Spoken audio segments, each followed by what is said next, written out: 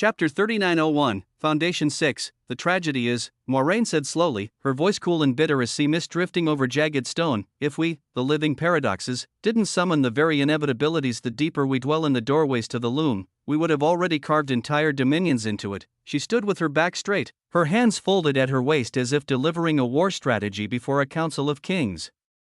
The light above the early veiled shore cast long gold shadows behind her, but she remained radiant, as if the light came from her and not the sky. We are in harmony with paradox, Sir Osmond, she said with care, our nature aligns with it. We could wield it, shape it, bend all of existence around its contradictions. We should have flourished. She turned her eyes toward him, now measured, burning behind the civility, but every step we take draws out more inevitabilities instead. They rise from the loom like antibodies to purge us. And so, Moraine's voice tightened with restraint, that is why you mattered. A paradox, but without the taint. You would have been an impossible sword that could plunge through the loom's folds without drawing out inevitabilities.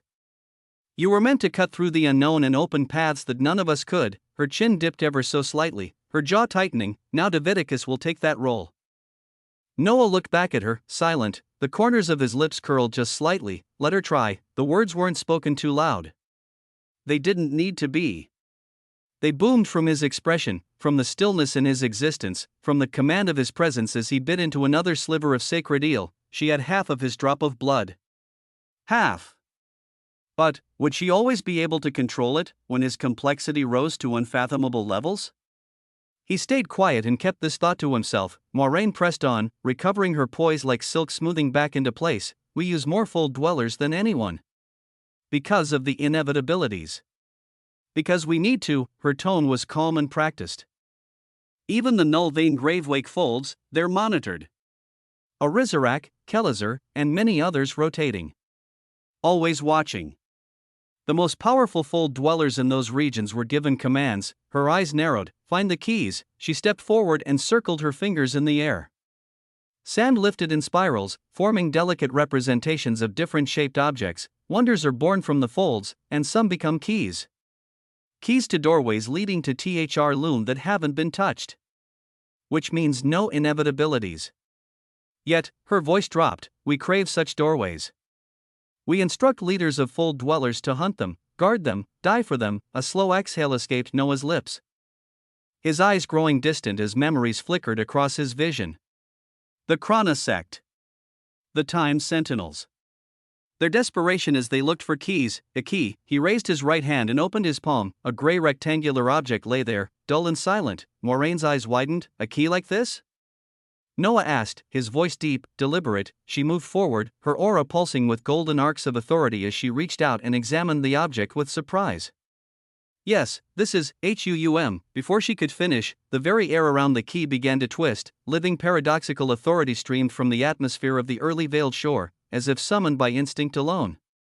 It wove itself into the dull gray metal, igniting lines across its surface one by one. Moraine's eyes pulsed. Noah took another bite of the eel as if nothing unusual was occurring. His gaze didn't leave the glowing key. It'll be active soon. We will plan for something then, he swallowed, wiping his fingers slowly as he turned his attention inward. There was now 5% progress on the Infinity Tower of Osmond, still far from the sacred totem stage. But momentum was building. He turned toward the glass walks scattered across the sands, and already his mother stood across the way, her eyes waiting, her finger pointing. These 5, Amelia Osmond called out, her tone light with the satisfaction of a master chef. They're ready. Before Noah could move, Moraine lifted her arms with a grace that belonged to queens. Golden light flowed from her palms like rivers of sunlight, shooting out to the 5 walks and carrying them effortlessly through the air toward them. Noah offered a nod of approval, already preparing to continue devouring THR early living marine lifeforms. Then, he froze, because, HUUM, a low, vibrating tremor pulsed across the early veiled shore. It wasn't booming, so much as it was felt and sensed by them. Waves of authority auras, terrifying and ancient, swept across the fabric of the infiniverse wheel of existence.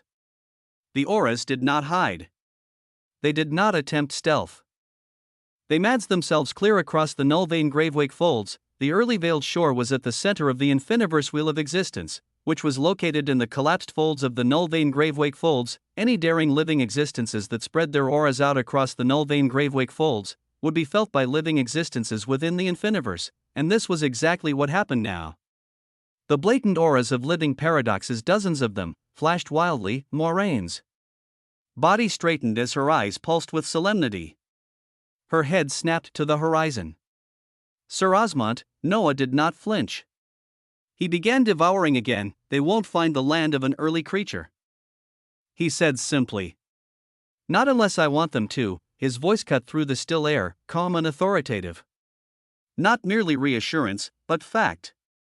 As if the reality of his words bent existence into alignment, he didn't turn to face her. He didn't need to. This was his shore, his domain. The privileges of an early creature ran deep. Even the infiniverse wheel of existence, massive and folded inward, veiled the early veiled shore at its center. Unless he wished it, none could find it, but still, their message rang out. They had come, living paradoxes. Dozens of them. Their auras blared unashamedly across the null-vein gravewake folds. Chapter 3902, Fishing in Troubled Waters. Moraine's hands curled into fists. Her golden eyes shimmered with frustration and anger. For them to bring this many, she said, her tone sharpening with fury, for them to parade their forces across the folds searching for you, they truly don't understand. Her voice dropped to a whisper that carried the weight of paradox. They don't understand that they offend an early creature. She turned to him, and for a moment, her poised visage gave way to something fierce and righteous. Like someone that wanted to kill these fools, Noah remained still, letting the moment stretch as the fires of paradox burned brighter across the gray key in his hand. He said nothing. But within him, the infinity tower of Osmond pulsed once again, and in the stillness of the veiled shore, his heart beat louder than the war drums of existence even as living paradoxes arrived to search for him. But they would find nothing. He would observe their fruitless efforts, and he would continue elevating in power at the same time as he looked for opportunities.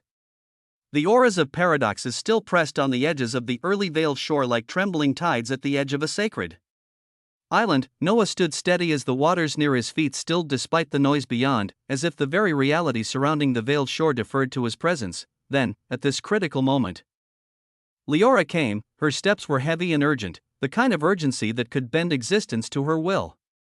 Her usually composed features were tight, lips pale, eyes sharp with a frantic dread as she felt the auras of paradoxes. This dread was not for her. Sir Osmond, she said quietly, too quietly, like something inside her might shatter if she raised her voice.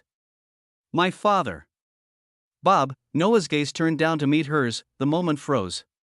Her face, drawn in worry. Her hands clenched tightly together. He studied her for a breath, then, without a word, he turned away and looked toward the waters of the early veiled shore. I will perceive what he is doing. His voice was calm as if he wanted to reassure. Leora nodded quickly, her eyes glassy. Noah didn't speak again. He closed his eyes and sank. Absolute fictional transcendence bloomed. The paradoxical prison was not a place that should still exist, yet here it was, suspended in an impossible corner of fractured existence. Obsidian skies yawned endlessly above. The air cracked like cooling stone. Black seas groaned below, rolling with dark chains and floating fragments of shattered coffins, each one a remnant of containment, punishment, or loss. In this place, silence ruled, except for one. In the crumpled remains of a coffin wedged beneath two rusted spires, the figure of Bob hunched forward in humanoid form. His body shook from the internal pressure of something unspeakable. Around him, the chains were his own as they did not bind. They pulsed, a resonance formed between him and it, the inevitability. It had no true shape. Only a pressing weight and intention that pulsed like an alien heart. It was hunger and simplicity. It wanted. It would have, endlessly. Bob had bound himself to it entirely by choice. He used every scrap of treasure, every glimmer of possibility from the treasures, and imitated everything that Altheon had passed down through Thoron. He had taken what was never meant to be taken, what was not his, and it had worked, almost. He could feel it. The edge of control. The inevitability was listening. It didn't understand, but it obeyed. Because Bob had given it a language as it fed actively on Thoron and his origin. If he gained that control, he could have reached out to his daughter, to Leora, to hold her. To whisper that he was sorry.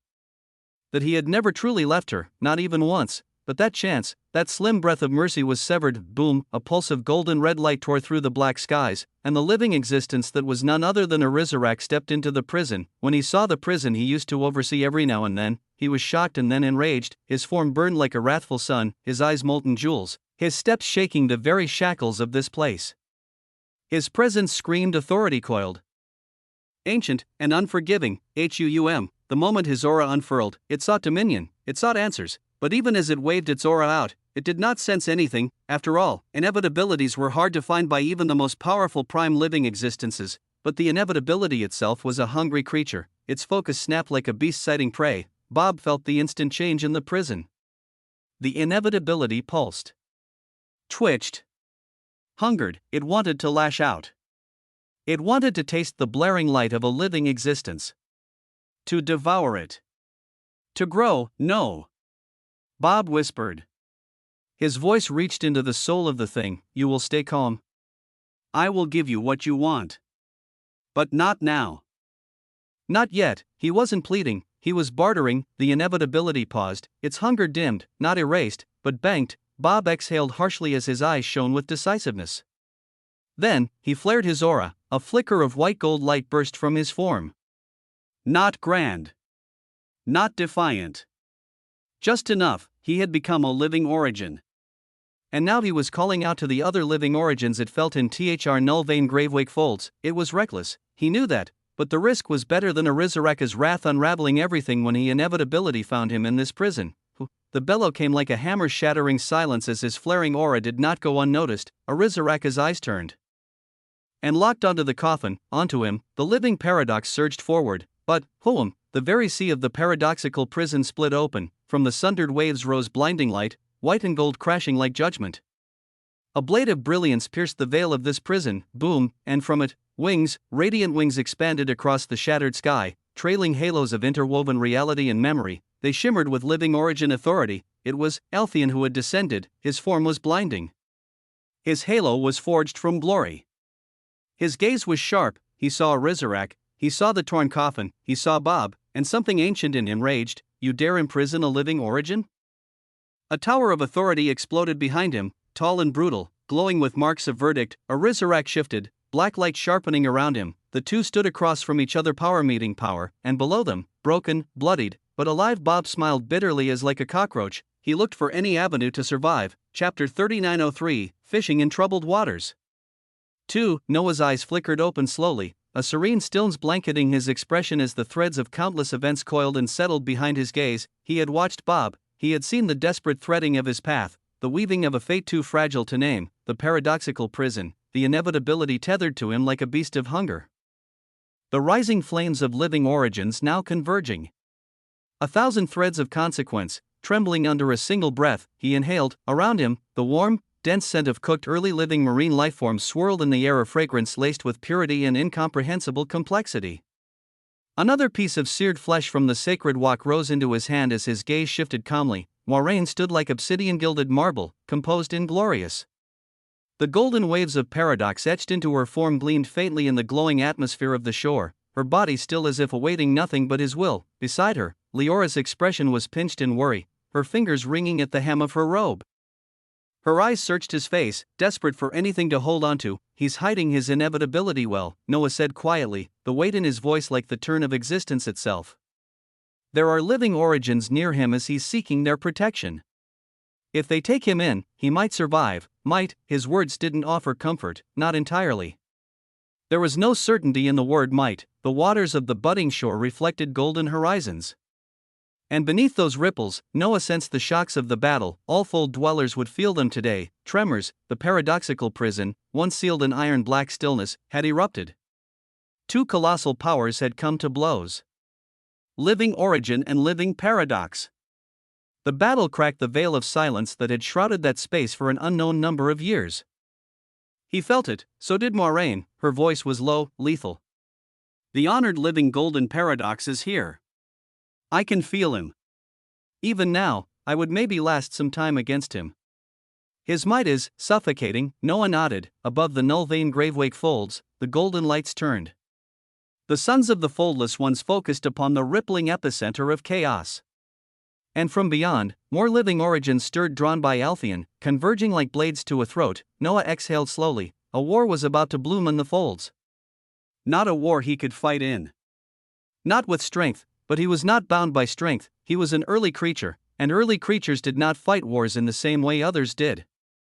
He turned his gaze to Moraine. How long would it take you to bring down a standard living origin? If they were alone, she tilted her head slightly. The light haloed her cheekbones, and her voice slipped out smooth and precise. One breath, prime living paradox, 1 second, honored, she hesitated. Then, firmly, I can survive. I cannot win. Noah's lips curved into something that could almost be a smile. Good, he murmured. A chance may come.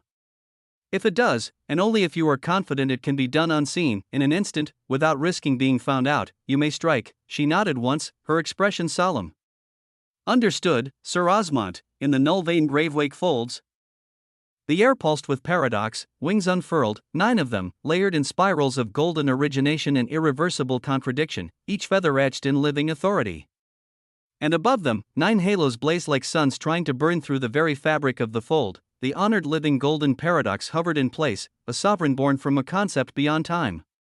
His eyes were black voids outlined in radiant luminance, his voice quiet, yet thundering. They seek it too, he said. His words sent ripples across the reality of the folds, dozens of living paradoxes bowing their heads before him. This existential anomaly, the living origins know he survived their first attack. But the living origins would not step foot into these folds unless they were sure and confident it was here too. Scour every fold. Tear apart every wheel. Search the memories of every fold dweller if you must. He turned, his gaze bled golden. The rest of you, come.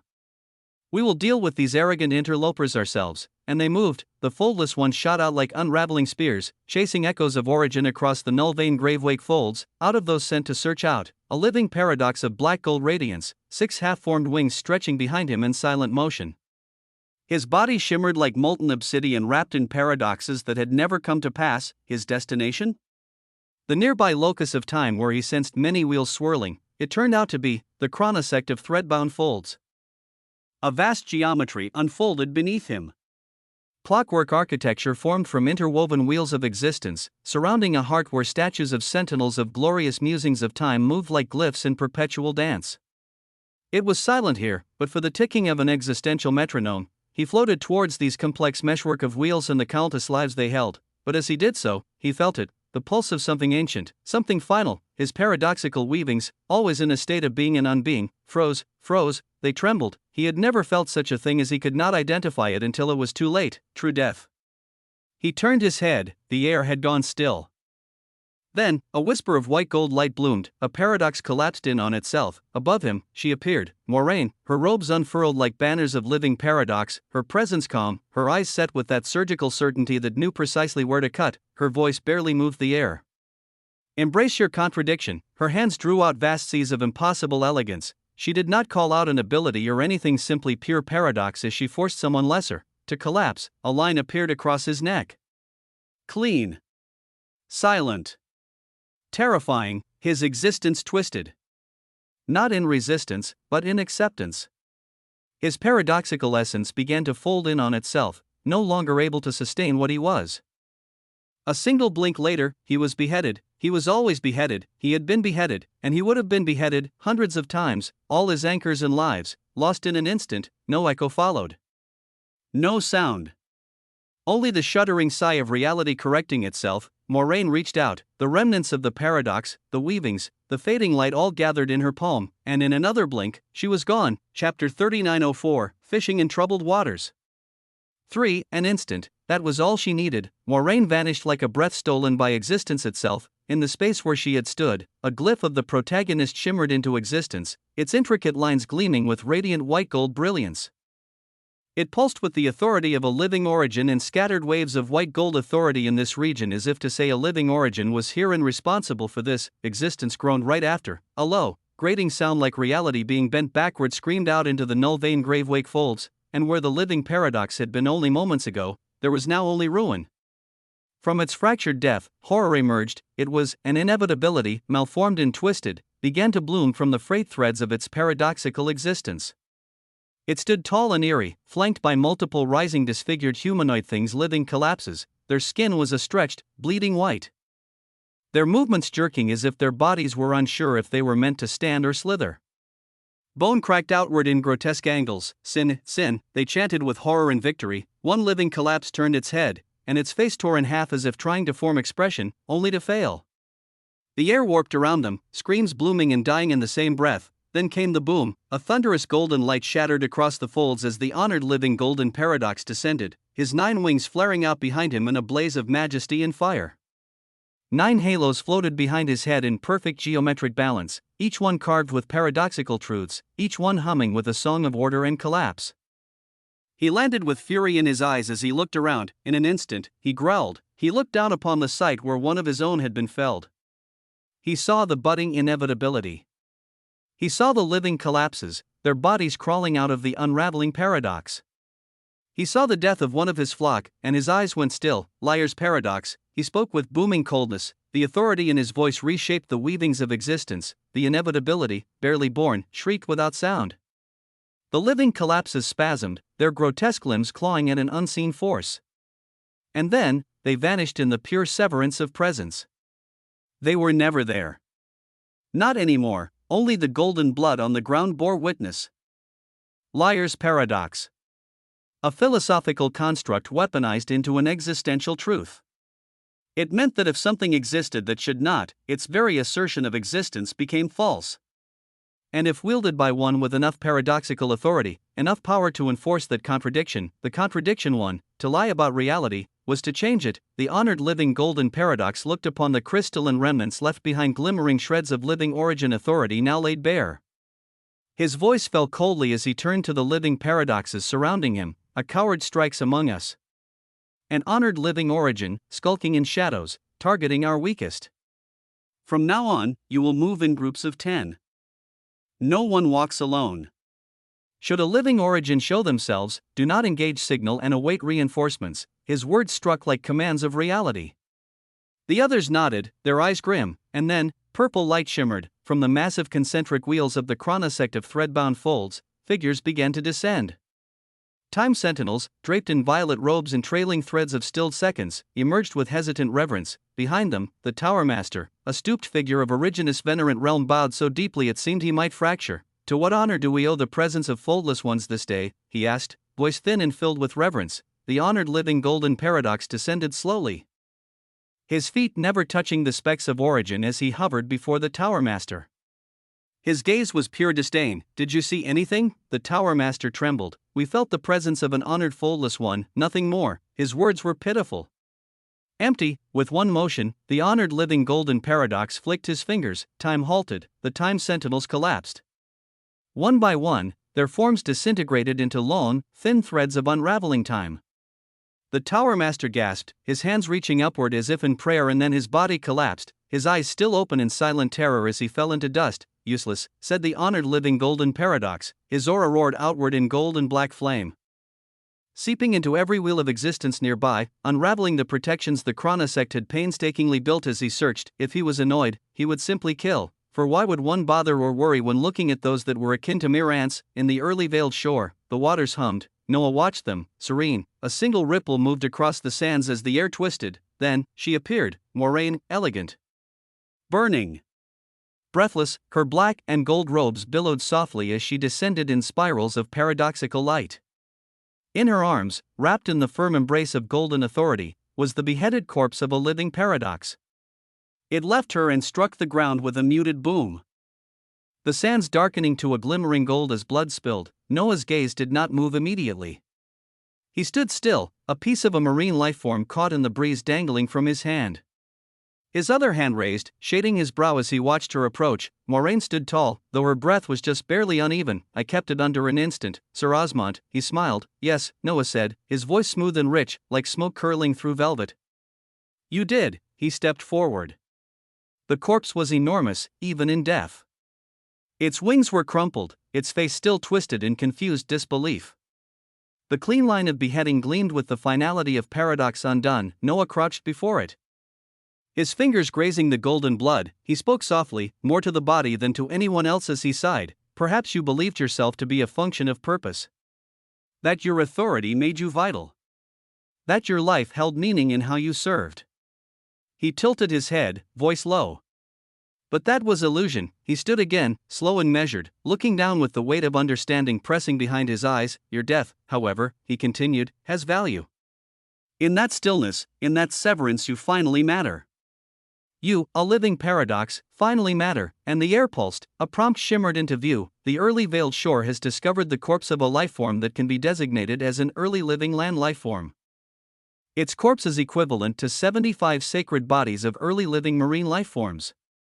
Would you like to devour it? Noah smiled. A warm, chilling smile. He didn't answer. Not yet. Instead, he looked to Moiraine.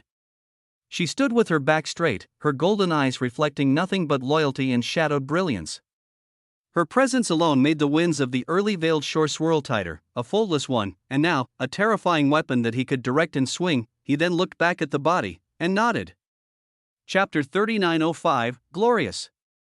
The sands of the early veiled shore pulsed, golden blood sinking like ink into memory, the decapitated body of the living paradox, a monument to what once reigned with unchallenged terror, was slowly, almost reverently, being pulled beneath the surface. The dunes beneath Noah's feet shifted with intent, as if the very shore were breathing him in, sinking to his tempo.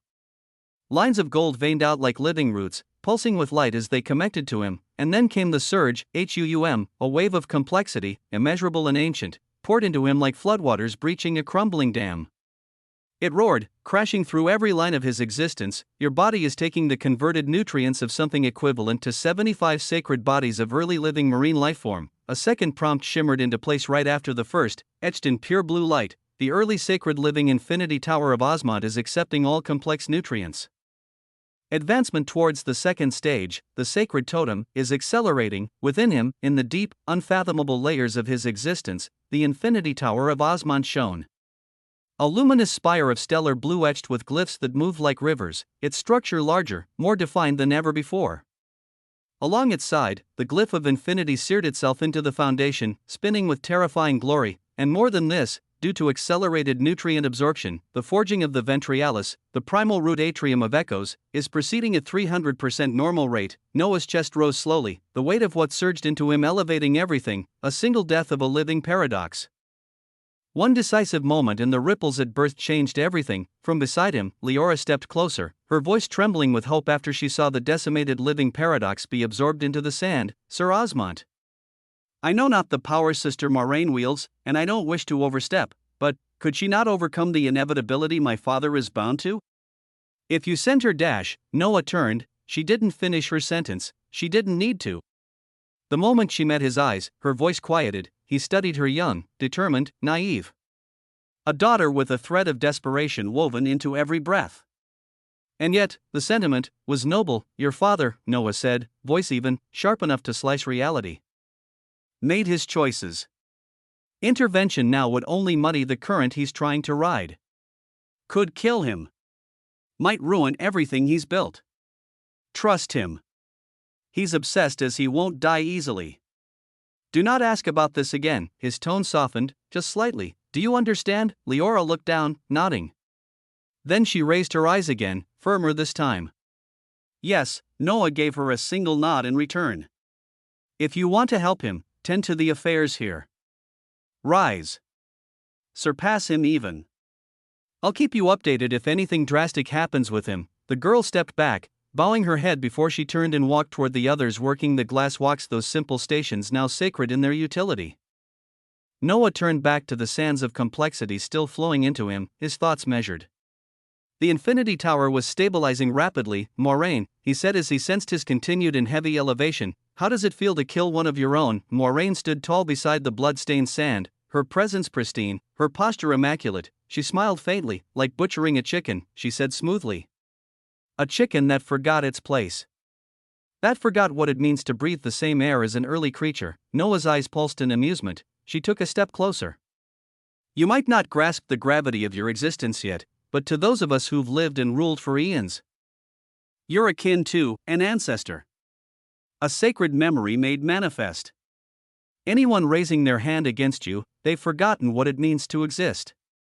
And I'll remind them, one corpse at a time. Their paradoxical lineage means less than dust beside your distinction. Noah let the silence settle before replying. Is that so? Moiraine nodded. And you take my orders as an early creature seriously, to the utmost. Her voice was reverent. Good, Noah said. Here's an order. Never again call me Sir Osmond. Her face tightened, a flicker of surprise flashing before she nodded. Understood, Sir Noah. Noah stared at her. Don't call me Sir Noah either. Another beat. Understood. Sir, he blinked. A sigh left his lips like a long, patient exhale from an exhausted existence. You're doing this on purpose. No, sir, she replied with polished composure. He shook his head and turned away as another prompt appeared, interrupting their exchange. The early sacred living infinity tower of Osmond has attained its second stage. The sacred totem, a basic achievement of an early creature, has been unlocked. Expanded functionality within the early veiled shore is gradually becoming available. A tower resounded, HUUM, a radiant cerulean light burst forth from Noah's body as it was measured. Controlled. Regal, it cascaded across the early veiled shore, soaking into the glassy waters and golden sands. Washing over every life form, cooking, eating, building. The world beneath his feet, the reality tethered to his name, bent to his growth. In that moment, the early veiled shore breathed him in deeper as his blue light covered everything, and it was just starting. Your complexity quotient and purity quotient have both been increased by 2000000. It was not a whisper of growth, not some subtle shift in inner potential. It was a real, a thunderous, unseen boom that echoed through every layer of his form as if his very existence had been waiting for this moment to ignite. The golden sands beneath his bare feet thrummed. They recognized him finally and truly as the tower blazed.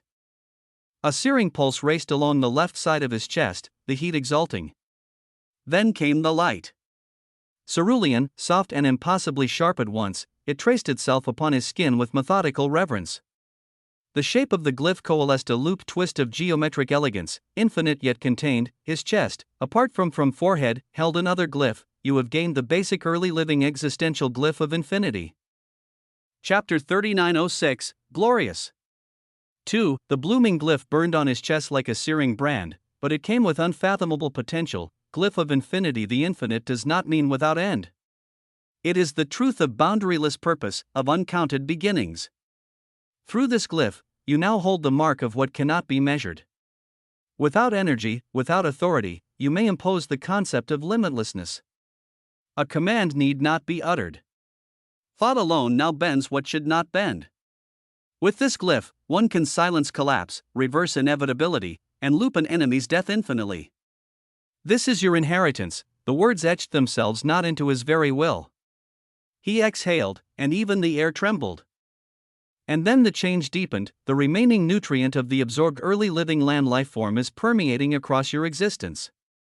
Multiple early sacred living towers of Osmond are experiencing accelerated growth and nearing completion. The light around him flared again. The first stage of the early sacred living quintessence tower of Osmond, the foundation vein, has been completed. Your complexity quotient and purity quotient have both been increased by 500,000. From within the radiant haze, a new tower shimmered into being behind the blue glory of infinity.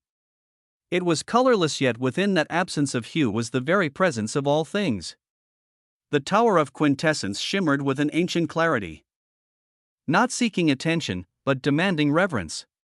Like something primordial had stirred, Warraine, standing near the edge of the shallow tides, did not speak. Her eyes held something Noah rarely saw from her wonder. He's beginning to feel old. This was the thought she had. He was not more complex, but the air from him felt old. Early, but he wasn't done. Not yet. The first stage of the early sacred living paradox tower of Osmond, the foundation vein, has been completed. Your complexity quotient and purity quotient have both been increased by 500,000. A third tower flared, flickering with conflicting colors that bled into and out of each other. Its form was never constant. Like a tower constructed from half-remembrances and forgotten certainties.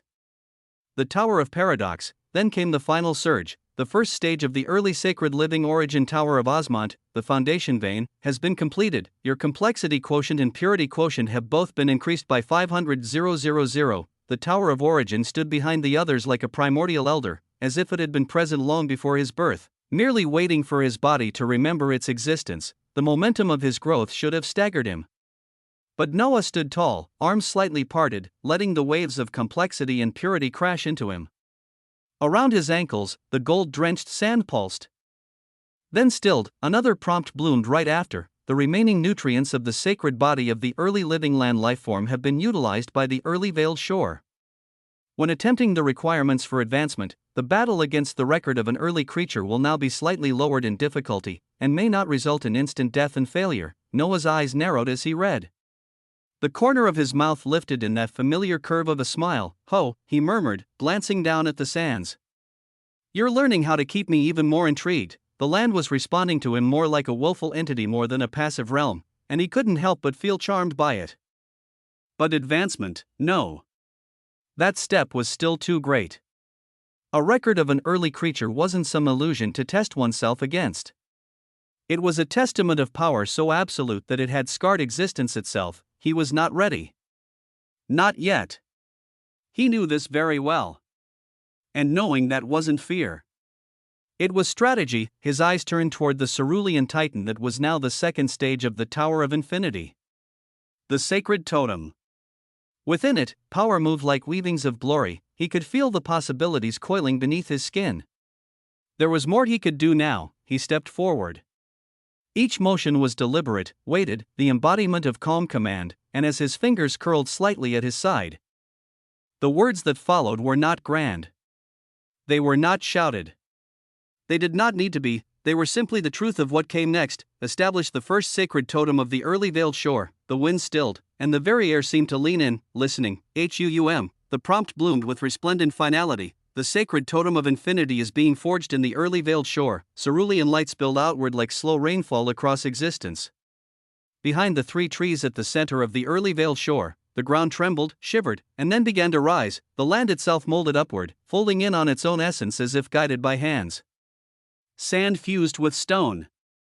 Roots of the strange glowing trees binding together into what began to form the base of a tower, tribal and ancient in design, primal in presence. Noah stepped forward, his obsidian pants shimmered with soft starlight, each step silent on the golden-grained sands.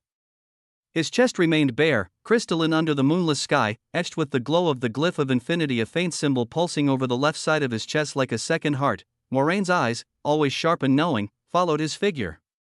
The others turned as well, drawn by the tranquil rumble of the rising monument. It was as if the land itself was pulsing and lifting something sacred for its keeper. The structure that emerged seemed carved of memory and purpose, and built from the musings of the early veiled shore. Blue luster cloaked its surface, stone and sand conjoined by wool, smoothed by time. It rose with elegance, a temple crowned by a singular relic, a bell. It was blue and ancient beyond measure. Hanging freely within a small arch at the tower's peak, it bore a weathered sheen as if it had once told for the beginning of existence. Its form was modest, yet there was an undeniable grandeur in the way it sat perfectly still, as if daring existence to ask what it could summon. The first sacred totem has formed within the early veiled shore. Chapter 3907, Glorious. 3. A sacred totem had formed, and it flashed its brilliance gloriously. The sacred totem of infinity awaits to have its sacred bell rang for the first time in order to release the call to early living land lifeforms. Chances of attraction are exceedingly low. The likelihood of summoning an early living land lifeform increases depending on the distinction of the sacred totem. Unique conceptual foundations significantly improve rarity and response rate. Noah stared at the prompt, lips curling faintly as he was ready to get started. Ring the sacred bell of infinity, he commanded, and silence. The sacred bell of a sacred totem can only be rang physically with the hands of the early creature. Noah exhaled slowly, his smile becoming sharp. So that was how it had to be. He approached, steps echoing softly as he reached the newly born tower. The base held a staircase spiraling upward along the interior wall, illuminated with glowing etchings that pulsed with every footfall. Moraine, Leora, even Ruination and others watched from below, silent reverence in their eyes. To them, this was no casual act, and instead something else entirely. Each step bore weight. Not metaphorical, actual resistance pushed against him as if the tower itself tested his resolve. His body ached from the climb, yet his mind remained crystalline, focused. Complexity bloomed in his bones, each movement actually making him stronger, each breath another step in the ascent.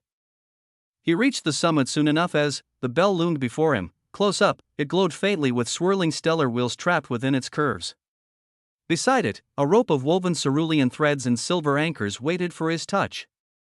He reached out with one hand, then paused, and then both hands wrapped around it, and instantly, resistance struck. As if he could not pull this rope down, the glyph of infinity on his chest flashed. Then, the glyph of the protagonist pulsed. Muscles trembled, arms flexing as he pulled down with everything he was. The rope moved slowly, infinitely heavy, and then, ding, it rang, a singular tone, deep, endless, it reverberated through the folds of the early veiled shore. Through the sands, through the water, through the stillness. A sound older than sound, more profound than truth, the sacred bell of infinity has been rung for the first time. An incredible achievement.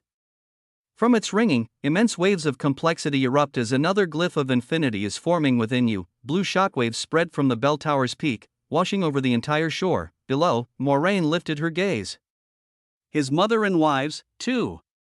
And beyond, the infiniverse and ruination paused what they were doing, gazing upward as their bodies glowed faintly. Another prompt bloomed. All those who hear the ringing of the sacred bell of infinity, regardless of their power or complexity, will experience a single early sacred living epiphany that will either allow their complexity to surge by 25% or broaden their weavings of complexity by incorporating the heavy musings of infinity into what they are.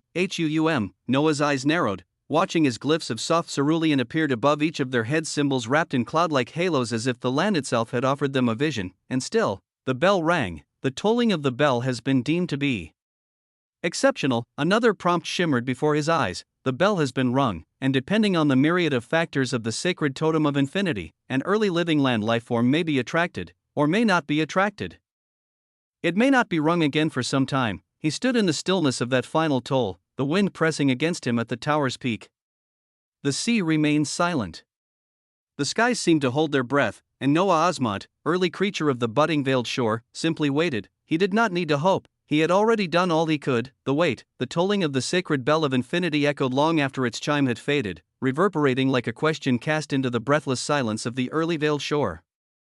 Noah stood atop the tower still, the cerulean glyph of infinity etched across the left side of his crystalline chest pulsing like a quiet star. The air held its breath. The winds of the veiled shore dared not stir.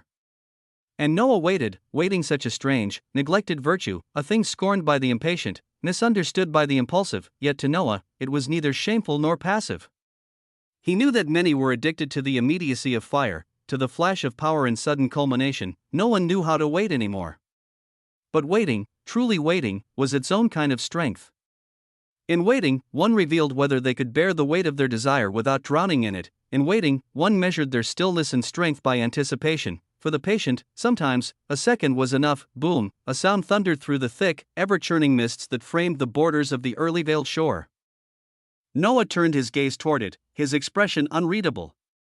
A new prompt formed before his eyes, glowing cerulean. In the earliest folds, it was common for early creatures to wait days, months, even years after tolling the bell of their sacred totems before any early living land life form would answer. Yet for some, mere seconds sufficed. It all depended on the sweetness of the bell's call. The ringing of the sacred totem of infinity has been deemed unfathomably exceptional. An early living land lifeform has responded. Will you grant it entry? Noah's lips curled into a smile. Yes, the mists trembled again. Boom, a beam of white light surged forward from the gray mist so bright. Even the cerulean glow of the sacred totem seemed to dim in reverence. The radiance took form, and then form took shape. What emerged was not some titanous beast, nor a celestial horror. No, what emerged was a goat, but not just any goat. It trotted through the mist as if it parted before its will, its steps soft and deliberate, its hooves clicking gently upon the grainy golden sand. Its coat shimmered with such pureness of white it threatened blindness to all who stared too long. Each strand of its fur glowed like liquid snowlight, its eyes crystalline pools of ancient clarity. Yet those eyes, they narrowed. Sharpened, arrogance shimmered within them like a well-polished mirror. Endless Arrogance, Chapter 3908, Glorious. 4. The goat moved with the casual superiority of a sovereign among lesser beings. Its gaze flicked over the figures gathered along the shore. It scoffed at the emperor penguin, snorted at the crouched forms of other existences here. It passed Moraine, and for a moment, its proud expression eased into something approaching approval. It gave a tiny nod, as if saying, "You, at least, know your worth." It reached ruination and the infiniverse, two pillars of burgeoning power, and for them, the goat's eyes gleamed as it gave a regal nod of respect. But that arrogance remained. It was not a creature interested in flattery, its attention fixed forward. To the tower, the goat came to a halt before the sacred totem of infinity, its crystalline eyes lifting to meet Noah's. It said nothing. Yet its expression said everything. The bell had been acceptable, more than acceptable, with something bordering on bliss. It nudged the blue gleaming tower walls, letting out a soft, self-satisfied grunt. The eminent early living land lifeform, Hydron, has answered the call and arrived at the early veiled shore. Land lifeforms are categorized by rarity, basic, refined, eminent, and Cleo's. Noah's eyebrows lifted. Eminent, he leapt from the peak of the tower, descending like a star trailing darkness and starlight. He landed gently before the goat, who tilted its head upward, meeting his gaze with that same imperious expression. He smiled as waves of information bloomed. Name, Hydron, designation, eminent early living land lifeform, rarity, eminent, lineage, ancestral echoes of Erdifrost lore. In the lost and earliest chapters of the Folds, Hydron was revered by early creatures as a terrifying conduit of nourishment. Her kind were rare beyond measure, said to dwell near the loom where totems gathered in reverent silence. The appearance of even one Hydron would send shockwaves through early creatures. Entire domains would offer up marine lifeforms, early sacred herbs, and other land lifeforms to trade for one. The reason was for the sacred meat of existence. Sacred meat of existence. Hydron can produce a golden white meat imbued with the distilled essences of complexity and purity. One sip fortifies the soul, purifies the body, elevates existence, and enhances the forging of any weavings related to early creatures by an unquantifiable amount for the next day. Its effect on those lesser than early creature is so profound that having more than a drop can be deadly. Existential infusion. When near early creatures, Hydron's aura causes their internal hearts or existence to experience accelerated refinement, passive boon, glorious stubbornness, immune to all forms of compulsion and influence. Will only respond to those it deems sufficiently majestic. Disposition, arrogant. Discerning. Prideful. Loyal only to those it deems worthy. Noah slowly exhaled. His gaze lingered on the words sufficiently majestic for longer than necessary. The goat, Hydron, huffed.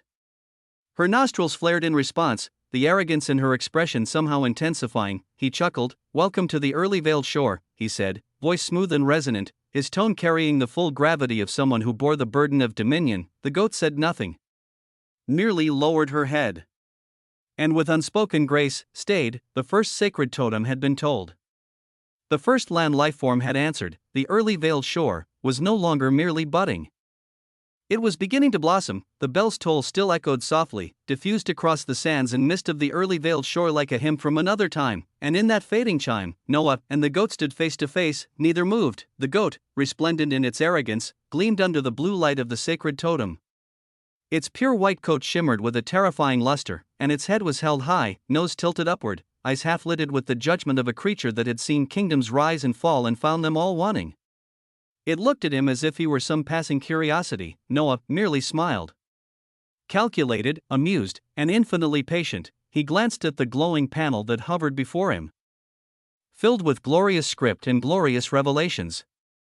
The sacred meat of existence, a liquid sought after even in the earliest folds. That was what he desired right now. Produce some sacred mead for me, he said simply, and there was a pause. The goat blinked. Its pupils were as clear as quartz, cold and unbothered. Then, almost comically, it turned its head toward the tower behind it with a look that could only be interpreted as baffled offense. Can you believe this guy? Then came the haughty huff, and another prompt, to obtain sacred meat of existence from the early living land lifeform, Hydron, one must hand milk it directly from its glorious udders. Noah blinked. The goat shifted proudly, displaying its side. It was offering access, yes, but it made its expectations clear. If he wanted the sacred meat of existence, he'd have to put in the work. Noah chuckled at this surreal reality. He turned, voice slightly louder. Someone get me a bucket. There was a moment of stunned silence, the sound of shuffling feet, and then the elegant form of Moiraine approached. She held a crystal-clear glass bucket delicately in both hands, her voice composed, tone resolute. Sir, she said with practiced calm, this is beneath your station. Let me handle it. Her poise was the kind of thing that made existence listen. But Hydron's eyes narrowed, the moment Moiraine stepped near. The goat snorted, a violent gust erupted from its nose, a blast of concentrated complexity that caught Moiraine full in the chest and sent her flying backward, her body tumbling across the sand and into the lapping edges of the shore. Boom, gasps rang out, but Moiraine merely rose from the shallows with wet hair and narrowed eyes. She looked back toward Hydron with startled respect. She wasn't angry, only intrigued and shocked. the early living land life form, Hydron possesses the quality of glorious stubbornness. It is immune to all forms of compulsion or influence and will only respond to those it deems sufficiently majestic. Moraine was not deemed sufficiently majestic. She jumped up and appeared beside Noah again, wiping the dampness from her brow. She offered him the bucket solemnly and seriously. "Sir, please." He took it. He set it gently beneath the goat, who now seemed positively glowing with satisfaction. With a sigh, Noah knelt upon the rising golden sand. The mound beneath him shaped itself softly to his weight. His bare chest reflected the tower's glow, a crystalline sheen rippling across his form as his hand reached forward and grasped. The udder was firm, warm, and the moment he squeezed, golden liquid of unfathomable clarity gushed out in radiant arcs. It filled the glass bucket with glowing swirls that looked less like milk and more like liquefied starlight. The scent of it struck immediately. A rich, honeyed aroma filled the air, thick with something more profound than sweetness. The atmosphere of the early veiled shore changed, the weight of the air grew denser. The towers of origin within every being present began to hum. Complexity surged. Purity twined in elegant spirals. The very weavings of existence thickened with each drop that fell. The concentration was so terrifying that in the next moment, Paige, Kazuhiko, the Emperor Penguin, Leora, and many others lost consciousness as their bodies fell down onto the sand, their existences unable to handle the terrifying concentration of the sacred meat of existence. Chapter 3909, Glorious V. Many were knocked unconscious. Of those that remained awake, their existence buzzed as their complexity and purity exploded upwards in a somewhat controlled manner. Instantly, a second basic early living existential glyph of ruination began to form on the body of ruination, on the infiniverse. An unknown reaction seemed to occurring with her as like blooming singularities. The basic early living existential glyphs of mana dynamics, continuity, and dreams all bloomed simultaneously. Her eyes vibrating with terrifying brilliance, as one must not forget, the early veiled shore was located within her, in her center, literally. So what would it mean for her when the early veiled shore continued to unlock its wonders? Moraine almost dropped to her knees on the side as her entire existence felt like it was quivering, her already tremendous complexity and purity, shockingly rising faster than it ever had before. Her eyes trembled as within their depths, she could not help but howl out against the foolishness of Davidicus and her mentor. How foolish were they to have actually gone against this being. The bucket shone. So did the eyes of those shocked who remained conscious as the shocking process seemed to just be getting started. Noah kept milking as he made sure his mother, son, Adelaide, and all others were okay. He then stared at Hydron with quiet wonder. "Where do you come from?" he asked calmly. "Do you know where others like you dwell?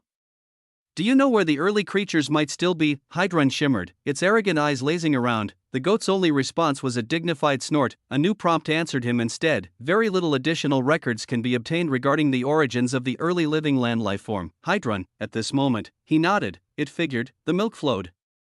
The sacred meat of existence flowed, until, bzzzt, Noah blinked. The udder resisted his grasp. Hydron stepped back with a final, triumphant shake of her glimmering coat. Her eyes gleamed. Then she turned and began to trot away. Hydron has produced as much sacred meat of existence as she desires at this time. If you wish to collect more in the future, present her with her favorite delicacy. Noah remained sitting, the golden bucket pulsing before him. Hydron strutted away, her expression smug, tail flicking with casual power as she returned to bask beneath the sacred totem's glow. He stared after her, shaking his head, then, he laughed. It slipped out slow and full. His smile widened, eyes lifting to the skies as the breeze kissed his face. "You know," he said quietly, "to no one and everyone, I've always wanted to be a farmer, and for the briefest moment in the folds of existence, under a sparkling sky and upon golden sand that pulsed with ancestral might, Noah Osmond felt as if he truly were a farmer. All it required was to find and unlock the wonder that was the early veiled shore. The bucket of sacred meat of existence glowed faintly where it sat in the golden sands, its surface calm and still, as if aware of its own impossible worth. Noah's gaze remained locked on it, his expression unreadable but deeply contemplative, unimaginably contemplative. Around him, the sand of the early veiled shore shifted softly, humming with an unseen rhythm, and below his bare feet, he could feel the tremor of something glorious moving. Inside his being, towers began to shudder, a subtle quake of acceleration. The early towers of Osmont that would have taken a great deal of to form a single vein or layer now pulsed with progress. More than that, deep within the core of his existence, the ventrialis, the primal root atrium of echoes, moved. It had been crawling before, crawling despite everything he'd done, despite all the complexity he'd built, all the purity he'd burned through. Now, it surged, just from him breathing the scent released by the sacred meat of existence. 1%. 2%.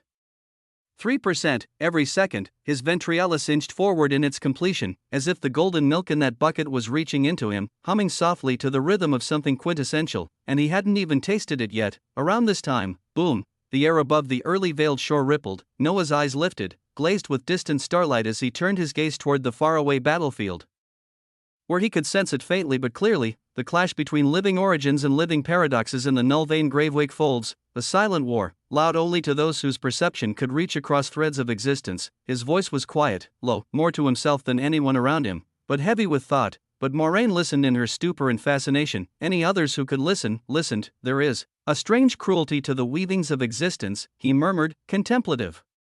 A war wages not far from here. A war of truths and contradictions, of beings locked in endless opposition. They struggle, bleed, scream with purpose, chasing absolutes. And yet, here, something unimaginable has bloomed quietly. His existence buzzed with unknown epiphanies as his complexity and purity surged, while living paradoxes and living origins hurl their authority and philosophy at one another. They cannot see it. Perhaps they never would. Life moved differently for many. Some beings run, some stand still, some, like Noah, walked into forgotten places. He didn't win a war or claim a throne to have what he had now. He simply made a series of choices, to seek, to wander. And somehow, that led him here. His eyes were unimaginably bright as his voice echoed out, mainly to himself. Sometimes, what matters most is simply where we choose to stop walking. His hand gripped the handle of the bucket. If only they could understand that. The sacred mead pulsed with light, the milky golden liquid shimmering like starlit honey. Just the scent of it, just the nearness, had propelled his towers forward. What would a taste do? He lifted the bucket slowly. It felt heavier than its size should allow. An existential weight, not a physical one. Then, with the silence of inevitability, he drank. A gulp, roughly, 200 droplets of the sacred meat of existence slid down his throat, and, oh, boom, the air bent around him. His body jerked with such violent force that a ripple of golden and cerulean light burst out in all directions. Only his status as an early creature kept his frame from disintegrating outright. Even still, he staggered half a step, and a low exhale escaped his lips. He was burning, gloriously burning with multicolored, and yet dull, archaic light. He was ascending. Within him, the ventrialis, the primal root atrium of echoes, the first part of the heart of an early creature, is going towards a glorious completion from the exposure to the droplets of the sacred meat of existence. A profound and quintessential change is occurring within your existence due to the consumption of something unimaginably complex. 81 drops of blood of an early creature have been generated in the ventrialis. 162 drops of blood of an early creature have been generated in the ventrialis. 324 drops of blood of an early creature have been generated in the ventrialis. His heart, it was forming, the heart of an early creature, a beating constructive power, of lineage, of age. The air changed. An old sound. A trembling weight passed through the folds of the early veiled shore. All life paused. Moraine stepped back, breath caught in her throat. Even Hydron, the arrogant goat whose pride exceeded the sky, turned toward him. She stared at Noah in silence, and then, finally nodded, affirmation, as if to say, yes, now you are beginning to become what you were always meant to be. What you should be. The aura of age swelled from Noah like thunder without sound, like stars being born in the lungs of a dead universe. Like omniverse being born in dry frequencies of the wheel, and it did not stop. Oh, it did not stop. Chapter 39:10, Choices. How exactly did one quantify age or oldness? Some would claim it came through wrinkles carved onto the flesh like glyphs, the slow decay of joints and bone, or the graying of hair kissed by countless suns. Others would say that it was measured in experience as a ledger of moments, some sweet, others shattering, that shaped the weight of one's existence. Others believed age was the accumulation of self-reflection, of pain endured with grace, of love accepted and lost, of wonder that never faded, and some deeper beliefs would describe age as a layering of consciousness across dimensions, a story told not in years but in the evolution of understanding. And then, there were those who knew age wasn't a number at all, but a scent musky and deep, or a gaze that saw you in every version of you, all at once. whatever it was, age was presence, it was weight, and in this moment, Noah Osmond still, unwavering, gave off the feeling of age so deep it made the air dense. On the sands of the early veiled shore, golden light shimmered as if hesitant to drift too close. He stood with the bucket still warm from his hand, the sacred meat of existence quietly standing against its crystalline walls. His bare chest shone with a soft, ancient glow, and from beneath his skin, something pulsed. Noah's eyes were closed. And inward, he saw it, the ventrialis, the primal root atrium of echoes. It pulsed with solemnity, a chamber of silence and memory. This was no ordinary part of a heart, it resembled a chambered vault made from living obsidian vines, with glowing arteries that pulsed with multicolored light, threading outward in fractal branches like the roots of a celestial tree. Its texture was both biological and mythical, fibers like the sinew of existence itself forming the atrial walls, while its floor resembled an endless spiral carved into living stone. At its center, a bulbous node pulsed with a steady rhythm, each throb emitting pulses that sent soft echoes throughout Noah's body, into the towers of Osmont, into the glyphs shining along his bones. It was complete, a prompt bloomed before his closed eyes. The ventrialis, the primal root atrium of echoes, has been fully formed. All systems within your existence are now accepting and digesting the sacred meat of existence.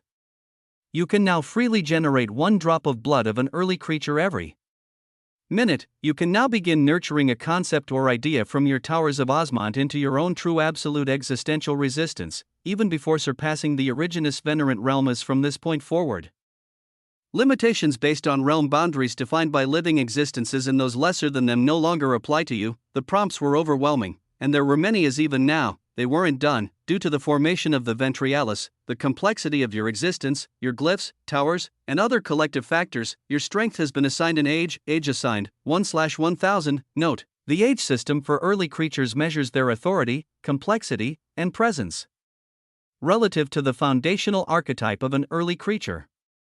An age of 1/1000 signifies a nascent but true status. Noah opened his eyes, the bucket still in hand, its golden milk reflecting a dancing starlight. He smiled faintly. He was given an age of an early creature, and it turned out, he had not even reached 1 year old. He was 1,000th. 0.001. This was fantastical and terrifying to think about, as if age was a measure of strength. How terrifying would early creatures be at this moment? Would their age continue rising with the passage of time, or if an early creature had their power stall at 100 years of age, even a million years later, they would still be 100 years of age? There were too many unknowns, as he couldn't say for sure. He sighed with power and solemnity as he also thought about the other boons just now obtained: a completed ventrialis, the generation of a drop of blood of an early creature a minute, the forging of his own type of resistance based off a tower of Osmont. There were many boons, as others could not be seen individually and could only be observed collectively. His vision changed once more as a summarized panel shimmered before him. Noah Osmont, early creature, 810 drops of blood, age 1/1000, early living existential glyphs, protagonist X1, basic, infinity X5, basic, complexity quotient, CQ 18,225,000, 22 million, SU, purity quotient, PQ 19,220,000, 23 million, SU. True sources with towers of origin constructed, 0. True sources with towers of Osmont constructed, 6. Average lattice quantity per tower, 3 million. Total existential dimensional lattices, 455.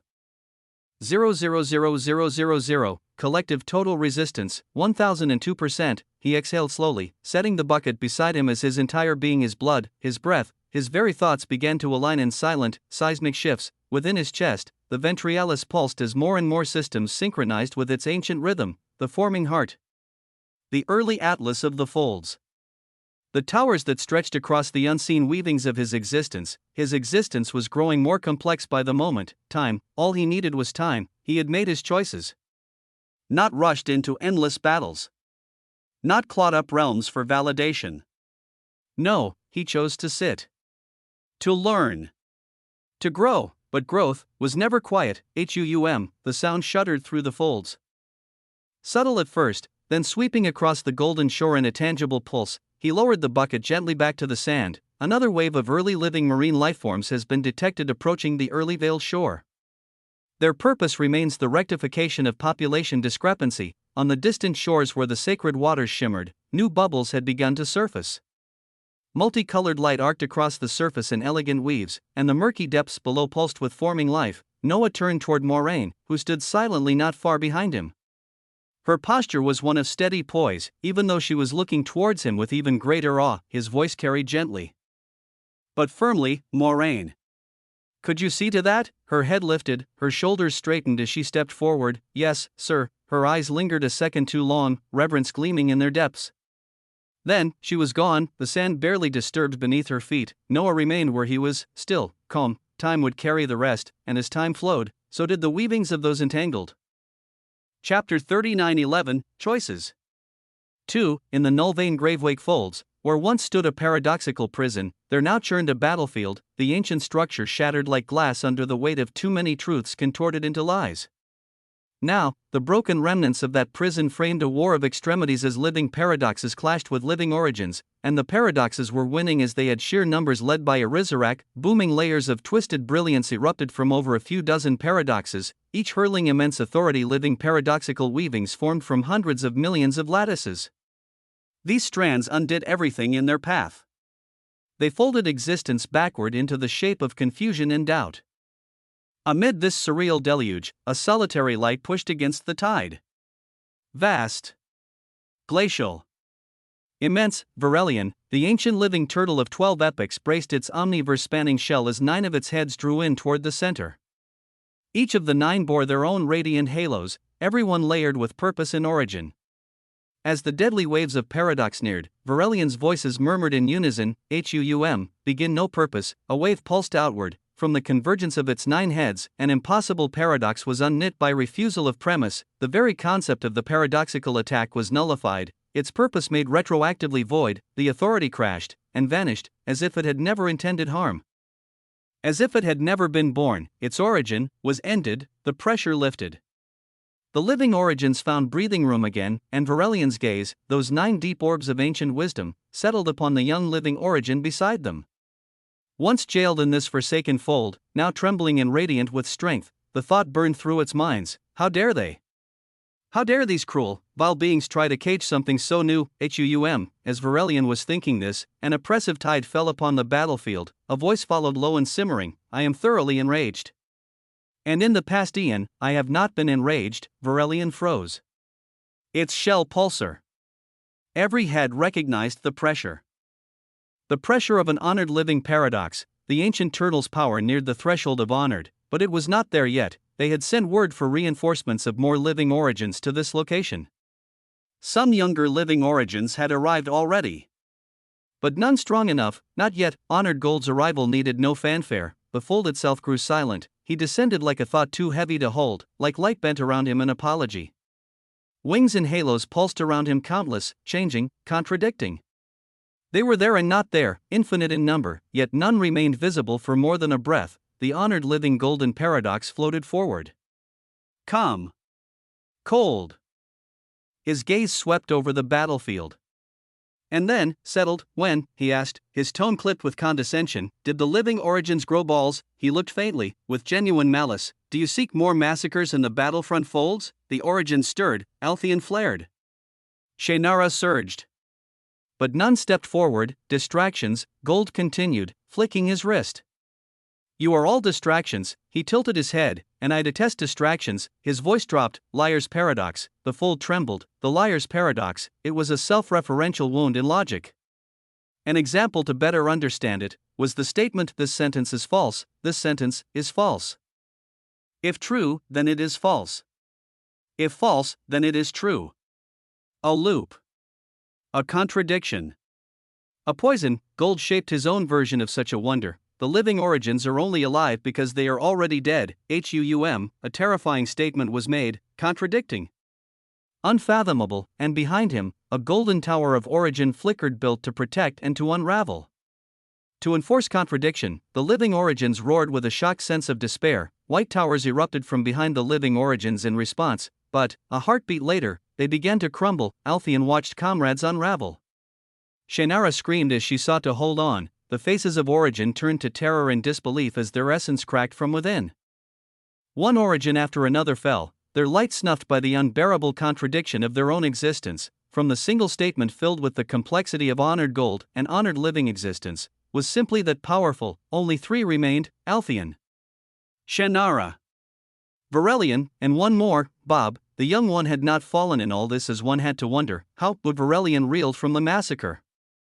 Its heads shook, each one dripping with sorrow. It saw the perished origins as it wanted to roar, but did not. Then, with profound stillness, all nine heads turned to the sky. For my kin, it did not roar, it simply gave, and it gave everything with all its heart. Origin surged. The echoes of its purpose, the very reason for its birth, flared one last time. And then, a pulse of origin erupted as Varelian unmade itself from duty. As a sacrifice, in its unraveling, a flare was released, a call, a summons for an honored living origin. Gold watched the act with distaste. Pathetic, he said. His tone was dripping with disdain. Some things are best left to end. There is peace in it. A clean fade. But you cling. You flail. He raised a hand. Let me clean it up. He reached for Altheian, who braced himself, but then, Gold paused. His hand froze in midair, his eyes narrowed, his authority recoiled as his expression became heavy. Form the transcendent paradoxical tower of inevitability, he bellowed. The fold fractured as what he sensed came down, a terrifying musing of origin manifesting. White light descended like thunder on silk. An unmistakable brilliance. A woman walked through the light. Her legs emerged first, fair and radiant. Then her dress, a flowing garment of sparkling white, stitched with stellar jewels. Her hair, long and white, shimmered like the threads of destiny. Her voice rang, clear and amused. Whatever could have pulled an honored living paradox here? Gold's expression soured as he sensed royalty. Do the living origins have so many forces now that they send a royal living origin to lesser folds? The woman smiled. Royal origin Calypso, at your service, she said sweetly, giving a curtsy no less regal for being unnecessary. And yes, I came because someone here gave me good news about a little girl I thought dead. Her gaze fell on Altheian. One of their bodies, she said, her voice soft as falling snow, cannot perish, and she smiled. The fold pulsed once more, and the war reached a terrifying precipice. Chapter 39:12, Choices. 3. Royal origin Calypso stepped forward, the radiance of her form diffusing across the battlefield like a balm over open wounds. Where her bare feet touched the twisted foldscape, the strands of reality shimmered, weaving themselves back together in gentle pulses of violet gold light. With a single flick of her finger, the decaying origin of Varelian was stilled. His unraveling ceased. The rhythm of his ancient purpose resumed, however feebly. Her eyes swept across the field. Altheian, Shannara, and Bob. She lingered on the latter with the faintest spark of interest, then turned her gaze outward. The battlefield was ruin. But not in the traditional sense of ash and flame. No, the deaths of living origins birthed a different kind of aftermath. In their place stood crystallized echo groves of trees with translucent leaves humming with fractured memory, roots that tangled through the fold beneath them, feeding on the echoes of unfinished beginnings. White mist bled from them, curling into runes that could never be read twice the same way. And above each grove floated a single radiant sphere, the final beat of the origin who had died, still pulsing in search of the purpose it was never allowed to complete. Calypso exhaled a long breath. What a bloody waste! She looked up then, eyes falling upon honored Gold, who remained elevated above the field, unmoved and unworried. Dozens of living paradoxes floated around him like silent stars in orbit. Their forms flickered in and out of clarity, their authority humming together in deep synchrony. Paradoxes had purposefully come together. And what happened? When paradoxes came together, Calypso whistled. I haven't seen a tower of inevitability in a while. Did I really scare you that badly? Honored Gold said nothing. He didn't need to. His silence was a blade. Cold. Surgical.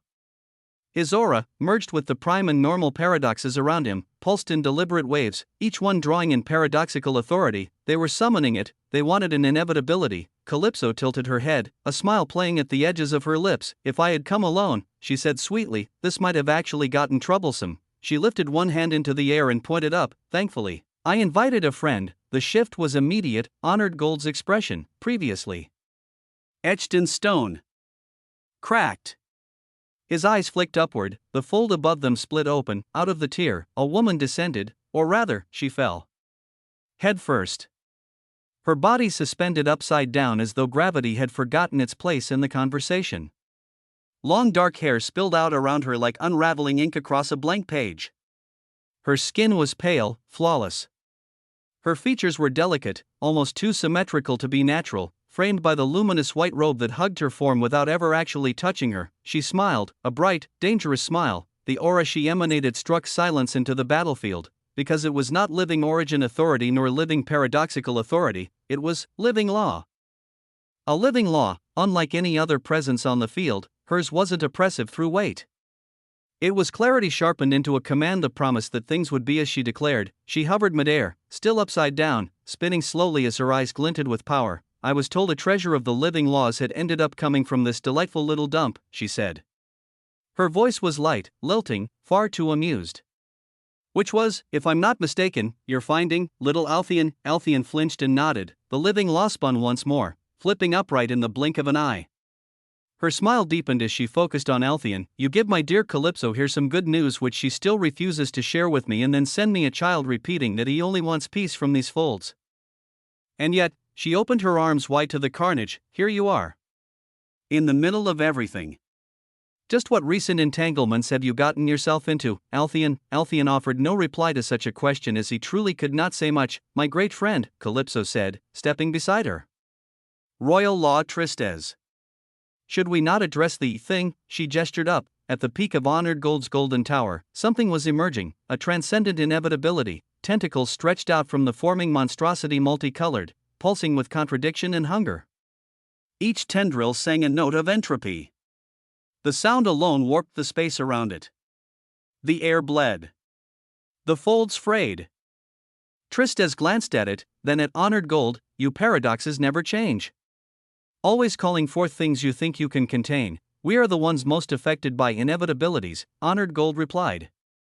You wouldn't understand, she shook her head. If you say so, you ugly fuck. Her smile vanished. In the next instant, her face turned fierce and cold. A silver tower erupted behind her. Living law authority surged across the battlefield in the next moment. Living paradoxical authority, she declared, her voice reverberating as if etched directly into reality, will not work in these folds for the next minute. The moment the words left her lips, they became.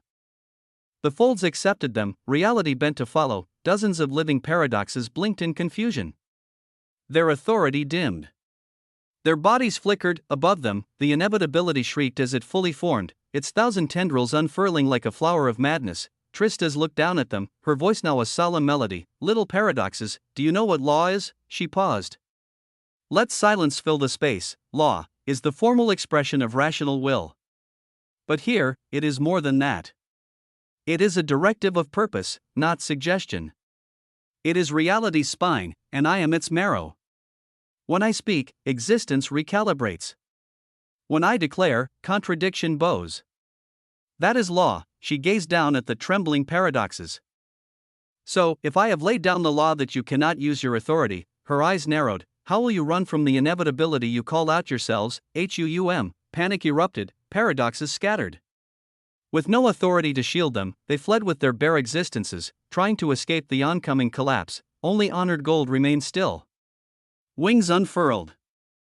Eyes burning, he stared coldly into the growing chaos, and above, the inevitability screamed. 1,000 tentacles lashed out. They devoured everything as just because it came from living paradoxes did not mean that it would not target them, and amidst it all, in the eye of disorder, there was one who moved unseen.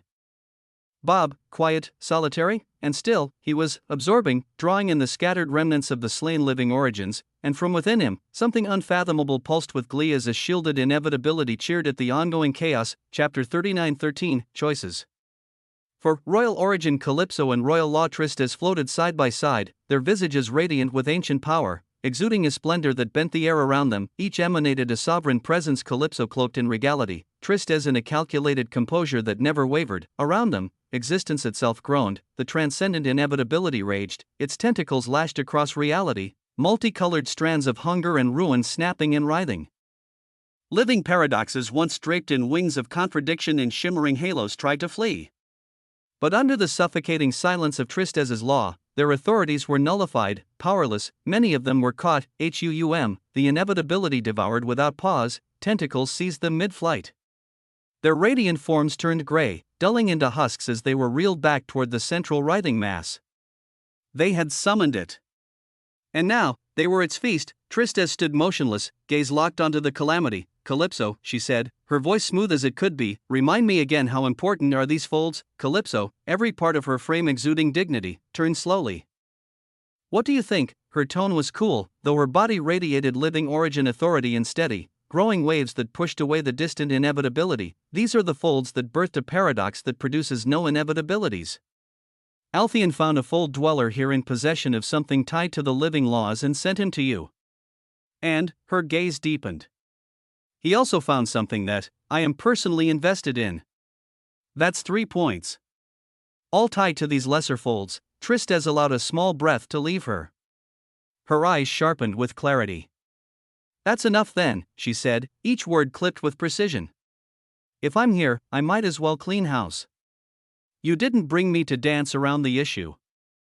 You brought me to isolate these folds, so I will. Calypso inclined her head but said nothing.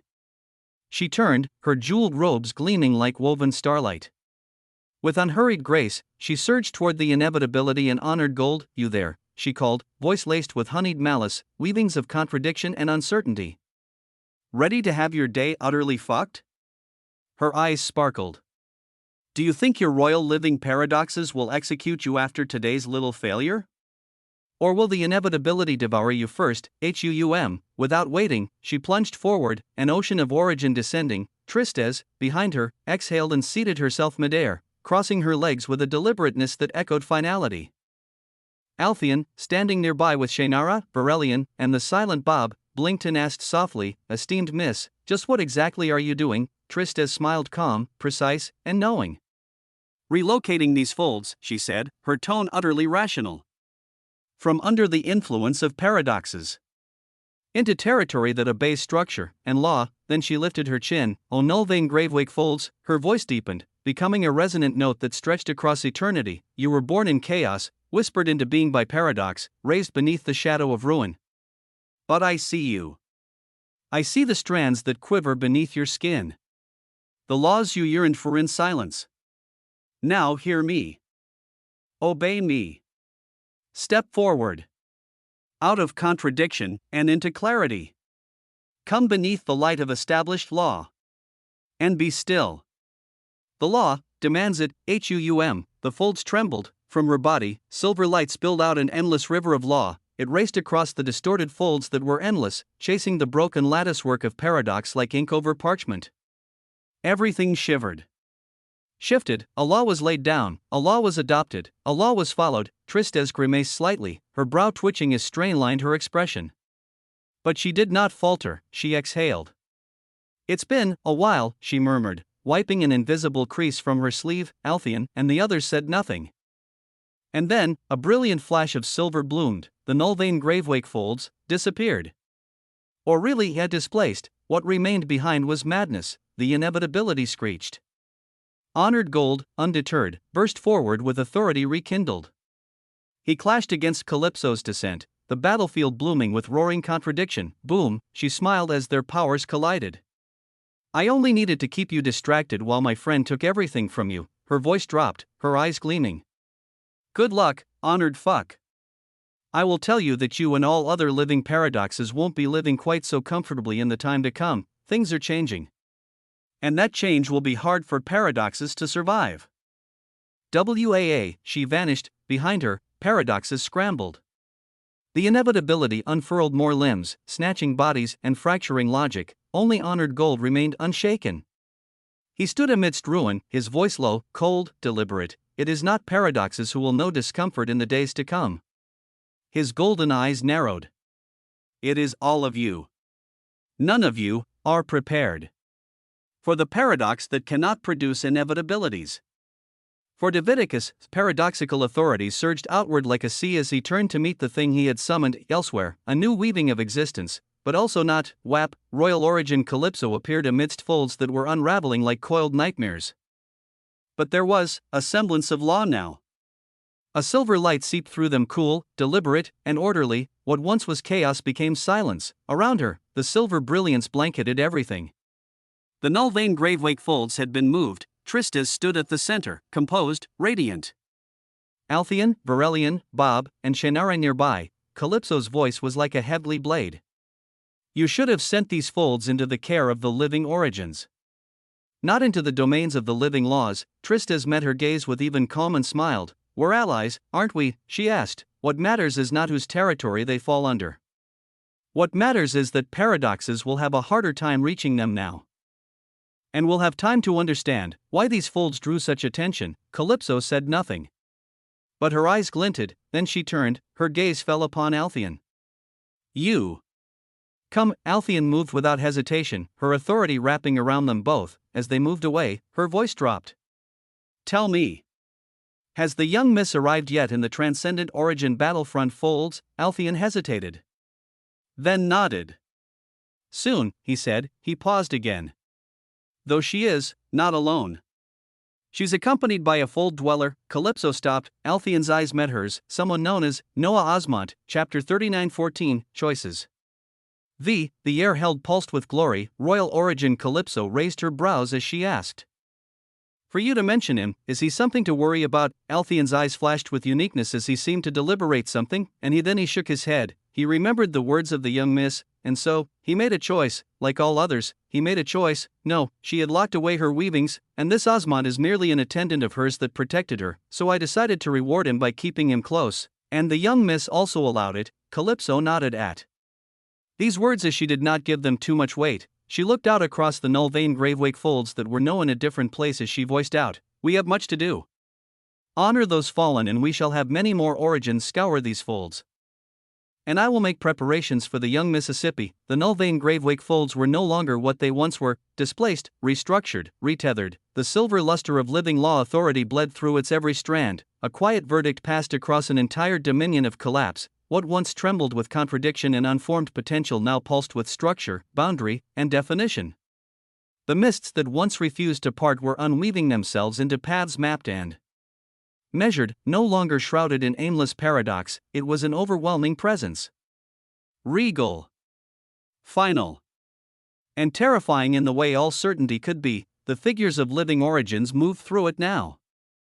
Their radiant authority mingling with the silver streams of living law, in these very same folds, far away, at the heart of the infiniverse wheel of existence that was hidden from the eyes of even living existences, on golden sands that pulsed with ancient possibility. The early veiled shore remained untouched. Noah Osmond sat barefoot, his arms resting over his knees, looking out across the glimmering tide as his body continued to be surrounded by multicolored waves of complexity. The horizon of the folds shimmered with silver threads, ghostly reflections of the very beings that sought him.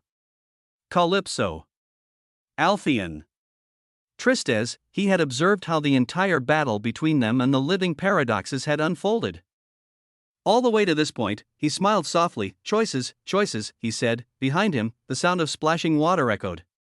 Moraine emerged, her steps silent as she carried a crystalline container holding 20 shimmering Schrodinger's boxes, each holding a trembling marine lifeform bound by the earliest weavings of existence. You made quick work of them, he remarked. Moraine gave a nod of awe as her body also buzzed with rising complexity. I did as you commanded, sir. Noah's gaze lingered on the horizon. The folds had changed, not because of overwhelming force, they changed because the paradoxes failed to prepare for nuance. They were caught off guard by involvement they didn't account for or know about. Sigrid, and a treasure of living laws that was found in these folds, his fingers brushed over his chest, over the place where his power was continuing to bloom as another part of the heart of an early creature would soon begin to form. Two of the reasons that brought royal living existences here were related to him, Sigrid, and the paradox that did not produce inevitabilities. The third related to living laws he was curious about, but he turned his gaze to the glowing bucket beside him, its golden liquid the sacred meat of existence, shimmering like a dream made tangible. Near it, Hydron lay basking beneath the sacred totem of infinity, her glowing fur bathed in warm celestial hues as her arrogant eyes looked content. The veiled shore of an early creature was a place of unfathomable possibilities. His hand hovered over the sands, and in his mind, he wondered. Could he now challenge the record of an early creature? Could he elevate the budding shore? Such a question rose as another body of his was continuing entanglements elsewhere, across a channel carved between the living origin labyrinth and the transcendent origin battlefront folds. Rivers of white gold bent and curved endlessly, a place where direction folded upon itself and momentum was heavy. Within one of these drifting streams, Noah and Sigrid floated side by side. She had been talking quiet, almost playful about the story of the earliest folds. Her voice had been confident, regal, her tone rich with what she knew, and then she stopped, her body stilled as her head turned toward him sharply. Without a word, her hands moved. A veil of white gold brilliance wrapped around them, sealing them from the ever-listening gaze of Alpheon that should have been monitoring them here. She stood in front of him then, wrapped in a flowing white robe that clung gloriously to her form. Her pale hair, split with streaks of obsidian, framed her calculating face that was no longer playful, but wary. The runic tattoos on her skin shimmered beneath the robe, burning dimly with muted authority. "I think I'm in trouble," she whispered. Noah's eyes sharpened. "Oh," her lips twisted as she breathed out, looking deeply into his eyes. "I was meant to become the living order," she began, her voice low and steady. "Something I didn't ask for. Something I hate because of all their sacrifices made." Her breath quickened, though her tone stayed cool. "But now I'm bound to you. And you've been marked by me. And just now, my entire existence just shuddered from sensing you on the other side of that bond. You feel enormous." Impossibly enormous, her words slipped out, as though she did not entirely want to know the answer to the question she was asking, yet she had to ask. "Just who are you, really, Huum?" Noah's voice was heavy. "Do you really want to know?" Sigrid bit her lip. She nodded once. He lifted his hand. She hesitated, then stepped forward, placing her hand into his. His aura flowed into her like heavy gravity. It pulled at the deepest parts of her being as she began to feel euphoria. Her eyes trembled. Noah's voice was quiet. "What beings did living existences look up to? Revere?" Her expression faltered. Her mind moved rapidly as everything lined up. She half knew it. She thought it. But to confirm it, Huum, she whispered, her stellar eyes wide. "I really am in a lot of trouble." Chapter 39:15, Battlefronts. The air between them thrummed with something that transcended power. It was older than authority, deeper than dominion, and more fundamental than the very concept of existence itself. Sigrid felt her being respond to it tremendously, every fiber of her existence yearning to surrender to the pull of whatever Noah was. Her hands trembled as she gazed at his, watching the way reality seemed to bend around his fingers like light refracted through the purest crystal. The aura that emanated from him was unlike anything she had ever encountered in all her life, all her careful observations of the living existences who had shaped her destiny. What was he, really? The question burned in her mind even as her body betrayed her, swaying slightly toward him despite her will. Her existence, that carefully controlled amalgamation of living origin, order, and purpose that had been forged in the crucible of her family's sacrifice, hummed with an almost musical resonance that matched the rhythm of his presence. She was in trouble. Deep, unfathomable trouble that went beyond the weavings of politics or power struggles or the machinations of royal living existences. "Are you?" Her voice emerged as barely more than a whisper, the words catching in her throat as she fought against the overwhelming urge to simply lose herself in the depths of his being. "Are you in any way similar to me? Where this distinction was given to you recently, or have you always been an early creature?" The question hung between them like a blade suspended by the finest thread. Everything, her future, her choices, perhaps her very existence, depended on his answer. If he was one of the ancient beings, the true early creatures of legend who had walked between the folds when the existence was young, then she was nothing more than a moth drawn to a flame that would consume her without even noticing her passing. Noah's smile was gentle, as if he understood the weight of her question and the fears that drove it. "I only recently attained the distinction of being an early creature." The relief that flooded through her was so profound it nearly brought her to her knees.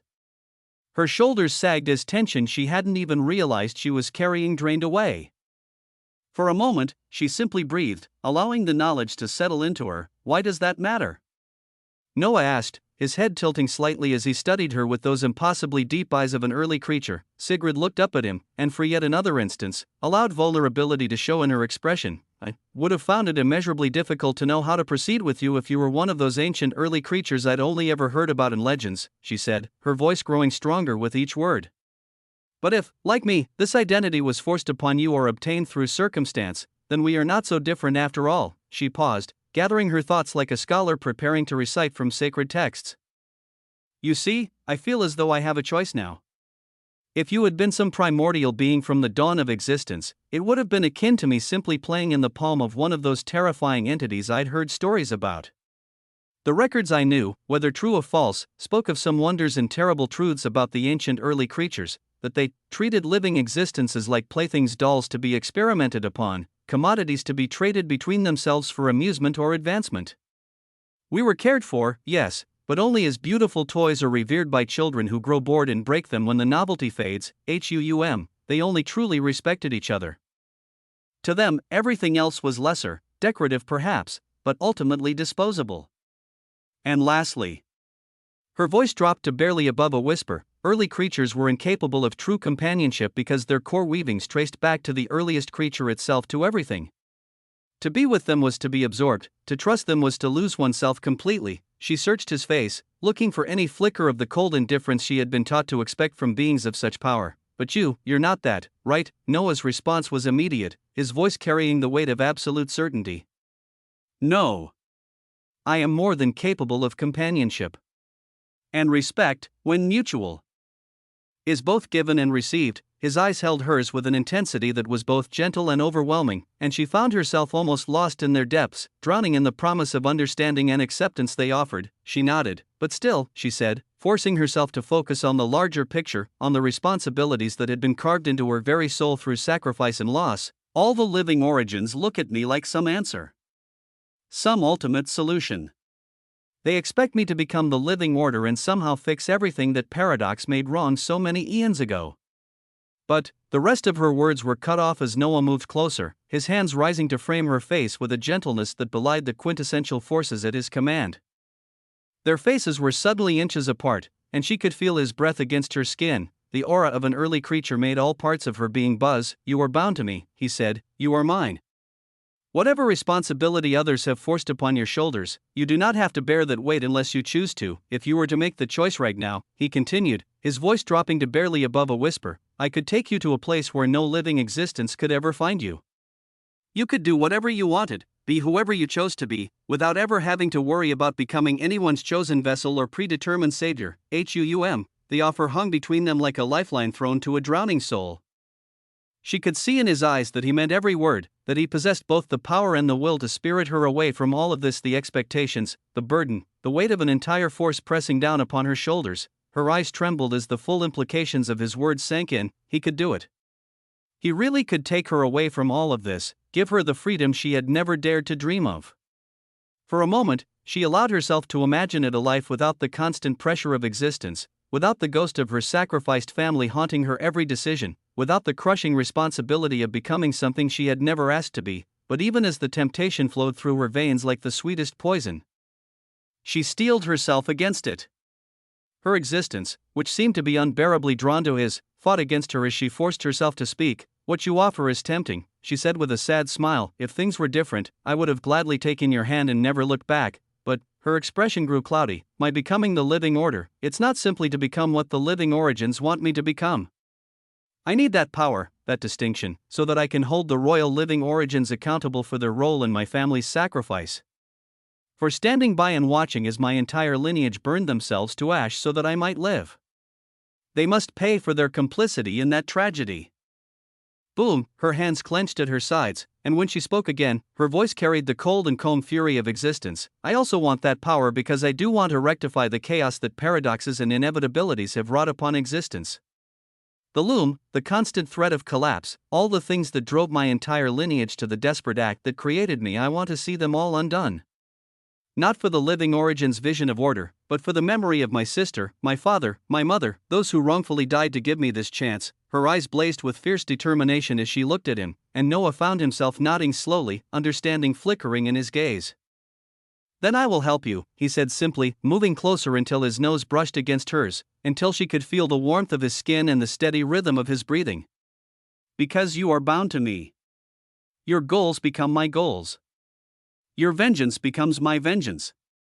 Okay, the question was soft, almost tender, but it carried with it promise beyond imagination. Her body shuddered at his words, at the casual way he offered to reshape existence itself for her sake. When she whispered her answer, it came out as barely more than a breath against his lips. Okay, the moment the word left her lips, his mouth found hers, and existence exploded into brilliance. White gold radiance erupted around them like a wheel of existence being born. Wrapping their figures in a cocoon of pure luminescence that pulsed with the rhythm of two existences becoming something greater than the sum of their parts. In that kiss, in that moment of perfect unity, the fate of many things was sealed, and the foundations of new weavings of existence were laid down magisterially.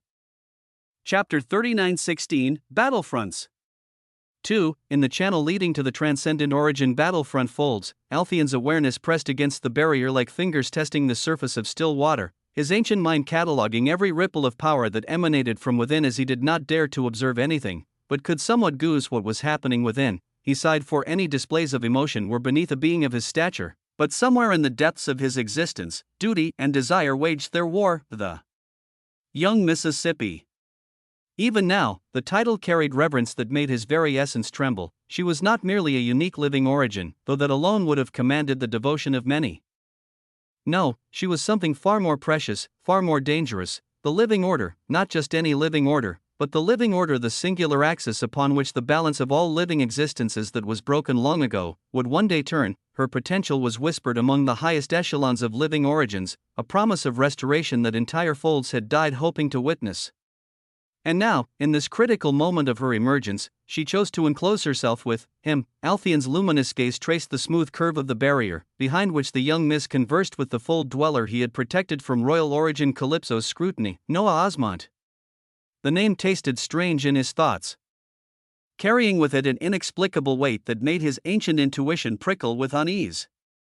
There was something about that being that simply felt off, the way he carried himself, his attitude. As if even a living origin like him was nothing, the young miss was no child. Her mind was sharp as the edge of existence, her will forged in the crucible of unimaginable loss. She knew precisely what she was doing, had calculated every angle, every consequence. But that knowledge did nothing to ease the knot of frustration that coiled in Althion's core. At this moment, when her emergence into the greater weavings of existence required the utmost care, she chose intimacy over glory, privacy over prudence. It maddened him, but he had already made his choice. And now, he could only continue. Young miss, he called out, his voice carrying across the flowing channels of white gold current with the authority of eons.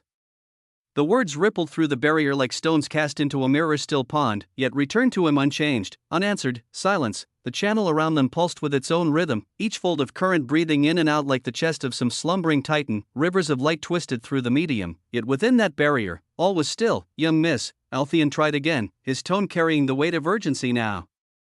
We are arriving in the transcendent origin battlefront folds. A heartbeat passed. Then another. Existence held its breath, only then did the white gold barrier begin to fade.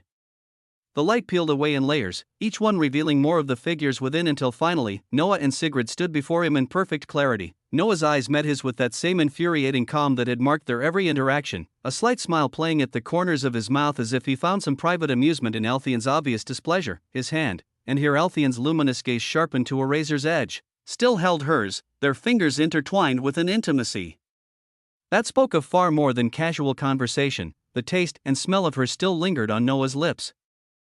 Althion realized with a surge of something dangerously close to protective fury. The young miss of the living origins, his young miss, the treasure of all living origins, had been touched by this fold dweller. When Althion's gaze shifted to Sigrid, however, his anger cooled into something far more measured. Her eyes held that familiar sharpness, that calculating intelligence that had marked her since the moment she awakened in the living origin labyrinth. She was not some lovesick child overcome by passion. Whatever had transpired within that barrier had been her choice, made with full knowledge of its implications. Young miss, Althion said, his voice carefully neutral as his gaze pointedly fixed on their joined hands. Many will be observing you, even though I have informed only royal origin Calypso and Duke Gwendolen of your survival. I will keep my promise and say nothing regarding your relationship. But if you express it so openly, you will invite tremendous difficulty for yourselves. The words fell between them like executioner's blades. Sigrid's eyes sharpened, her grip on Noah's hand tightening as if he had just spoken of stripping away some precious privilege. He did not know how enticing thr aura of an early creature was, yet Noah, with that maddening serenity that seemed to be his trademark, simply released her hand. The gesture was smooth, unhurried, as if the separation meant nothing to him. As if he understood the game they were all playing and found it amusing rather than threatening. Althion nodded curtly, then allowed his living origin authority to burst around them in a cocoon of brilliant radiance. The final transition was always the most jarring, the moment when one stepped from the relative safety of the channels into the true weavings of war. Brace yourselves, he murmured, though his words were lost in the building crescendo of power, boom, complex weavings of existence erupted around them like fireworks of pure existence, reality bending and folding as they were hurled across existence. The sensation was that of being turned inside out and reassembled in the space between heartbeats. Every atom of their being scattered and reformed according to the will of forces beyond comprehension, and then, stillness, they materialized atop a massive white triangular ruin, its surface carved with intricate patterns that pulsed with the rhythm of some existential heartbeat. Smoke and mist swirled around their bodies, carrying with it the scent of glory and possibility. Around them, other figures were taking shape. Master Ninora with his pristine white robes and calculating smile. Dozens of other originous venerant entities from folds scattered across the breadth of existence, but Noah's attention was already elsewhere, his gaze lifting to take in the wonder that stretched before them with the slow glory of one witnessing new weavings of existence. Something gloriously new, this, he loved. Chapter 39:17, Battlefronts. 3. The sky above was a weaving of impossible beauty, stretching endlessly in all directions and shot through with rivers of sparkling white and gold light. These celestial streams flowed like liquid starlight, weaving between and around 9 massive continents that hung suspended in the void like the crown jewels of existence itself. Each landmass was surrounded by dozens of wheels of existence, slowly rotating constructs of pure authority that pulsed with their own inner radiance. Every continent thrummed with vibrant living existential authority, each one a distinct note in a symphony of power that made the very air burn with potential. Before each floating realm, massive banners unfurled, their fabric woven from light itself and bearing names that commanded reverence across all of existence: origin, elemental, law, emotive, conceptual, spiritual, temporal, dimensional, quantum. 9 sources of ultimate authority, representing every facet of existence save one, the paradox that was deemed too vile and dangerous to be granted sanctuary in this place of ordered purpose. Before each continent, floating in positions of glorious vigil, stood statues of breathtaking majesty. These were embodiments of the living existences themselves, each one carved from materials that he wanted to turn into loot. The statue representing origin stood with 6 wings of pure white marble spread in perfect symmetry. 12 halos of gold rotating slowly around a form so idealized it seemed to contain the template from which many points of beauty was measured. Its face was serene, eyes closed as if in meditation, hands folded in a gesture that spoke of patience and boundless grace. For elemental, a massive spirit of living flame danced in perpetual motion, its form shifting between states of matter, dark matter, and antimatter with each passing moment. The very air around it shimmered with heat, a warmth that spoke of comfort and destruction in equal measure. The statue of law stood rigid and perfect, its form carved from what appeared to be living silver that reflected truth itself. 16 wings of geometric precision extended from its shoulders in mathematically perfect angles, while 8 halos of burnished platinum rotated with clockwork precision. Its eyes were open, boring into the distance with a gaze that seemed to weigh the worth of every existence within its sight. Emotive swayed with graceful fluidity, its form seeming to shift between different emotional states with each breath. Carved from what looked like crystallized tears, it bore 14 wings that changed color with each movement, now deep blue with sorrow, now brilliant gold with joy, now crimson with passion. The conceptual statue defied easy description, its form seeming to exist in multiple dimensions simultaneously. What appeared solid from one angle became translucent from another, as if the very idea of statue was being explored and redefined with each viewing. Spiritual floated rather than stood, its form composed of what looked like condensed starlight wrapped in flowing robes of stellar dust.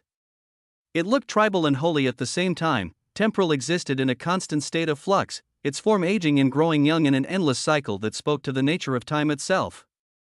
16 wings stretched from its back, each feather showing a different moment in history, while 11 halos spun at different rates around its head, some so fast they appeared as solid rings, others so slow their movement was barely perceptible. To look upon it was to feel the weight of every second that had ever passed and the promise of all those yet to come.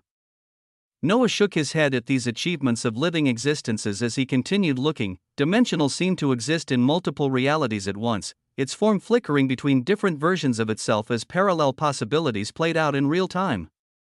18 wings of crystalline structure extended from its back, each one existing in a slightly different dimension, while 13 halos phased in and out of visibility as they moved between planes of existence. The very space around it seemed to fold and unfold, creating pockets of reality that contained entire wheels of existence. And finally, quantum, a being that defied all attempts at singular description, like some cosmic entity torn from the depths of existence. Its form was a constantly shifting mass of multicolored energy that pulsed with the rhythm of probability itself. 9 wings spread from its back, each one containing swirling omniverse of potential futures, while 15 halos of pure possibility spun around its head in patterns that hurt to contemplate directly. To observe it was to feel the weight of infinite possibility pressing against the boundaries of one's comprehension. Noah's gaze swept across these impossible wonders, his eyes coming down and taking in the dozens of other massive runic platforms that dotted the void around them, similar to where he stood, each one pulsed with different living existential authority triangles, squares, hexagons, and shapes that existed beyond conventional geometry. They were the arrival points for fold dwellers from across the breadth of existence, each one marked with the signature of its origin point, and there, at the center of it all, surrounded by the 9 massive continents and their statue guardians, rose a citadel that defied every attempt at adequate description. Even he had to appreciate this grand construct as his eyes flashed with the authority of the weaver of existence, seeking its identity as it rose up before his eyes. Eternitas Concordia, the living harmony, Eternitas Concordia, it stretched toward the skies. The city seemed to exist in perfect balance. Its architecture a seamless blend of every living existence's aesthetic sensibilities. 9 distinct sections spiraled outward from a central core, each one bearing the hallmarks of its patron power while somehow maintaining perfect harmony with the whole. The origin quarter gleamed with pristine white marble veined with gold, its towers rising in elegant spires. Bridges of crystallized light connected floating platforms where beings of pure radiance moved with the unhurried grace of those who had transcended the need for haste. Law's domain stood in perfect geometric precision, every angle calculated to mathematical perfection, every surface reflecting immutable truths that governed existence itself.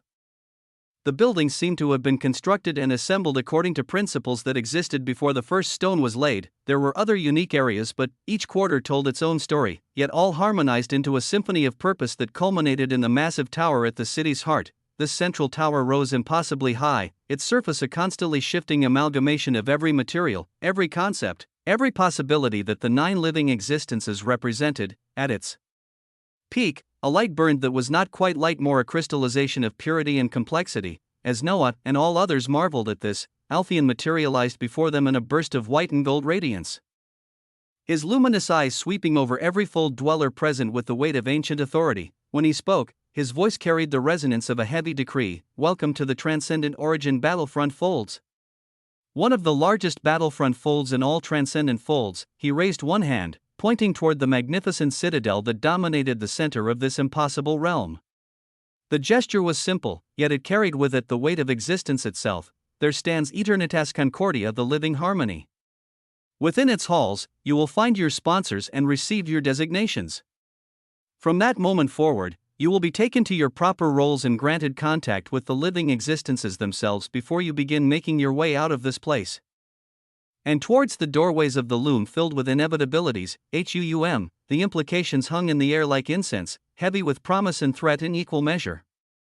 This was the moment of transformation, the threshold between what they had been and what they might become. Go, Alpheon commanded, his voice carrying the finality of judgment itself. When you pass through the Living Coalition gateway, your initial designation will be granted, and everything else will follow. He looked calmly towards the fold dwellers with sharp eyes before he disappeared. Good luck. Chapter 39:18 Eternitas Concordia. The absence left by Alpheon's departure was immediate and palpable. Noah's gaze swept across the impossible view of Eternitas Concordia, his eyes catching every detail with the methodical precision of one who understood that knowledge was power, and power was survival. From his vantage point atop the triangular runic platform, he could observe the intricate dance of arrival and ascension that played out across this realm of infinite possibilities. Other platforms materialized in brilliant flashes of authority, some bearing entire contingents of fold dwellers who moved with the coordinated precision of military units, others delivering solitary figures whose very presence seemed to bend reality around them. Each arrival told a story. The group that emerged from a hexagonal platform of crystallized time moved with the measured cadence of those who had learned to navigate temporal folds. A lone figure stepping from a sphere of living shadow carried herself with the fluid grace of one who had danced with entropy and emerged unscathed. Another cluster, their forms wreathed in elemental fury, bore the scars of battles fought in the elemental folds. All of them, every single one, had earned their passage here through trials within doorways. They were the survivors who had looked into the abyss of imitation mutated inevitabilities and emerged victorious. Soon, They would all ascend to Aeternitas Concordia and receive their designations labels that would define their roles in the weavings of war that stretched toward the loom itself. Noah found himself genuinely curious about what designation awaited him and Sigrid. Would their origins in the null-vein gravewake folds mark them as outcasts from paradoxical folds, or would Althion's subtle machinations behind the scenes provide some measure of protection for the one he called young miss? The thought of Althion brought a different sort of contemplation to Noah's mind, one that carried with it the cold clarity of long-term planning. The prime living origin had played his role admirably thus far, bowing to Sigrid's authority while maintaining the careful facade of respectful distance for Noah, but Noah had not forgotten that this same being had tried to kill his other self, Ozymandias, not so long ago. Althien had acted without knowledge of who he truly faced. Yes, but ignorance was no absolution for attempted kill of Noah Osmont. In his mind, the prime living origin was already marked for death, a sentence waiting to be carried out when the moment was right. For now, though, Althien served a purpose. He was a tool useful, efficient, and perfectly positioned to provide protection for him and Sigrid while maintaining the illusion of propriety. If he proved valuable enough in that role, Noah was not averse to postponing his execution indefinitely. Tools, after all, were only discarded when they broke or outlived their usefulness, and if the day came when Althien needed to be removed from the equation, well, Noah had Moiraine for precisely such situations. The living golden paradox had already proven her capability by eliminating one of her own kind with surgical precision.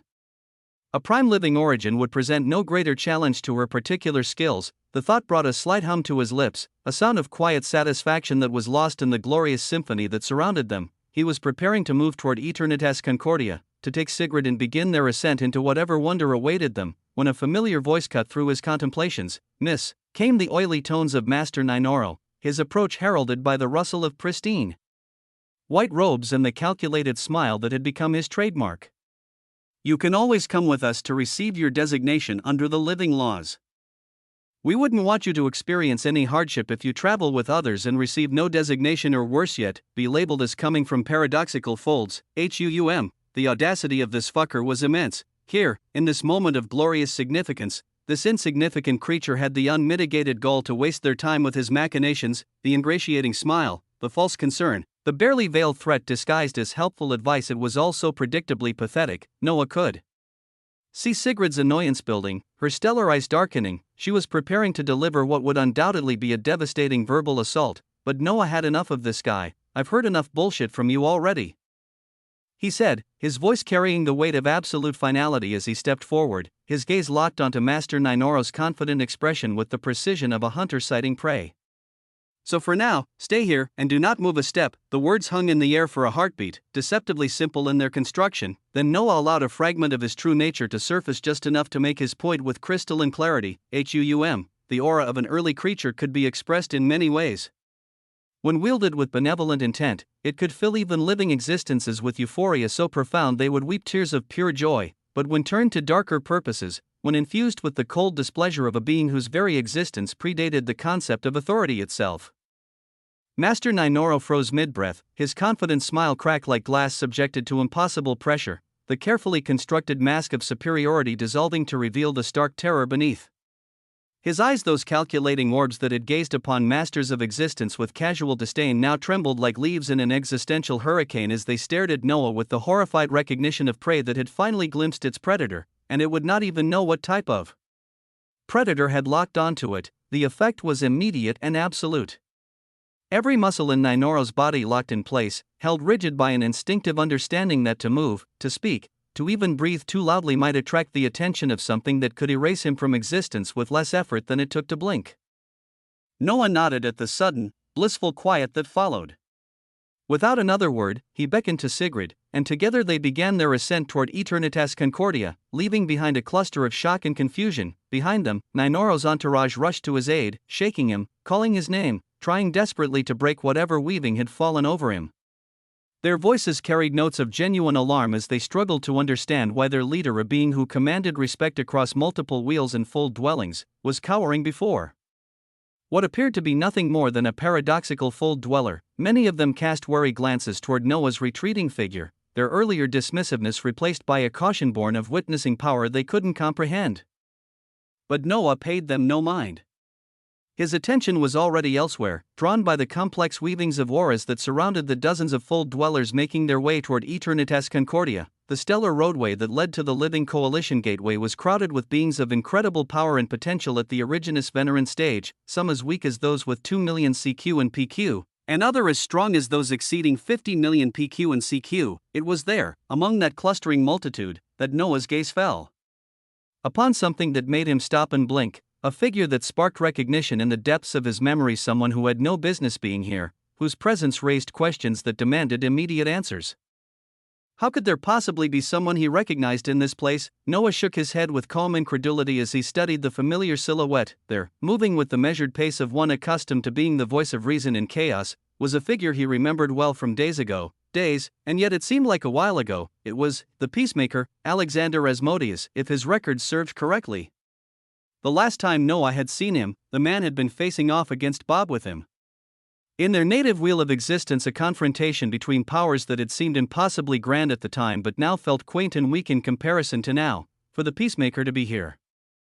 In the transcendent origin, battlefront folds meant many possibilities and none, since he should have been a local of the null vein gravewake folds, but Noah thought, his mind worked with the rapid precision of a weaver of existence, sifting through memories and recent events with meticulous care, slowly, rapidly, and eventually, the words of Royal Origin Calypso and Royal Law Tristes echoed in his thoughts, fragments of conversation from the battle that had reshaped the very nature of the null vein gravewake folds, and soon, his eyes brightened up at the only possible connection, a treasure of the living laws that Altheon found within the null vein gravewake folds and sent back to them.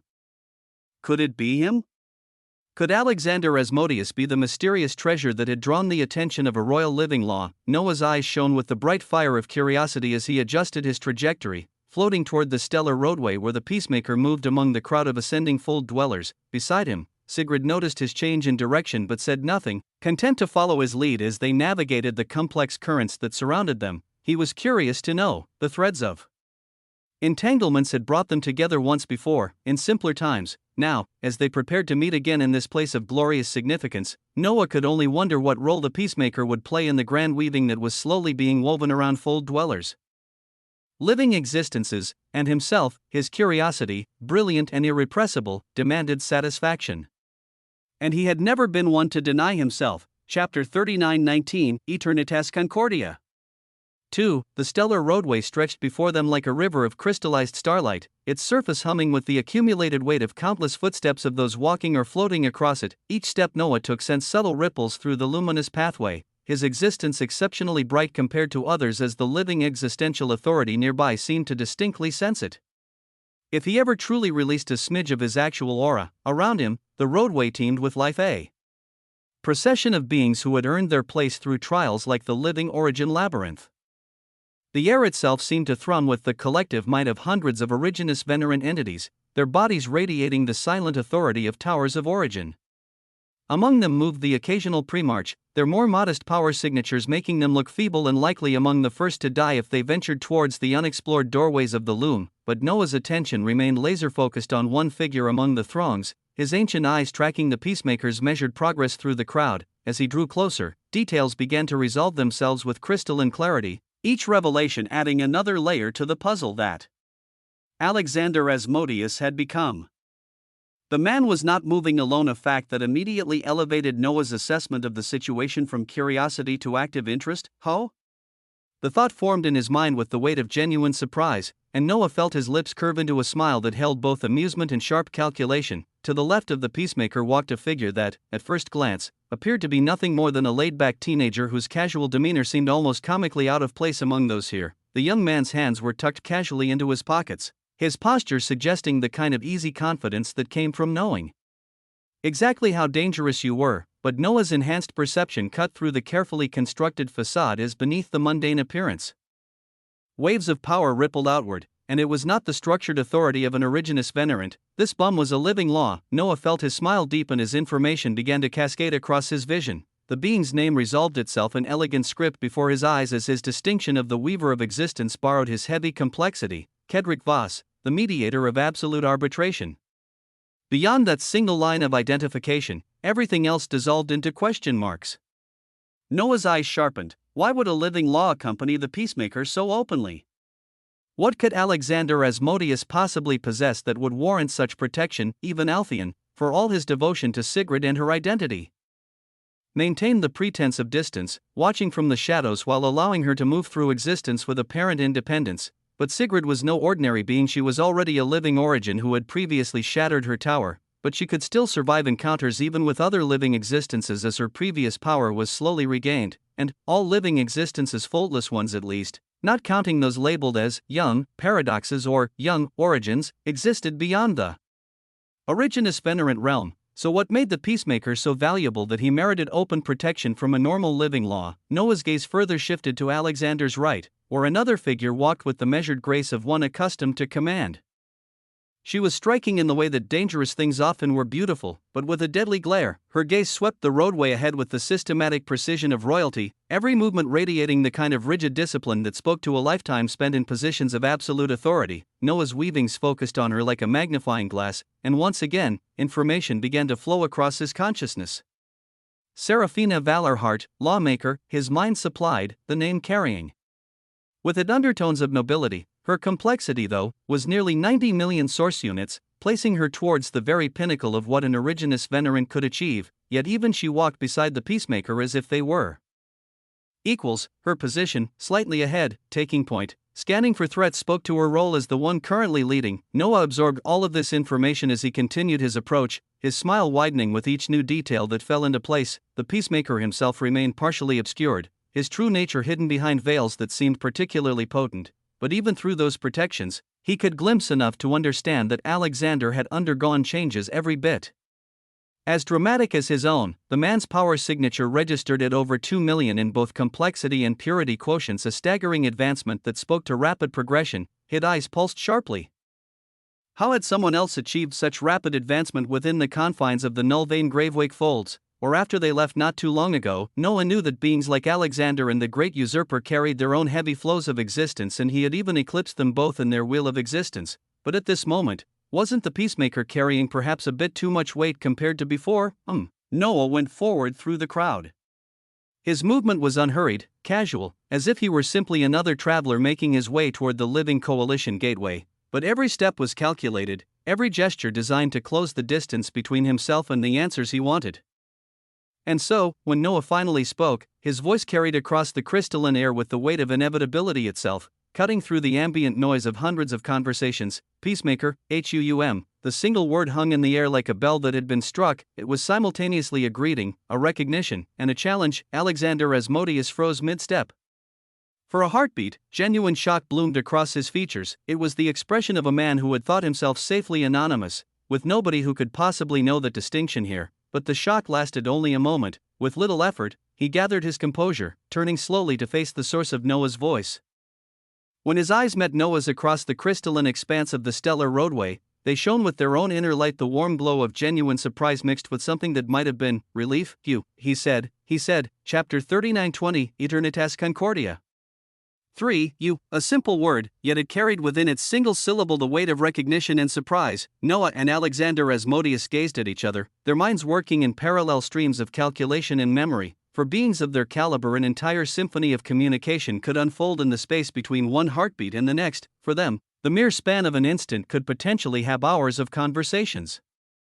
Reality itself seemed to slow around them, creating a pocket of temporal stillness where minds could meet and speak without the cumbersome requirement of words. Alexander was the first to break the silence, though silence was perhaps the wrong word for the complex web of mental communication that suddenly sprang into existence between them. His consciousness reached, establishing a connection that nobody else could even listen to. I could be surprised and shocked and ask how you are. Possibly here, he said, but anything is possible in the vastness of existence, so I won't ask that.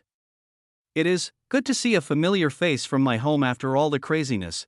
There was something almost wistful in the way he said home. As if the concept had taken on new meaning since whatever occurred recently. But the only thing connecting us and what I could at most be curious to know is, did you manage to kill Bob? I was planning to send another body of mine back to the Nullvane Gravewake folds to finish him off entirely for the sake of my peace, but I have been kept busy. The last word carried undertones of frustration mixed with resignation, as if Alexander had discovered that power came with its own particular set of chains. Around them, existence remained frozen in that crystalline moment between recognition and response. Serafina Valorhart's hand had begun to move in that short instant. But the motion hung incomplete. Suspended in the weavings of compressed time while their two minds communicated in an instant, Noah's mental manifestation, a perfect reflection of his physical form rendered in thought and intention, appeared above his head in this frozen space as he looked towards a similar mental manifestation of the peacemaker while he replied, "Bob is actually a ridiculous cockroach to kill," he replied. "He has survived an inevitability, living paradoxes, living origins, he is living large with the luck of a protagonist right now. But you don't have to worry about him." The statement hung in the mental space between them, and Noah could see the exact moment when confusion flickered across Alexander's consciousness. The peacemaker's mental form leaned forward slightly, his expression shifting from casual inquiry to focused attention. "What do you mean? Inevitability? Why is he no longer a worry? He led to the destruction of our wheel of existence, and for the sake of our peace, for the sake of peace." After he said this, his gaze flickered. Maybe it does not matter anymore. Toward the end, Alexander's mental manifestation shook its head with the gesture of a man who had learned to pick his battles carefully. "You two at this moment may be evenly matched," Noah continued, his mental voice taking on the tone of someone delivering a diagnosis, "but he is not looking for you or anyone else. Just obsessively trying to survive. He won't threaten your peace. But little Bobby truly does not matter. As someone who had a heavy flow of existence from our wheel of existence, I am curious about you. I heard a treasure of the living laws was taken from the null vein grave wake folds, and now you appear here." The effect of these words was immediate and profound. Alexander's mental manifestation pulsed with surprise. "How could you have possibly found that out?" Alexander asked, his mental voice carrying notes of alarm. Noah's mental manifestation smiled as he shook his head with gentle amusement, his gaze shifting to encompass the frozen figures of Kedrick Voss and Serafina Valorhart that seemed to be moving in slow motion. "Are you in any trouble?" he asked. "I see a living law beside you, and that girl whose gaze has become extremely cold the moment I called out to you. As a courtesy from someone stemming from the same folds as me, I could lend a helping hand if you need help." The offer hung between them. Alexander's mental form went still as surprise flashed through his consciousness. The peacemaker's gaze shifted to the frozen figure of Serafina, and Noah caught the flash of complicated emotions that flickered across his features. When Alexander looked back, his expression had grown stern, as if he was wrestling with decisions that carried consequences. "Far beyond everything imaginable, my Enneagram does not deem any malice from you and even shines differently compared to all others I've come across. And I trust it, even though it is the cause for my current situation." He paused, seeming to weigh his words with care. "But it is okay," he finally continued, shaking his head with resignation. "I will figure it out myself. The living laws claim something at the very heart of me was or is a part of a relic tracing back to the earliest living laws. And this woman beside me, Serafina, supposedly carries the other part. They say that two of us have to join and move as one in the future, but my heart is bound to another. Even for the sake of peace, we will have to see." Noah blinked, his mental manifestation processing this revelation with the fascination of someone discovering an entirely new species of problem. When he spoke again, his mental voice carried tones of genuine curiosity mixed with barely suppressed amusement. "Your biggest problem was that you have to be with a second woman." Noah found such a problem uniquely amusing. The peacemaker nodded as he looked above at the distant continents and statues. "I know. A seemingly stupid or useless notion to some, it was simultaneously admirable and limiting, the kind of romantic idealism that spoke to nobility of spirit while potentially creating insurmountable obstacles to practical solutions." Noah's mental manifestation shook its head with the exasperation of facing someone who had a stubborn adherence to impractical principles. He approached Alexander's consciousness as his mental hand came to rest on the shoulder of the peacemaker's projected form. "Brother, I do not know much about you," he said with earnest sincerity, "but you need to expand your horizons. Our hearts are big enough to love many. You would be surprised if I told you the number in my harem. If this is the biggest problem you are facing right now, I will leave you to it with that advice." Chapter 39:21, Eternitas Concordia. For Noah stepped back from the space of shared consciousness with the easy grace of one accustomed to such things. The quickest to react was, unsurprisingly, the hidden living law. Kedrick Voss moved with fluid precision, stepping forward in a motion that seemed casual but carried within it the coiled readiness of a predator suddenly alert to potential threat. His youthful features still maintaining that carefully constructed facade of harmlessness sharpened as his eyes swept over Noah and Sigrid with the systematic thoroughness of a living law. Simultaneously, Serafina Valorhart's instincts kicked into full awareness. Her hands found Alexander's shoulders and pulled him back slightly while her body shifted to place itself squarely between him and them.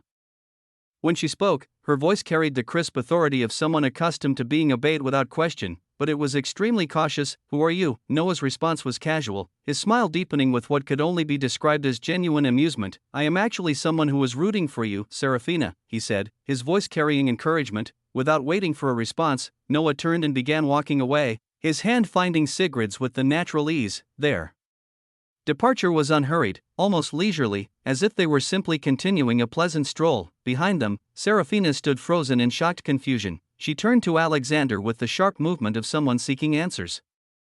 "Who are they?" she whispered. "You did not mention others knowing your identity." Alexander's response was measured, delivered with the careful neutrality. His hands rose to gently remove hers from his shoulders, the gesture simultaneously intimate and distancing as he sought to re-establish the boundaries that were there. "They are just some friends, nothing to worry about." Serafina blinked, and a moment later, she tilted her head as she replied truthfully, "You do not have any friends." Alexander could not entirely deny this. He offered no reply, choosing instead to release a sigh as he simply began moving forward. Serafina turned to Kedrick Voss. The living law's response was delivered with the lazy drawl of someone whose attention was already moving on to other concerns. Yeah, I'll keep an eye on them," he said, his tone carrying casual dismissiveness. "They are just mere fold dwellers." In the distance, Noah's smile widened as the words reached his hearing. His gaze shifted forward, focusing on the magnificent structure that awaited them just ahead. The living coalition gateway rose before them like a monument, its archway wrought from golden brilliance that seemed to pulse with its own inner rhythm. The light that emanated from its surface was welcoming, carrying within it the promise of recognition and purpose that had drawn countless beings across impossible distances to stand before its threshold. Each individual or group that passed through the gateway was subjected to a gentle but thorough analysis, their very essence examined and catalogued. Within seconds of crossing that threshold, the results of that examination would manifest in the form of a rune, one of 9 possible designations that would determine not just their immediate fate but their role in the battlefront folds reaching towards the loom. Noah watched with fascination as an entire group moved through the gateway's embrace, their forms bathed in the analytical light before being marked with the multicolored brilliance that designated them as products of the quantum folds. The newly designated fold dwellers passed through with expressions of hopeful anticipation, their steps carrying them toward what Noah now recognized as the next stage of their journey. Beyond the gateway lay a white circular clearing that served as a gathering point for those who had received their designations. His distinction as Thr Weaver of Existence flashed as the identity of this space bloomed: the Circle of Convergence. The Circle of Convergence was surrounded by 9 smaller statues, each one a scaled-down version of the magnificent monuments that crown the floating continents above. These statues served as more than mere decoration, they were conduits through which the living existences could observe and evaluate the assembled fold dwellers, their stone eyes occasionally flashing with the light of attention as sponsors made their selections known. Thousands of beings filled the space around the circle, fold dwellers of every conceivable description mixed freely with living existences who floated grandly or sat on thrones surrounded by others of the same living existential authority.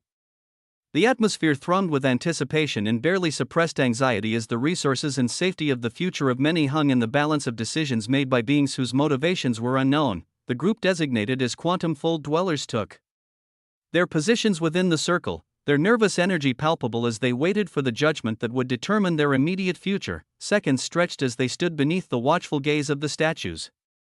But the quantum statue remained dark, its stone eyes reflecting nothing but indifference toward those who bore its mark. Their confidence began to waver, each passing second adding weight to the possibility that they would be left unsponsored, unclaimed, and with no patron. Then, just as despair began to creep into their expressions, salvation arrived in the form of a voice that echoed across the circle of convergence with the authority of a glorious proclamation: the Prime Living Temporal Purana has chosen to sponsor the quantum fold dwellers on the square. Relief flooded their faces, their expressions transforming from anxiety to joy in the space of a heartbeat. A multicolored coin materialized above them, its surface wreathed in living existential authority that made the very air around it shimmer with possibility. The group's leader reached up to claim their prize with trembling hands, bowing deeply before leading his companions toward the far side of the square where a shimmering golden veil concealed what appeared to be a marketplace buzzing with activity. Noah observed this ritual with fascination, his mind already beginning to piece together the underlying mechanisms that governed Eternitas Concordia, the next arrival before the gateway, was a solitary figure whose very presence seemed to dim the light around him. Dark-haired and cold-eyed, he carried himself with the casual confidence of someone who had long since stopped caring about the opinions of others. The sword at his side rested in a sheath shaped like the hand of a clock, its presence adding an ominous note to an already intimidating figure. Noah's weavings already observed this being and saw over 95 million in both complexity and purity quotients, placing him among the most formidable fold dwellers. When the gateway's light touched him, a purple rune flashed above his head, marking him as a product of the temporal folds. The dark-haired swordsman stepped into the circle of convergence with the unhurried pace. He had barely taken his position when the air around him began to vibrate with competing authorities. The prime living origin Dexus has chosen to sponsor the temporal fold dweller on the square. The prime living elemental Phyron has chosen to sponsor the temporal fold dweller on the square. The prime living concept Adyan has chosen to sponsor the temporal fold dweller on the square. The announcements came in rapid succession, each one accompanied by the materialization of a coin that pulsed with its own unique signature of power. Noah watched with growing interest as multiple living existences competed for the privilege of claiming this particular prize, their offers manifesting as tangible tokens of their attention. The swordsman surveyed his options, and after a moment's consideration, he reached up to claim the largest bundle, 5 coins that shone with purple radiance. Accepting the sponsorship of a prime living temporal while politely declining the others through a series of respectful bows, a few others passed and underwent similar processes, until eventually, it came time for them. As Noah and Sigrid finally approached the gateway itself, he found his mind buzzing with possibilities of how things would unfold. "Let's see," he murmured to Sigrid as they stepped up to the threshold. Sigrid nodded, her expression carefully composed as they stepped forward together into the golden embrace of the living coalition gateway. The analytical light washed over them with a gentle intensity, then came the booming sound, drawing every eye nearby to focus on their position with magnetic inevitability. The gateway flashed, its golden brilliance suddenly overwhelmed by something far darker and more ominous. Deep obsidian light erupted from its archway like blood seeping through bandages, painting everything within sight in shades of contradiction and impossibility. Above Noah and Sigrid's heads, defying every expectation and shattering the careful order that had governed this place, a rune materialized in letters that seemed to burn against the very fabric of existence itself. Paradox, oh, paradox, the word hung in the air like a curse made manifest, its presence transforming the circle of convergence from a place of hopeful anticipation into something that resembled a courtroom where the verdict had already been delivered. Chapter 39:22, Eternitas Concordia.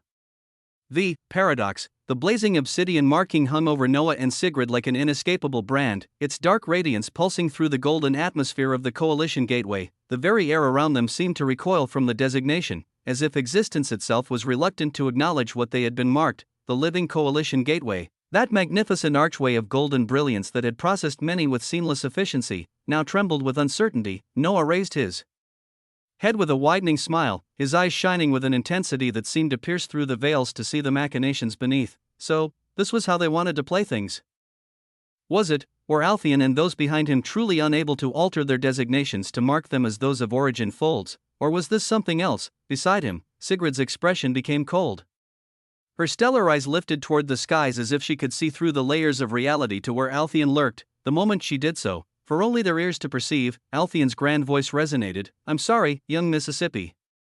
You too were supposed to be branded with the designation of origin folds. I will check to see what occurred. But all other plans should still be in place." His voice carried a brooding quality, as if something had gone awry in calculations that should have been flawless. But Noah shook his head at those words with the weary patience of someone who had long since learned that nothing in existence ever occurred by mistake. Nothing, every twist of fate, every apparent accident, was simply another thread in the weavings of magisterial existence. Whatever had occurred was always what the plan had been. The question was simply whose plan it truly served. Bathed in that accursed black light, Noah reached out to take Sigrid's hand with deliberate casualness. Together, they walked past the coalition gateway as the frozen masses of shocked observers finally found their voices, their paralysis breaking like ice. This paradoxical fold dwellers. The shouts echoed through the circle of convergence like accusations hurled at criminals, each voice carrying its own particular blend of revulsion, as if they were looking at pieces of shit. In the surrounding spaces where living existences maintained their vigils, many pairs of ancient eyes turned to regard them with expressions that ranged from cold displeasure to barely contained hostility. Why would so many beings gaze upon fold dwellers simply because they originated from realms Influenced by living paradoxes with such profound displeasure, the answer lay in the fundamental weavings of guilt by association. It was, quite simply, the sin of association. Living paradoxes were hated with an intensity that transcended anything and everything.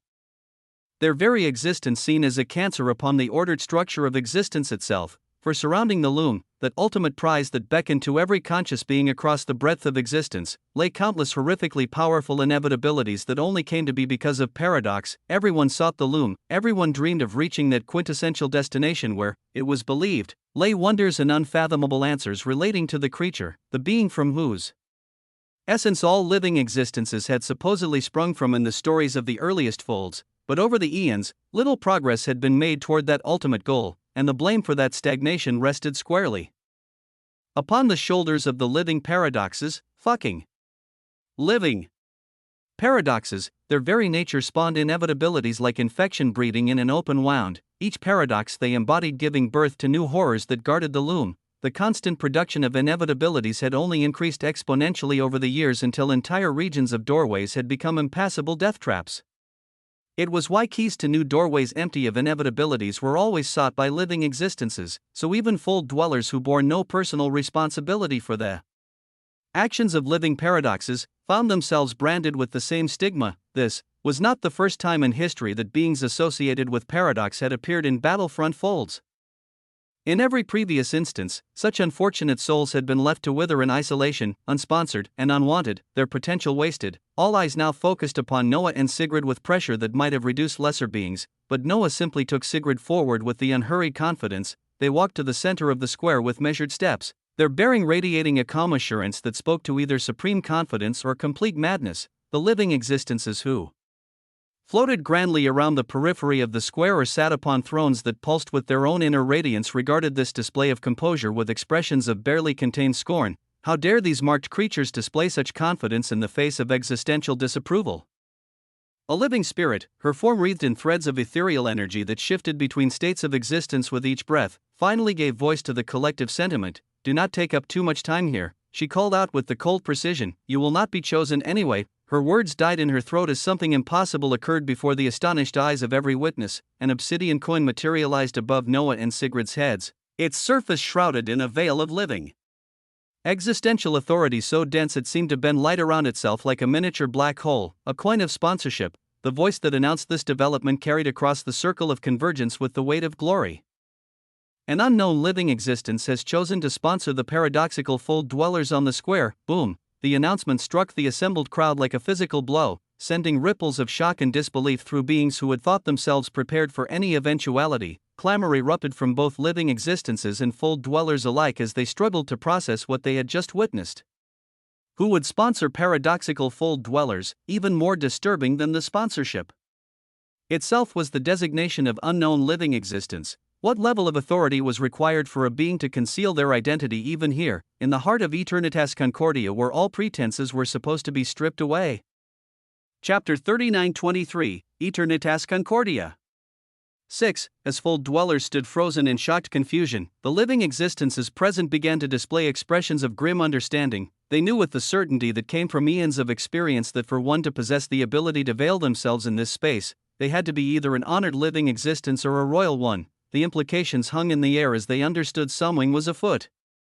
Yet even as every eye fixed upon the floating obsidian coin with expressions ranging from awe to shock, Noah regarded the offering with casual indifference. When he finally spoke, his words carried the weight of glorious tyranny. A single coin seems too little for us.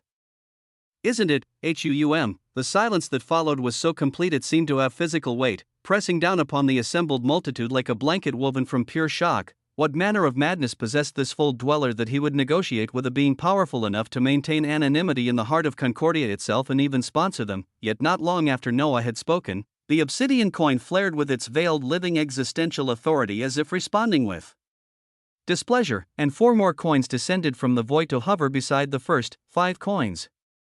Very few even knew what the coins stood for, but it was now more coins than any had received of those that passed recently. But Noah simply shook his head with the patient expression of someone who had not yet heard an acceptable offer. Others watched in maddening fascination as the coins multiplied again, reaching 10 in total. Were fold dwellers from paradoxical folds actually worth more than many knew? The surrounding atmosphere began to shake with an imposing presence that had barely contained fury, a terrifying aura pressing down in warning. Noah opened his mouth to speak again, but Sigrid's hand found his shoulder with a gentle touch. Her brows raised. He sighed with a nod, reaching up to claim the coins as if he were being forced to accept an inadequate but marginally tolerable settlement. Okay, it was a maddening scene to observe, a complete inversion of every expectation and protocol that governed this place. Nobody knew what to comment or how to process what they had just witnessed, but Noah paid no attention to the sea of shocked faces that surrounded them, simply nodding with a tyrannical smile to the living existences who ringed the periphery of the square as he and Sigrid made their way toward the exit. They passed through the shimmering gateway that led deeper into Concordia, leaving behind a crowd trapped in collective stupor. Past the gateway, Eternitas Concordia revealed its true nature in all its magnificent complexity. Here, boundless waves of concentrated living existential authority bloomed like flowers crafted from pure possibility, their radiance mingling with the presence of tens of thousands of fold dwellers and several hundred living existences who moved through what resembled a rising marketplace of glorious proportions. Large golden crystalline towers stretched toward the skies on all sides, their surfaces reflecting and amplifying the ambient authority until the very air seemed to shimmer with liquid living existential authority. Through the center of this magnificent chaos ran a single golden pathway that led upward toward the ascending heights of Concordia, known as the Aureum Ascendant. Along the sides of this golden road, peak Originus Veneran fold dwellers had established elaborate stalls beneath massive banners that proclaimed their wares in terms designed to capture the attention of the desperate and ambitious. Wonders from the loom, declared one such banner, while others advertised treasures of the loom or items from the loom in letters that pulsed with their own inner radiance. It was, Noah realized with growing interest, an elaborate fiction, ridiculous lies. None of these traders had actually reached the loom itself. Instead, they dealt in treasures recovered from the doorways that led toward the loom, artifacts torn from the grasp of inevitabilities or discovered in the unique locations of doorways. The variety was staggering. Scattered among these wonders, treasures that had been wrested from inevitabilities themselves stood. Most of these treasures could aid progression across the Originus Veneran stage, while others promised the potential to transcend that realm entirely for those who had already reached the theoretical maximum of 99,999,999 in both complexity and purity. Within the pristine towers that rose above the marketplace, even more remarkable treasures could be found, even the rites that could grant the opportunity to undergo the fundamental transformation required to become a living existence. It was this possibility and many more that drove many fold dwellers to brave the dangerous doorways of the loom, following the instructions of their sponsors while simultaneously seeking to accumulate enough contribution and funds to trade for their own transcendence. This was the culture of the Empyrean Bazaar, as this section of Concordia was called, a place where desperation and ambition mingled, where the impossible became merely expensive and dreams could be purchased by those willing and rich enough to pay the ultimate price. Deeper into the city's heart, areas reserved primarily for living existences housed golden tower-like buildings that contained even more fantastical treasures, like artifacts that could propel one's complexity toward the exalted status of prime living existence or even hint at the terrifying grandeur required to achieve honored status. Everything could be found here, for those with the means to acquire it. Everything. Noah gazed upon all these wonders with eyes that shone like stars. In his mind, a single word echoed with the resonance of infinite possibility: loot. Glorious, profound loot spread out before him like a banquet prepared specifically for his consumption. Yet as soon as they stepped into the Empyrean Bazaar, many nearby observers turned to regard them with expressions that ranged from dismissive scorn to open hostility. The rune of paradox that still blazed above their heads marked them. To barter and trade in this location required wonders of one's own to offer in exchange. What possible treasures could fold dwellers from paradoxical folds possibly possess that would be worth the attention of Originus Veneran entities or living existences? The question hung in the air around them, and Noah merely shook his head calmly, as nothing he saw nearby had even made his heart pulse, so he simply ignored the gazes and looked further in. But as he did so, bzzzt, he felt his eyes buzzing. A unique influence buzzed within his existence as he found it tracing back to his glorious early veiled shore. Chapter 39:24, Hydron's Delicacy. In the influence of the living laws, where the null vein gravewake folds had been transported, reality had taken on a different quality entirely. the silver threads of living law authority wove through every particle of existence here, bringing regulation to chaos and structure to the infinite paradoxical possibilities that had once defined these folds. In a hidden corner of these folds, at the very heart of the infiniverse wheel of existence lay his sanctuary. The early veiled shore pulsed with an authority so ancient and fundamental that even Aeternitas Concordia could not compare. During the time one body had been occupied with the battlefront folds, another body had been making tremendous progress with his weavings of his existence, the sacred meat of existence, that golden elixir he had milked from Hydron's divine form, had proven to be a catalyst beyond all wildest calculations. Every process had become easier, faster, more efficient under its influence, in what felt like mere moments but had actually encompassed what should have been hours of concentrated effort. He had successfully forged 18 additional towers of Osmond within his being. Each tower was a monument to his growing understanding of what it meant to be an early creature, their crystalline towers standing proud. Each completion had granted him an additional 500,000 source units in both complexity and purity quotients, a progression that would have taken other beings thousands or millions of years to achieve. The forging of these towers, combined with the countless other processes that the sacred meat had accelerated, had elevated his rapidly rising quotient values beyond 35 million, a staggering advancement from the lower 20s where he had begun this phase of his development. On the golden sands of the early veiled shore, Noah's primary body sat in meditative stillness, his form radiating the kind of peaceful authority that spoke to harmony with forces. The glass bucket containing the sacred meat of existence rested beside him, its contents shimmering with an inner light that made the surrounding air thick with living existential authority. Around him, arranged in careful positions that suggested both reverence and practical necessity, sat many figures. Moraine's golden radiance had taken on new depths, her form pulsing with the kind of complexity infinitely close to what he felt from honored living paradoxes. His mother, Amelia, maintained her characteristic serenity even as waves of transformative energy washed through her existence, reshaping her very foundations with each breath. Others had found their own ways to adapt to the terrifying concentration of authority that permeated the shore. The Emperor Penguin and Kazuhiko had long since succumbed to the overwhelming nature of the mead's influence, their forms unconscious like a few others, but slowly growing more complex as their bodies worked to acclimate to an environment that challenged everything. The entire scene carried an air of primitive majesty that seemed to mock all things he had seen in transcendent folds so far. Here were no grand citadels, just them, vibrant sands, trees, and shores of crystalline waters that reflected glory, simple, quintessential. It truly felt like a home designed for early creatures, a place where the fundamental forces of existence could be shaped freely. It was in this moment of perfect equilibrium that HUUM 10,000,000 complexity and purity quotients have been utilized as the forging of the refined early living existential glyph of tyranny has been successful. 10,000,000 complexity and purity quotients have been utilized as the forging of the refined early living existential glyph of loot has been successful. 10,000,000 complexity and purity quotients have been utilized as the forging of the refined early living existential glyph of ascendancy has been successful. Boomy glory, was WHST bloomed. Noah's seated form, his upper body still bare to the gentle radiance, began to shine with an archaic brilliance. For a moment, his existence flickered as 30 million points of complexity and purity were consumed in the forging process. The numbers representing his accumulated power dropped with the finality of death, the sacrifice necessary to birth something far greater than the sum of its components.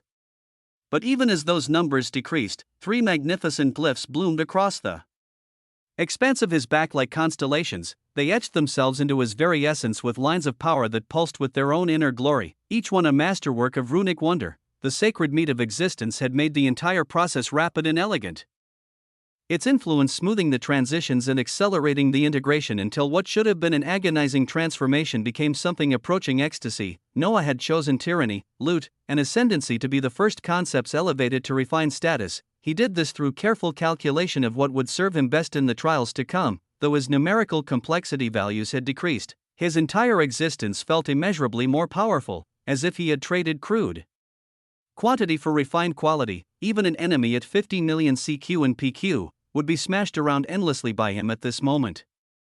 Or at least, this WSS what he felt. New information began to cascade across his consciousness at this time. Refined early living existential glyph of tyranny: tyranny is not mere domination or the crude exercise of power over the weak.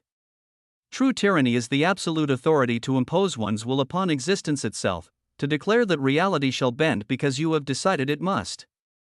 It is the glorious right of those who have transcended the limitations that bind lesser beings, the sacred privilege of reshaping existence according to personal vision rather than collective consensus. For you, to be tyrannical is to be authentically yourself, the truest expression of your fundamental nature. From this moment forward, any time you act in accordance with your tyrannical essence, the processing and advancement rate of your existence will accelerate exponentially.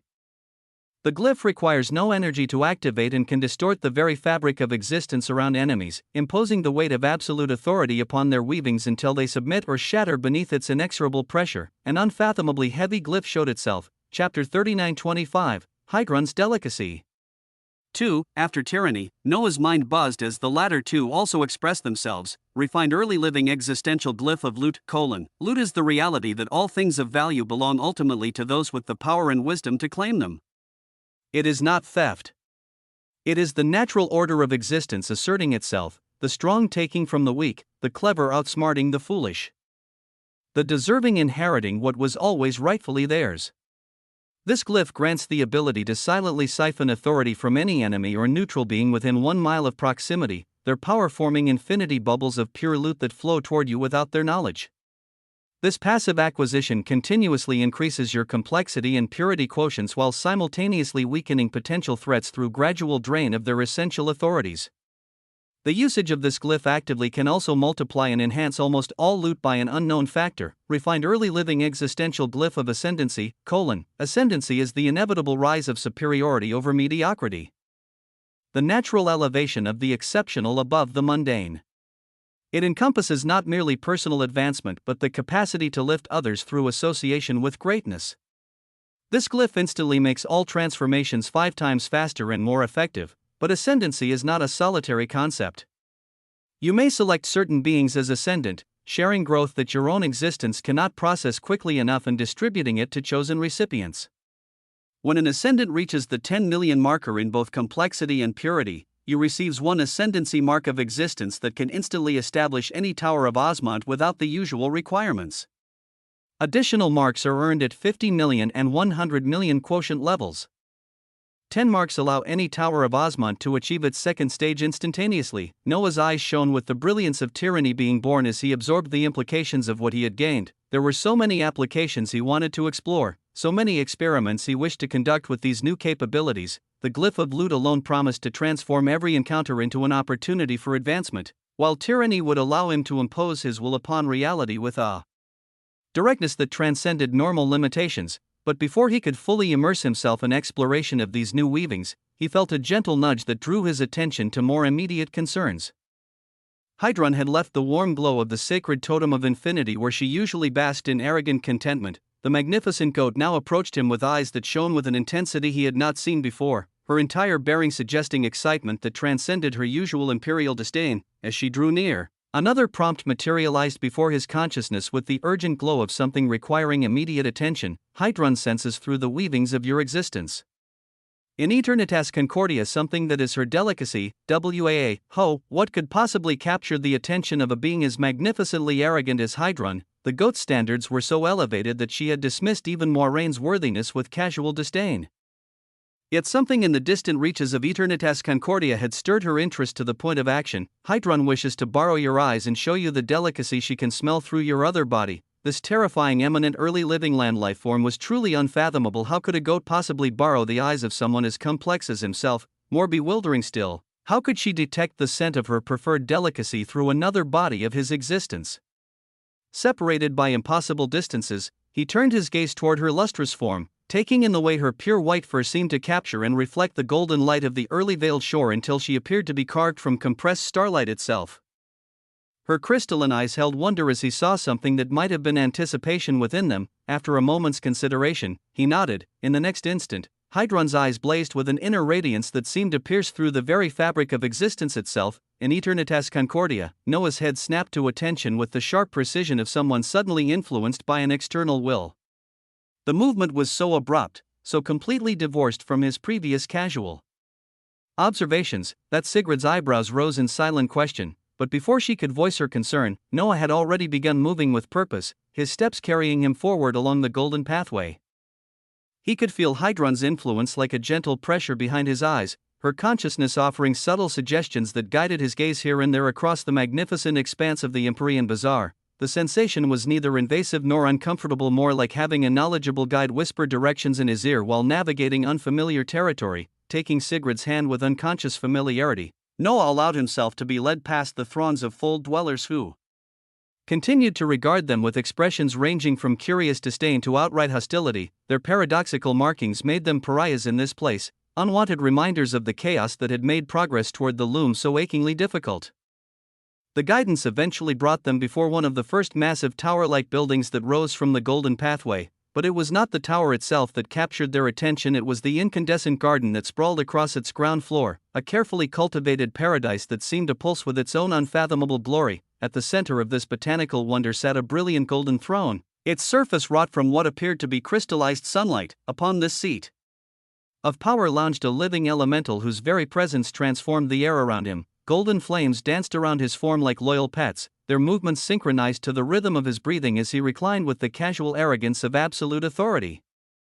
But it was the grass beneath the throne that made Noah's enhanced perception suddenly flare with interest. The vegetation was unlike anything he had encountered, with each blade shimmering with a gold-green radiance. Auric vitae grass: this extraordinary vegetation originated from an unknown doorway domain leading toward the loom, discovered growing in the corpse of an inevitability that had been infused with pure life force before its destruction.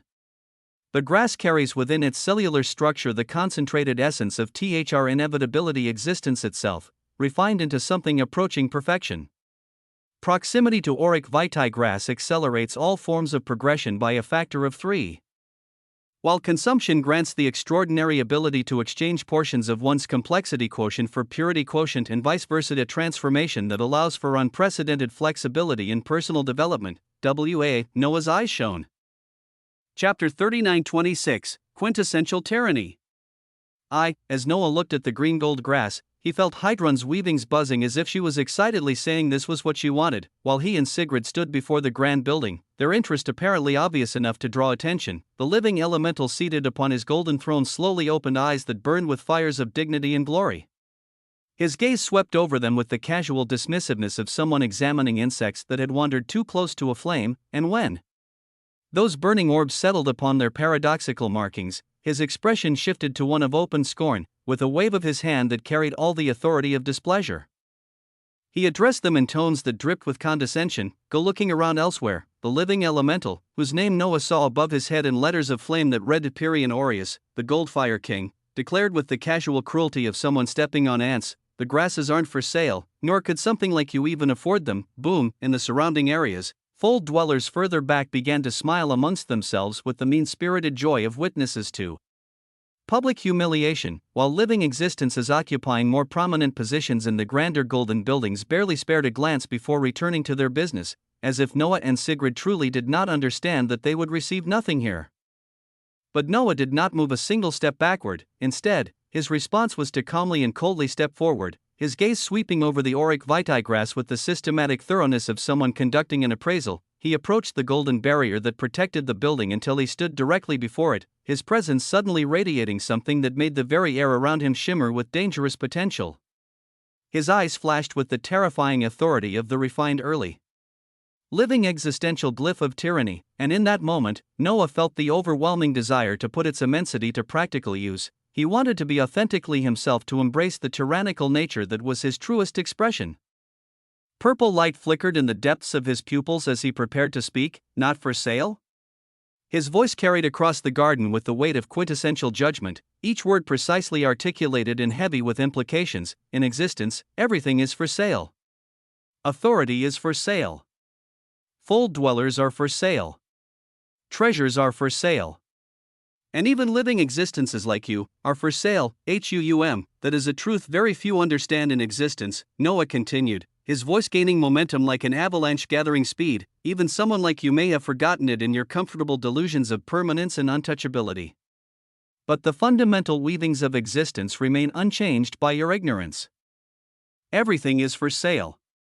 The only question that has ever mattered, is a matter of price. Oh, those words, those eyes, that expression. Oh, his words drew the attention of everyone within hearing range. their imposing nature cutting through casual conversations and dealings to focus every available mind on this unprecedented display of audacity.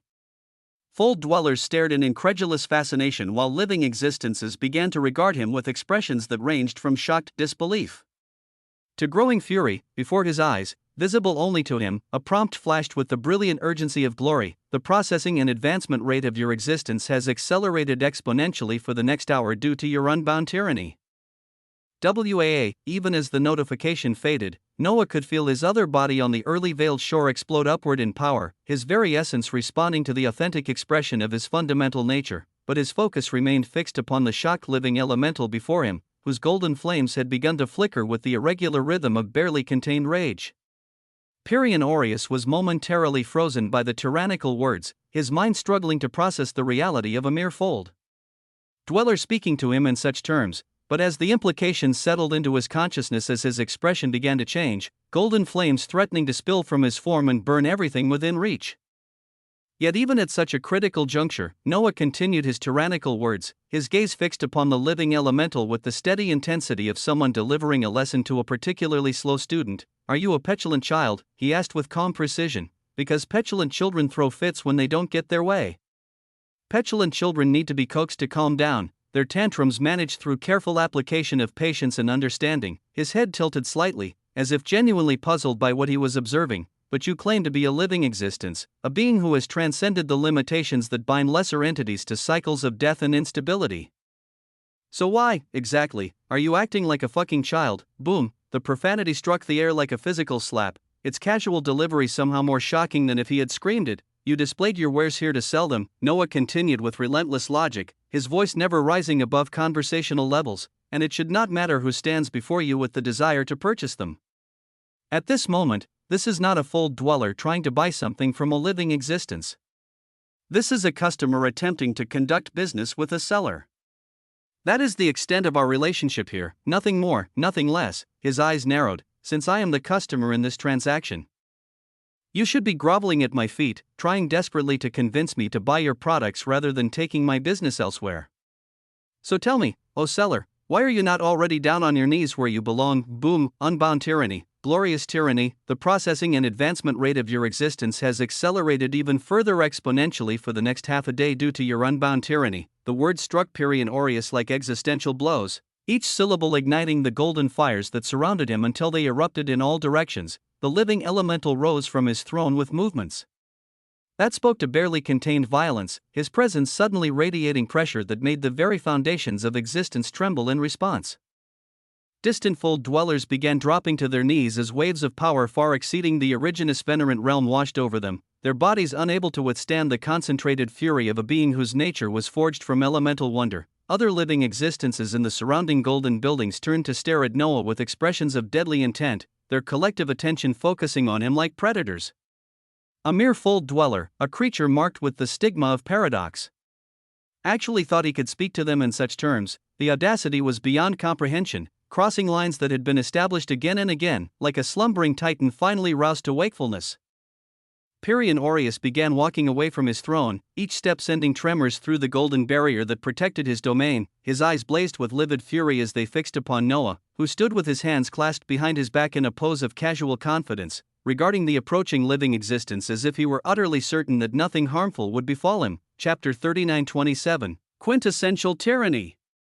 2. Even as the terrifying living elemental advanced upon him, Noah maintained his position with the unshakable composure of someone who understood the true mechanics of power. His stance remained relaxed, hands still clasped behind his back in a pose of casual confidence that bordered on the absurd given the circumstances. And why would he be bothered by this display of theatrical intimidation? The weavings of his situation were crystal clear to anyone with the wisdom to perceive them. Beside him stood Sigrid, a living origin and the living order herself in the process of reclaiming her power. She was someone who could stand against any normal living existence with confidence. She was bound to him, which meant that when calculating his true power, her capabilities were included in the equation. The concept of raw and true power remained even now, but even if she were somehow removed from consideration, there was still Altheon observing from his elevated position. The prime living origin might harbor his own agenda, but his protection of Sigrid extended to anyone she chose to stand beside. and beyond even Althion's watchful presence, there was the mysterious sponsor who had provided those obsidian coins of being powerful enough to maintain anonymity even in the heart of Eternitas Concordia itself. The simple truth was that nobody here possessed the authority to touch them without facing consequence. His true power had never been as high as it was right now when everything was put in the picture. And Noah knew it with the certainty, so rather than displaying any concern for the approaching elemental fury, he gave Pirian Aureus only the most casual of glances before allowing a yawn to escape his lips. He looked around the immediate area with the bored expression of someone whose attention had already moved on to more interesting subjects, but his apparent disinterest masked a focused observation of something far more significant than the posturing of an offended living existence. Deep within his being, the refined early living existential glyph of Lut had begun its silent work, its authority radiating outward in waves that touched every conscious entity within its considerable range. His eyes took on a golden glow as he observed something that only he could perceive: countless infinity symbols connected by streams of pure authority, flowing toward him like tributaries feeding a mighty river. And he was a quintessential river. The glyph operated with surgical precision, drawing minute portions of authority, including living existential authority from every being within a mile of his location. It made no distinction between power levels or affiliations. Fold dwellers and living existences alike found themselves unknowingly contributing to his advancement, their energy siphoned away in quantities so small they might not notice the loss for days or even weeks. What seemed unfathomably minuscule to beings of their stature was, when accumulated across hundreds of sources, a treasure trove of advancement. The golden bubbles that flowed toward him carried more than mere power too. 3 weavings of living origin authority, 2 weavings of living spiritual authority, 1 scattered knowledge of the Dini passageway towards the loom, 1 scattered records of types of inevitabilities, 1 scattered records of Eternitas Concordia. The diversity was staggering. Pure authority flowed alongside crystallized memories. Noah smiled and nodded with genuine appreciation for the elegant efficiency of his new capability, though to external observers, his reaction appeared to be nothing more than the casual acknowledgement of something amusing in his surroundings. But to those watching this confrontation unfold, his behavior painted an entirely different picture. Here was a Fold dweller so daring, or so foolish, that he refused to even look at the living elemental approaching him with murderous intent. Instead, he glanced around the area and smiled as if he found something entertaining in his impending destruction. Further back along the golden pathway, Seraphina Valorhart's expression had grown heavy with concern as she leaned closer to Alexander Asmodeus and whispered, "That is a friend of yours? He seems about to die." She had witnessed enough battles to recognize when someone was about to be obliterated by forces beyond their ability to resist.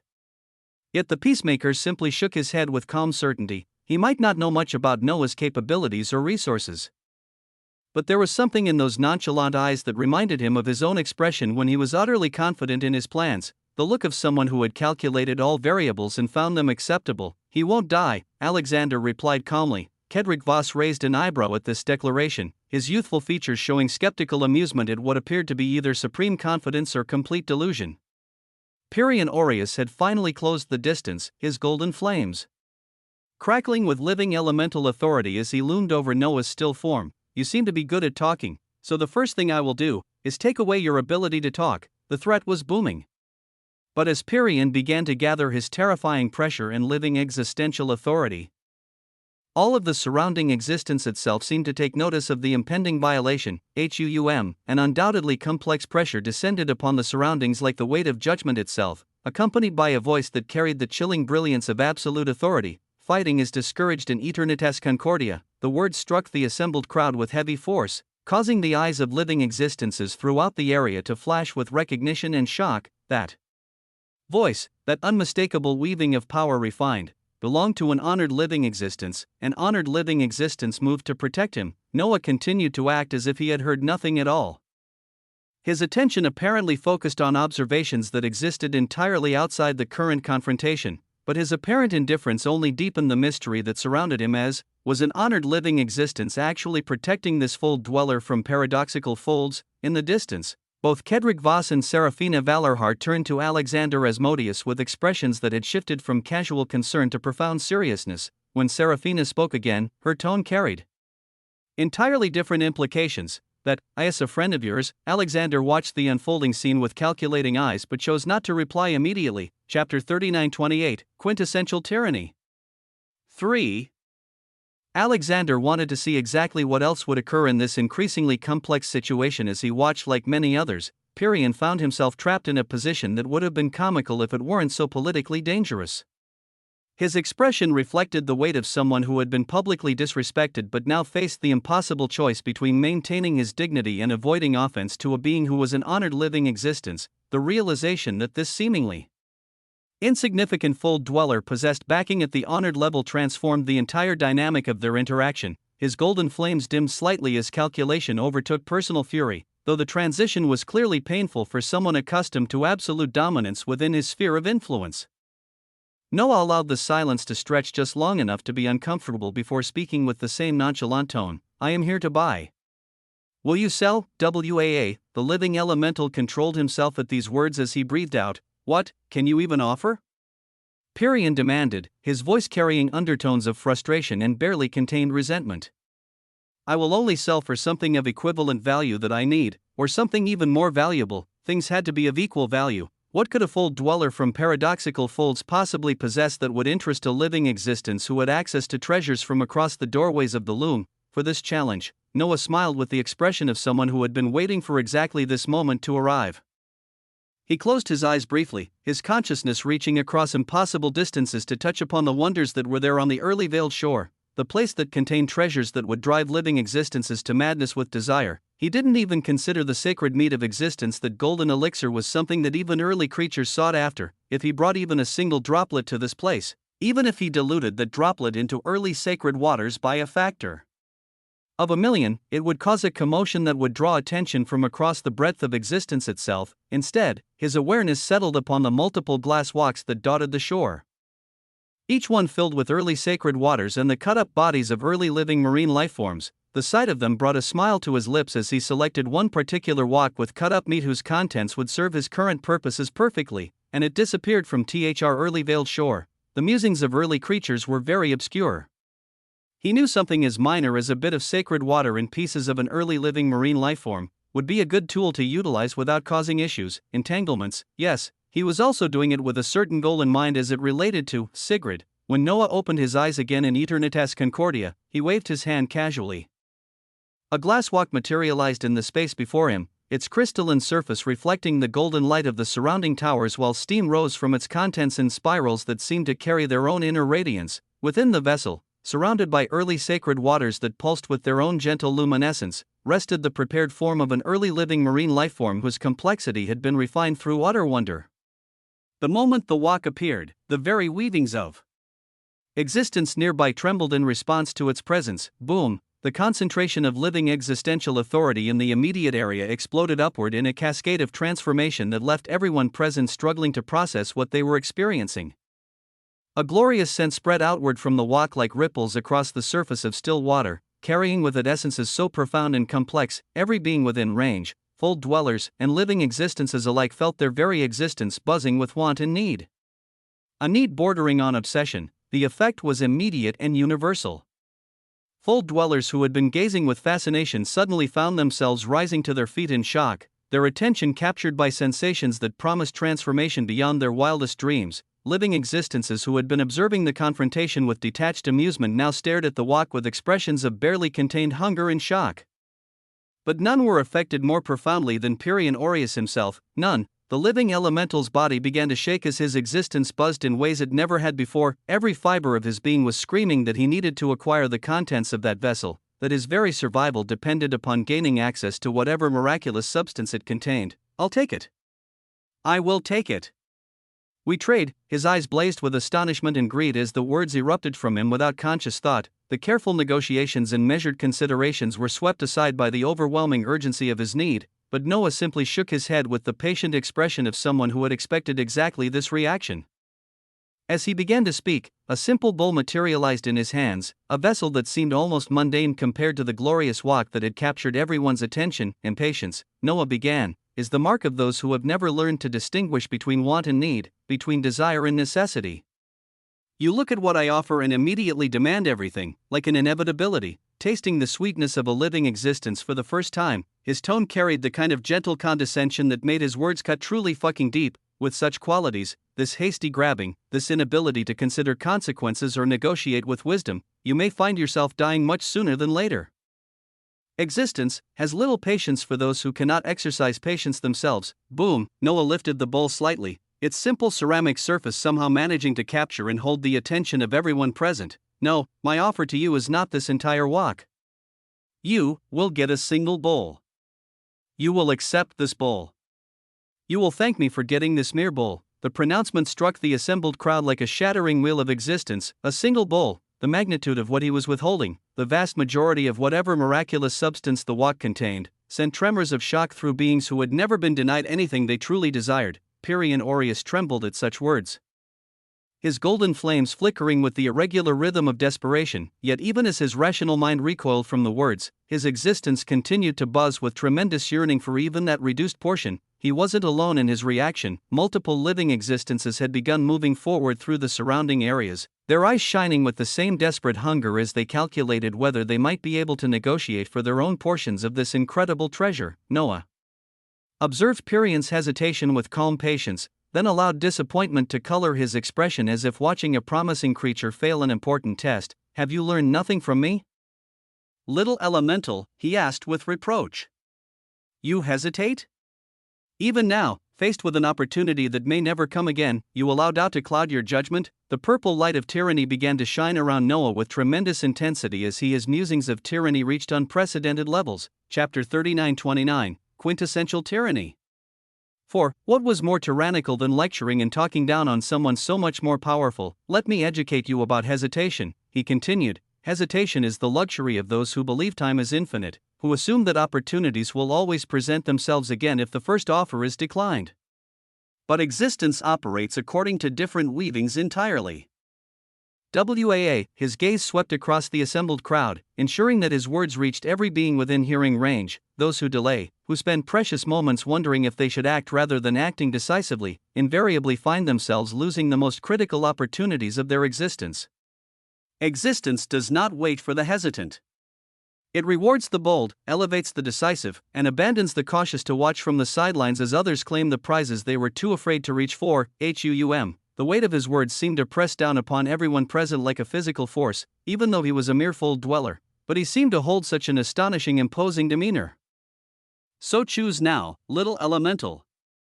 Will you be the one who acted when action was required, or will you be the one who hesitated until the moment passed and left you with nothing but regrets? The confrontation had transformed from a simple trade negotiation into something approaching a lesson. At such a critical juncture, the living elemental gritted his teeth and forced the words out with conflicting emotions. Deal. I will take the bowl. The declaration echoed across the golden pathway, marking the moment when desire finally overcame caution and need triumphed over pride. Noah smiled and nodded with the satisfaction of someone whose careful planning had achieved exactly the desired result. With a casual wave of his hand, he caused the wok with its shocking scent that had drawn living existences from across the immediate area to disappear back into his weavings, leaving only the simple bowl floating in the space between them. Pack it up for me, Noah said with the tone of someone concluding a routine transaction. Pirian Aureus nodded without taking his eyes off the bowl, his attention so completely focused on his prize that he seemed unaware of anything else in his immediate environment. With a snap of his fingers, he caused the entire garden to collapse inward upon itself, the auric vitae grass and all the carefully cultivated beauty of his display being drawn into a treasure that looked like an elemental wheel of existence that he produced. The compressed treasure had the guard ebb in it and pulsed with its own inner light as he presented it to Noah, who allowed the bowl to float across the intervening space toward its new owner with unhurried grace. The moment the trade was completed, Pirian's expression transformed into one of pure joy. He instantly wrapped the bowl in high concentrations of living elemental authority, creating layers of defense that would have been sufficient to protect one's progeny. His eyes darted around the immediate area as if he were worried that other living existences might attempt to take his prize by force. Do you need anything else? He asked with the eager tone of someone hoping to extend a profitable relationship. I have many things found across the doorways of the loom on the higher floors. He pointed to the building behind him as he spoke. His words sparked immediate reactions from the living existences who had been drawn to the area by the scent of Noah's offering. They began gathering around Noah and Sigrid with eyes that shone brightly, several of them speaking up simultaneously to declare their own readiness to trade for bowls of his miraculous treasure. I have a panacea of inevitability. That will instantly grant 1/100th of the whole complexity of the Origenous Venerant stage. I have 3 sparks of everything. Their voices rose grandly, and yet, Noah looked at all of them with the calm, cold assessment of someone who had just witnessed the fundamental hypocrisy of power reveal itself freely. When he spoke again, his voice continued its weavings of tyranny. How could I possibly trade with such esteemed living existences when I am merely a fold dweller from paradoxical folds? He asked, his tone dripping with mock confusion as he gestured toward the obsidian marking that still blazed above his head. You all still see that, right? Nothing has fundamentally changed about my nature or my origins, correct? I am still the same being who was deemed unworthy of your attention mere moments ago, still a sinner by association, still marked with the stigma of paradox, still everything you found so distasteful when I first appeared before you. His voice began to rise, taking on the booming quality of someone delivering judgment from a position of absolute authority. Or does having something you desperately want suddenly make all of that acceptable now? Does possession of treasure somehow cleanse the stain of my origins, transform my fundamental nature, erase the sin of association that made me so unpalatable to your great weavings of existence? Boom, tell me, O enlightened ones. Which is the truth? Was I unworthy when I possessed nothing you wanted, or am I suddenly acceptable now that I have something you need? Because the weavings of my existence haven't changed. The only variable that is shifted is your perception of what I might offer you in return for your temporary tolerance. Quintessential tyranny, the advancement of your existence has accelerated even further exponentially and quintessentially for the next day due to your unbound tyranny. His weavings of existence buzzed with interminable glory. In the early veiled shore, his main body became surrounded by seas of multicolored brilliance as a tower of Osmont was completed right away, and another tower started forming right after. In the small region of Concordia where he and Sigrid stood, the golden pathway fell silent, utterly and completely silent as no living existence said anything, but their eyes burned with a chilling light as nobody liked to be talked down and pointed of their faults like this, or have their hypocrisy laid out so blatantly. So now, as dozens of living existences surrounded Noah and Sigrid, how would this situation resolve itself? Chapter 39:30, a Duke. The atmosphere was heavy. The assembled living existences were staring at Noah with expressions that ranged from controlled anger to calculated assessment. His words were tyrannically heavy, forcing beings of immense power to confront their own hypocrisy. Then, cutting through the charged atmosphere with absolute finality, came a single word: disperse, HUUM. The command resonated with such overwhelming authority that existence itself seemed to shiver in response. Many present instantly recognized the voice as belonging to a terrifyingly powerful honored living existence. But this time the source felt different. It was not descending from the skies, but immediate and present, something already here. They had never even sensed his approach. Through the rapidly forming corridor of retreating figures strode a being whose very presence altered the fundamental nature of the space around him. He was fully adorned in sleek silver armor that appeared forged from liquid starlight, each plate perfectly fitted while emanating waves of living spiritual authority so pure they made the surrounding air shimmer. His head was entirely covered by the same silver plating, shaped into the magnificent form of a bull. The craftsmanship was unfathomable, each curve designed to project both terrifying majesty and absolute regality. In his hands, he carried a radiant cylindrical staff that pulsed with inner light. All living existences quieted and began dispersing according to his command, their eyes reflecting shock. A few among them clearly understood that an honored living existence of this particular bearing was someone connected to royalty, to the royal living existences. The armored figure's attention settled upon Noah and Sigrid, but there was something peculiar in his focus. He seemed to be entirely ignoring Sigrid, his gaze fixed upon Noah as if he were the only being present who truly mattered. Your sponsor has requested you. The words entered their ears freely. The bull-headed figure then tapped his cylindrical staff against the golden pathway. An existential light erupted around them. The illumination wrapped around Noah first, then seemed to remember Sigrid as an afterthought, the light extending to encompass her a full second later, as if she had been forgotten. As if she were nobody compared to Noah, they disappeared in a flash of radiance that left afterimages burned into the observers. The surroundings fell into immediate hush as the assembled living existences looked at each other. Silent communications began flowing between them. Who the hell was that fold dweller? Find out everything you can on him, came whispered instructions. Keep tabs, but be careful since a royal living existence is involved. Likely a royal living spirit. The command spread through the crowd, each being understanding they had witnessed something that would require careful investigation. The image of Noah Osmond was burned into their minds like a brand. Across Concordia, in its deeper corners, there was a tower among many towers. The crystal and golden tower that served as their destination appeared unremarkable from the outside, its architecture following the same principles that governed most structures throughout eternitas. Concordia, but appearances were often carefully constructed, lies in a place where power danced in patterns too complex for most minds to follow. Wap, Noah and Sigrid materialized within a white gold hall whose dimensions seemed to shift.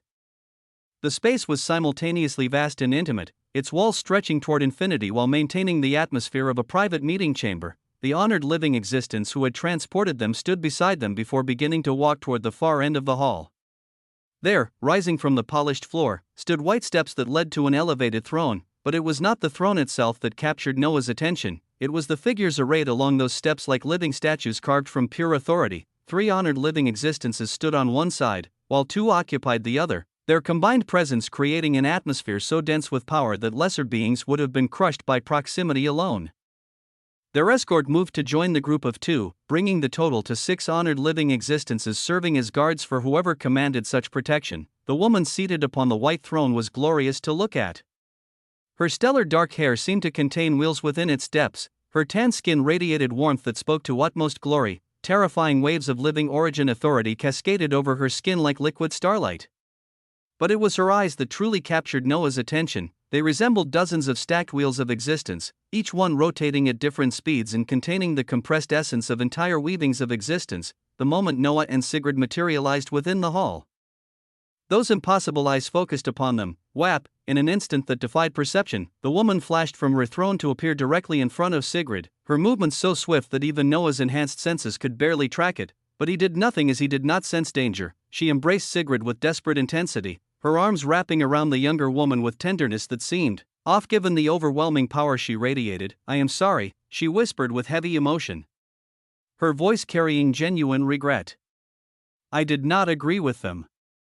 I am sorry." The repetition carried the weight of someone who had been carrying guilt for a long time. This terrifying entity was actually apologizing. But Sigrid's response was delivered with coldness. "Let go of me, oh Duke Gwendolyn," she said with calm authority. Boom, Duke, a fucking Duke, one of the 81 Dukes of the living origins. Beings whose collective authority governed the fate of countless wheels of existence. Noah's eyes flashed with sharp focus. When he attempted to examine Duke Gwendolyn, he encountered barriers his abilities could not penetrate. Her weavings of existence operated on an entirely different level, so refined that even identifying her name was beyond his current capabilities. He could observe the work of his refined early living existential glyph of Lud as it drew bubbles of authority from the 6 honored living existences, their power flowing toward him in quantities too small for them to notice.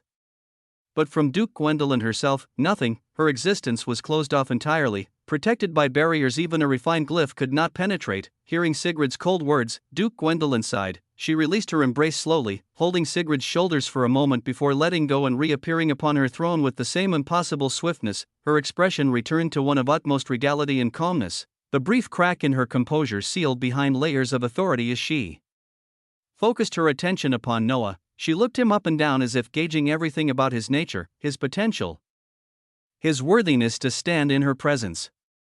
Her eyes became somber at a certain point in this examination, as if she had discovered something that both impressed and concerned her. When she spoke, her voice carried the weight of absolute authority. "You are an unexpected variable in all of this, and you seem to be unfathomably profound. I was planning many things to not draw attention to the young miss here, and there was an intervention early at the Coalition Gateway that I am still tracking down the one responsible, but you were exceptional enough just now that nobody even gazed at the terrifying wonder standing beside you. For that, you have my thanks." A Duke of the living origins had just expressed gratitude to a fold dweller from paradoxical folds. But Noah's gaze remained calm even while facing such a terrifying being. He simply nodded as he spoke out, "Of course." After being labeled paradoxical and drawing attention, I knew I needed to do something to take the eyes off Sigrid. So I put the spotlight on myself. Used a treasure even living existences cannot ignore. Everyone will focus on me and ignore the prize right beside me. I saw all of this and planned for it, so no need for the thanks. Duke Gwendolyn's eyes widened slightly, her gaze focusing on Noah with renewed intensity as she began to understand that this unexpected variable might be even more significant than she had initially calculated. Chapter 39-31, A Duke. 2. After Noah's tyrannical words, the Duke and 6 honored living existences regarded him with expressions of cold calmness. The temperature in the hall seemed to drop several degrees as their collective displeasure made itself known through subtle fluctuations in the ambient authority that permeated every surface. In the silence that followed, Sigrid began to stroll around the hall with unhurried grace, her movements carrying the fluid confidence of someone entirely comfortable here. She approached an arched window veiled with living existential authority, its surface opaque to outside observers while remaining transparent to those within, through this one-way barrier. She could gaze out into the sprawling magnificence of Concordia without revealing her presence to the countless beings moving through its golden pathways. I do not plan to return to the heart of origin, she said with the calm finality of the living order making a decision that had been long considered and carefully weighed. The heart of origin, it was a place countless weavings of distance away from their current location, nestled in the very heart of the transcendent origin folds where the Royal Living Origins and the Council of Living Origin resided in splendor that defied description. It was the seat of power for their entire hierarchy, the place where decisions were made that affected the fate of infinite weavings of existence. I will not return, Sigrid continued, her voice steady as it could be. For the sake of fully returning to my power, and to awaken order, I plan to go across the battlefront folds and experience existence truly. I feel that if I go through existence and impose my own order in regions of chaos, this will act like infusing blood into my heart of order. Duke Gwendolyn's expression shifted to one of deep concern as she processed these words. I heard Althien mention this, but it is dangerous. You are far too important. A single inevitability that you cannot see, sense, or handle, and you would be dead. The weight of that possibility buzzed. The silence that followed was heavy. It was at this moment that Noah moved with deliberate purpose, walking across the hall to stand behind Sigrid before openly taking her hand in his. The action was simple, intimate, and absolutely tyrannical in its implications. The honored living existences immediately buzzed with authority, their forms radiating displeasure at this display of familiarity between him and their precious young miss. Duke Gwendolyn's frown deepened as she observed the casual way Noah intertwined his fingers with Sigrid's. Noah held Sigrid's hand as if examining its structure, his attention apparently focused on some detail that only he could perceive. When he looked up to meet Duke Gwendolyn's gaze, his expression carried the calm gaze of a ruler that had gone through too much. Do you know what order is? He asked with the calm precision. Duke Gwendolyn's response was delivered with stern authority. Why don't you enlighten us? I saw that you were a talker out there. Noah smiled and continued. Order is not the mere absence of chaos, nor is it the rigid imposition of arbitrary rules upon unwilling subjects. True order is the recognition of natural hierarchies, the understanding that some beings are meant to lead while others are destined to follow. It is the wisdom to see patterns where others see randomness, to find purpose where others find confusion. His gaze swept across the assembled honored living existences before returning to fix upon Duke Gwendolyn with laser intensity. If order herself, the living order, tells you that she must go through existence and experience the chaos so that she can correct it, then perhaps the appropriate response is not to question her judgment but to listen with the respect her nature demands. She understands her own requirements better than any external observer ever could. The weight of his words seemed to press down upon everyone present. Heavy silence followed his declaration, broken only when Duke Gwendolyn looked between him and Sigrid with an expression that had grown profoundly serious. Things are not how they used to be, she said, her voice taking on the sharp cadence of someone delivering unwelcome news. As always, everything revolves around paradox. Paradox has always been powerful, dangerous, unpredictable. But, just minutes ago, paradoxical weavings did something that reminded us all exactly why the loom is surrounded by paradoxical energies in the first place. Noah and Sigrid listened with calm attention as Duke Gwendolyn continued. There is a place where living existences jointly exist within the transcendent temporal folds. A unique environment called the nexus of living convergence, surrounded by such chaotic temporal weavings that a cloud of paradox appeared around it naturally over the years. In that place, for eons, the coalition of living existences kept a treasure. A treasure that had made us unfathomably powerful over the years, with only our topmost living existences knowing about it. Her expression grew darker as she recalled the details. Because that place was fortified like the environment around the loom, it had paradoxical weavings all around it. Any paradoxes who approached would cause inevitabilities to bloom, preventing any progress. They would be attacked by the very forces their nature summoned, and we would detect their presence and join the assault. For countless eons, paradoxes never made their way inside. Until, today, boom, Noah listened with careful attention, though internally he felt a flash of surprise. Had the paradoxes moved so quickly? Duke Gwendolyn's voice took on the urgent quality of majesty. In the last hour, that place was compromised. Suddenly, groups of honored living paradoxes and royal living paradoxes led a surprise assault where somehow, they passed through the weavings of paradox without producing inevitabilities. WAA, the implications of that statement were staggering. It took all honored living existences and royal living existences there by surprise, and there were heavy casualties. The living paradoxes took away the treasure that had been protected there for eons. A treasure that has made the coalition of living existences unfathomably powerful. Noah remained silent as Sigrid asked with cold curiosity.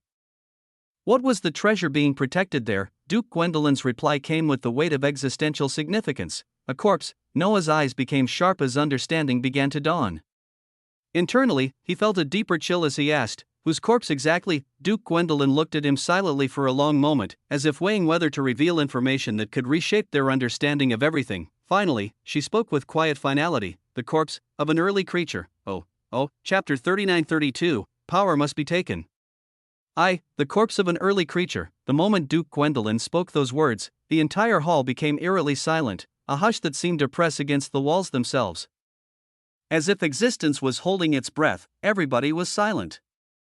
The 6 honored living existences stood like statues carved from concentrated authority, their forms radiating power yet somehow diminished by the weight of this revelation. Noah's eyes buzzed with countless complex thoughts as he turned to look through the veiled window toward distant Concordia. The golden pathways and crystalline towers that had seemed so magnificent moments before now appeared somehow smaller, less significant when measured against the implications of what he had just learned. His mind moved with the swift precision of someone calculating variables that could determine the fate of existence itself. The living existences had possessed the corpse of an early creature for eons. The questions that arose from this single fact alone were heavy. How had this corpse come to be? How had one of his kind died? Where were the others who should have prevented such a catastrophe? The very concept of a dead early creature seemed to violate fundamental laws of existence, yet here was evidence that such an impossibility had occurred. At this moment of profound contemplation, Duke Gwendolyn continued, "Altheon brought us news of the paradox that does not produce inevitabilities. The one known as both Ozymandias and Etheron.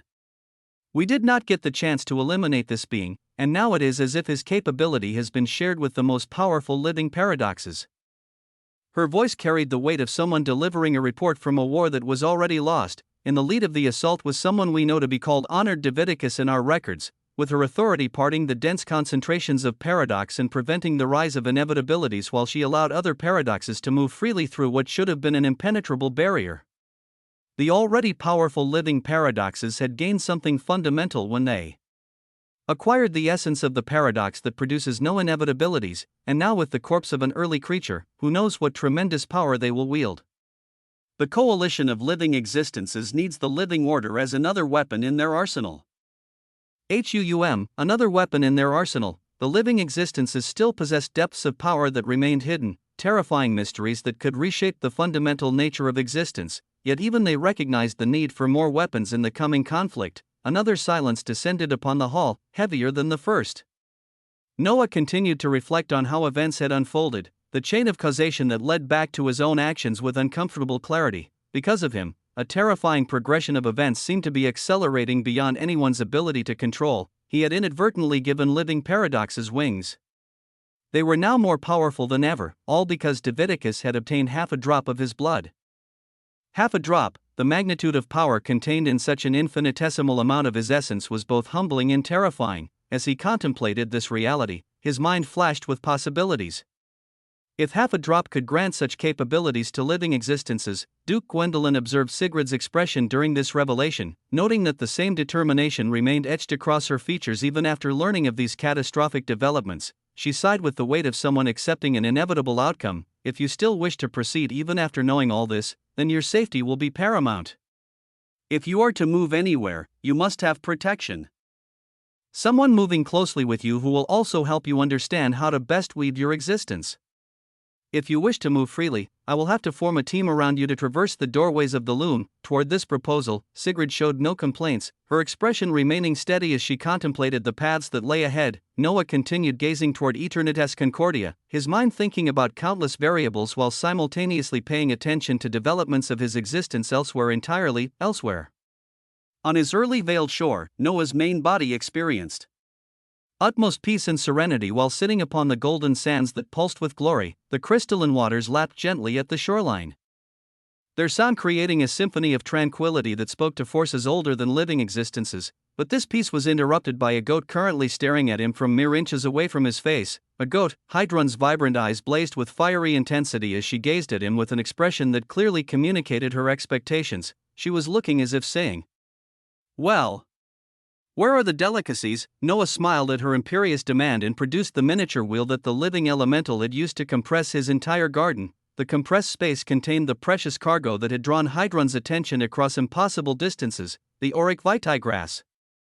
Noah gazed at the green-gold vegetation within the miniature construct, each blade shimmering with potential. "I could give this to you to eat all of it, and then we would have to go through the trouble of looking for something like it again. How about planting it here so that you can have an endless supply?" Hydrun's eyes pulsed with approval as the goat nodded her head with the regal satisfaction of someone whose wisdom had been properly acknowledged. Hydrun tremendously approves of this idea and knows the perfect plot for the auric vitae grass. Her head whipped around across the early veiled shore, the budding shore, as if she were inspecting what would be the perfect location for something like this. A prompt had bloomed before Noah consciousness, and before he could process its implications fully, another appeared with information that made him pause. To plant something and grow it in the early veiled shore, especially something as unique as the auric vitae grass stemming from doorways of the loom, something critical is required to allow its anchor and eventual growth. Chapter 39-33, Power must be taken. 2. The next prompt contained requirements that made even Noah shake his head at the level of difficulty associated with maintaining an early veiled shore. A vital catalyst to allow for the anchor and growth of the auric vitae grass is the blood of an early creature. For the amount of auric vitae grass on hand, approximately 18 drops of blood would be required. Noah read these prompts with the resignation, but the benefits provided by the early veiled shore were far too critical to abandon over concerns about costs which weren't truly costs, as he could recover them in a short period of time. So he went ahead. "Let us proceed with the planting of the auric vitae grass," he voiced aloud, his words carrying the weight of existential command. What occurred next was a scene of such primal beauty that it seemed to belong to the earliest epochs of existence itself. The palm of his right hand opened like a flower blooming in reverse, and 18 drops of dull crimson gold blood flowed forth with the stately grace of liquid starlight. Each drop pulsed with its own inner radiance, containing within its molecular structure the compressed essence of what it truly meant to be an early creature. These drops moved through the air with purposeful intent, flowing toward an empty area close to the crystalline waters of the shore but positioned further inland where the golden sands met the roots of the ancient trees. They arranged themselves into a perfect square formation before sinking into the ground with the weight of existence being fulfilled. The moment his blood touched the earth, transformation began. The golden sands of that region shifted and changed, their very nature being rewritten by the influence of early creature essence. A glorious plot of fertile land rose from the shore itself, its surface shining with white and gold radiance that spoke to potential beyond normal understanding. The soil seemed ready to nurture wonders that existed beyond the comprehension of lesser realms. New prompts appeared before Noah, detailing the process. The auric vitae grass must be planted in bundles of 9, with each bundle representing a complete cycle of growth and renewal. This work must be done physically by the early creature or a single helper stemming from the early veiled shore, as the direct contact between your essence and the grass is required for proper integration with the shore's unique environment. Noah accepted these requirements with calm understanding. He expanded the miniature wheel to its full size, revealing the vibrant green-gold grass exactly as it had appeared in the garden surrounding the living elemental in Concordia. The sight of it made the air itself seem to thicken with concentrated possibility. The process that followed carried the weight of ritual he never expected to be doing. Noah took his first bundle of 9 grass shoots and approached the transformed plot with movements that seemed to echo ancient ceremonies. As he began to plant, the early living existential glyphs across his body began to shine with soft radiance, their light casting patterns across the water's shore. His bare upper body glistened with existential perspiration that caught and reflected the light of the glyphs, creating an image of primal beauty as he worked the fertile soil with his hands. Each movement was deliberate, precise, carrying the weight of someone performing sacred work that would echo across existence. As he planted the first bundle, his consciousness filled with new information. The early sacred living farming tower of Osmond has fully formed due to the unique circumstances of this planting. Your connection to the agricultural mysteries of early creatures has deepened beyond normal parameters. His hands suddenly became filled with verdant crystalline waves of light that pulsed in harmony with the planted grass. The radiance spread from his fingers into the soil, creating connections between his essence and the growing vegetation that transcended normal botanical understanding. Another prompt followed immediately: the growth and cultivation of all early sacred herbs will now be 5 times faster than normal rates. The early Veiled Shore has been recognized as a true agricultural home worthy of early creature cultivation. It was a glorious scene. As Noah continued his sacred work, Hydrun approached with an expression of determination that transcended her usual arrogance. She carefully took 9 bundles of the precious grass in her mouth, exercising tremendous self-control to avoid consuming the delicacy she so craved. Her movements carried the dignity of someone participating in a ceremony whose importance she fully understood. Together, they worked in harmony that spoke to the deepest connections between early creatures and the land lifeforms who had chosen to serve them. Noah's hands moved with practiced precision while Hydrun positioned her bundles with careful attention to spacing and depth. It was a glorious scene that seemed to capture the very essence of what the early Veiled Shore was meant to represent: an early creature and an eminent early living land lifeform working together in harmony while around them, Moraine and others maintained meditative positions or slept peacefully as their complexity continued to rise through exposure to the shore's concentrated authority. The entire weaving of existence carried an air of primitive and magisterial authenticity that mocked the elaborate constructions and schemes of the living existences. Here was power in its purest form, not wielded through elaborate hierarchies or complex machinations, but expressed through the simple act of nurturing growth in soil that had been blessed by the blood of an early creature. As they worked, the shore itself seemed to pulse with approval, its weavings pulsing with their movements. In a symphony of cultivation, the process of planting continued with the measured rhythm of sacred ritual, each bundle of 9 auric vitae grass shoots finding its place in the transformed soil with precision that spoke to ancient agricultural wonders. Noah moved with unhurried grace, his hands working the blessed earth while Hydrun contributed her own careful plantings, the goats' usual arrogance tempered by the solemnity of their shared task. Chapter 39-34, Power Must Be Taken. 3. When the final bundle had been placed and the last of the golden soil patted into place around tender shoots, Noah and Hydrun stood at the edges of their green-gold plot with expressions of peace and contentment. The work had been satisfying in ways that transcended normal accomplishment, connecting them to weavings that predated the concept of existence itself. It felt unfathomably and magisterially peaceful in a way that could not be fully described. Hydrun's excitement was palpable as she gazed upon their handiwork, her crystalline eyes reflecting satisfaction that went beyond mere anticipation of future meals. This was farming in its purest form, the nurturing of something that would provide sustenance and wonder for ages to come. She could see the future, and it was filled with glorious green-gold grass, and as if responding to their completion of this sacred work, new information began flowing across Noah's mind. Auric vitae. Grass growth cycle complete maturity achieved in 1 hour from initial planting. Current planted specimens are already at 95% maturity due to the enhanced conditions of the early Veiled Shore and the direct involvement of early creature essence in the cultivation process. The optimal harvest window begins at full maturity and extends for 24 hours before gradual decline in potency. During harvest, seeds of the auric vitae grass will naturally generate within the root systems and can be replanted immediately for continuous cultivation cycles. Each harvested plot will yield triple the originally planted amount due to the early Veiled Shore enhancement effects. Recommended replanting ratio: 1/3 seeds for expansion, 2/3 for immediate cultivation of new plots. This process allows for exponential growth of cultivated area over time. The early sacred living farming tower of Osmond provides passive growth acceleration. With proper timing and resource allocation, the shore can support unlimited expansion of agricultural operations while maintaining optimal yield rates across all cultivated plots. Noah breathed in the sweet scent of growing grass as gentle winds carried the aroma across the shore. The shoots swayed with hypnotic rhythm, their movements synchronized to glyphs that seemed to echo the heartbeat of existence itself. He reached out to stroke Hydrun's head with casual affection, and the normally imperious goat allowed the gesture. freely, her arrogance somehow enhanced rather than diminished by her willingness to accept praise from one she deemed worthy. After savoring this moment of agricultural triumph, Noah walked away from their plot toward the scattered figures who populated his early veiled shore.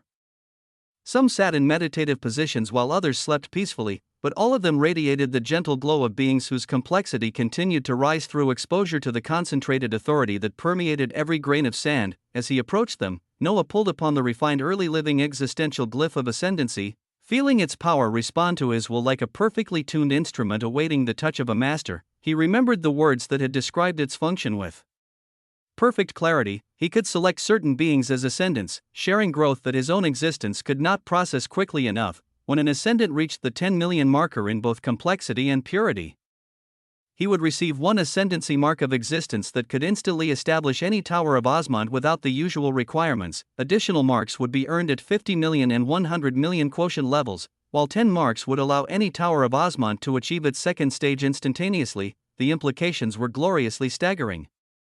Not only could he accelerate the advancement of those around him, but their progress would directly contribute to his own development in ways that created exponential growth patterns. All those here shall be ascendants, he uttered with calm certainty. The glyph of ascendancy blazed to life with hues of white and gold that seemed to contain within their radiance the compressed essence of unlimited potential. Above the heads of Moraine, Adelaide, Barbados, Henry, his mother, Leora, and many others, the same hazy glow of the glyph appeared like crowns of light marking them as chosen recipients of his excess growth. The connection formed instantly, creating pathways through which he could share the overwhelming development his existence generated, and the one thing that nearly caused his body to explode due to its potent weavings was the sacred meat of existence that continued to accelerate every process beyond normal parameters. Noah approached the crystal bucket containing the milky gold liquid that had already transformed his capabilities beyond recognition. Without hesitation, he lifted it to his lips and took another gulp, consuming 500 drops, this time with the casual confidence of someone who had grown accustomed to handling forces that would destroy his other self just minutes ago. His existence erupted with multicolored lights of primal and tribal grace as his complexity scaled upward once again. The radiance that emanated from his form carried patterns that spoke to the earliest epochs of existence, when power flowed in lands and folds that even living existences had not walked through. Behind him, those he had marked as ascendant experienced their own transformation. Their eyes fluttered as waves of shared advancement washed through their beings, their complexities and purities jumping by tens of thousands every second as they received the overflow from his accelerated development. Noah nodded with satisfaction as he observed their progress, then focused his attention on one particular figure among the blessed recipients of his generosity. Moraine sat upon the golden sands like a statue carved from concentrated authority, her gorgeous white gold figure utterly otherworldly in its perfection. The radiance that surrounded her form seemed to bend light itself, creating patterns that hurt to observe directly for those weaker, yet drew the eye with magnetic inevitability. Moraine, Noah called with the calm authority of absolute command. A plan already unfolding in his mind as he thought about what the living paradoxes had managed to accomplish with Davidicus. Her eyes fluttered open, glazed with burning complexity as the effects of shared advancement continued to course through her existence. April 5, chapter 39-35, Power must be taken.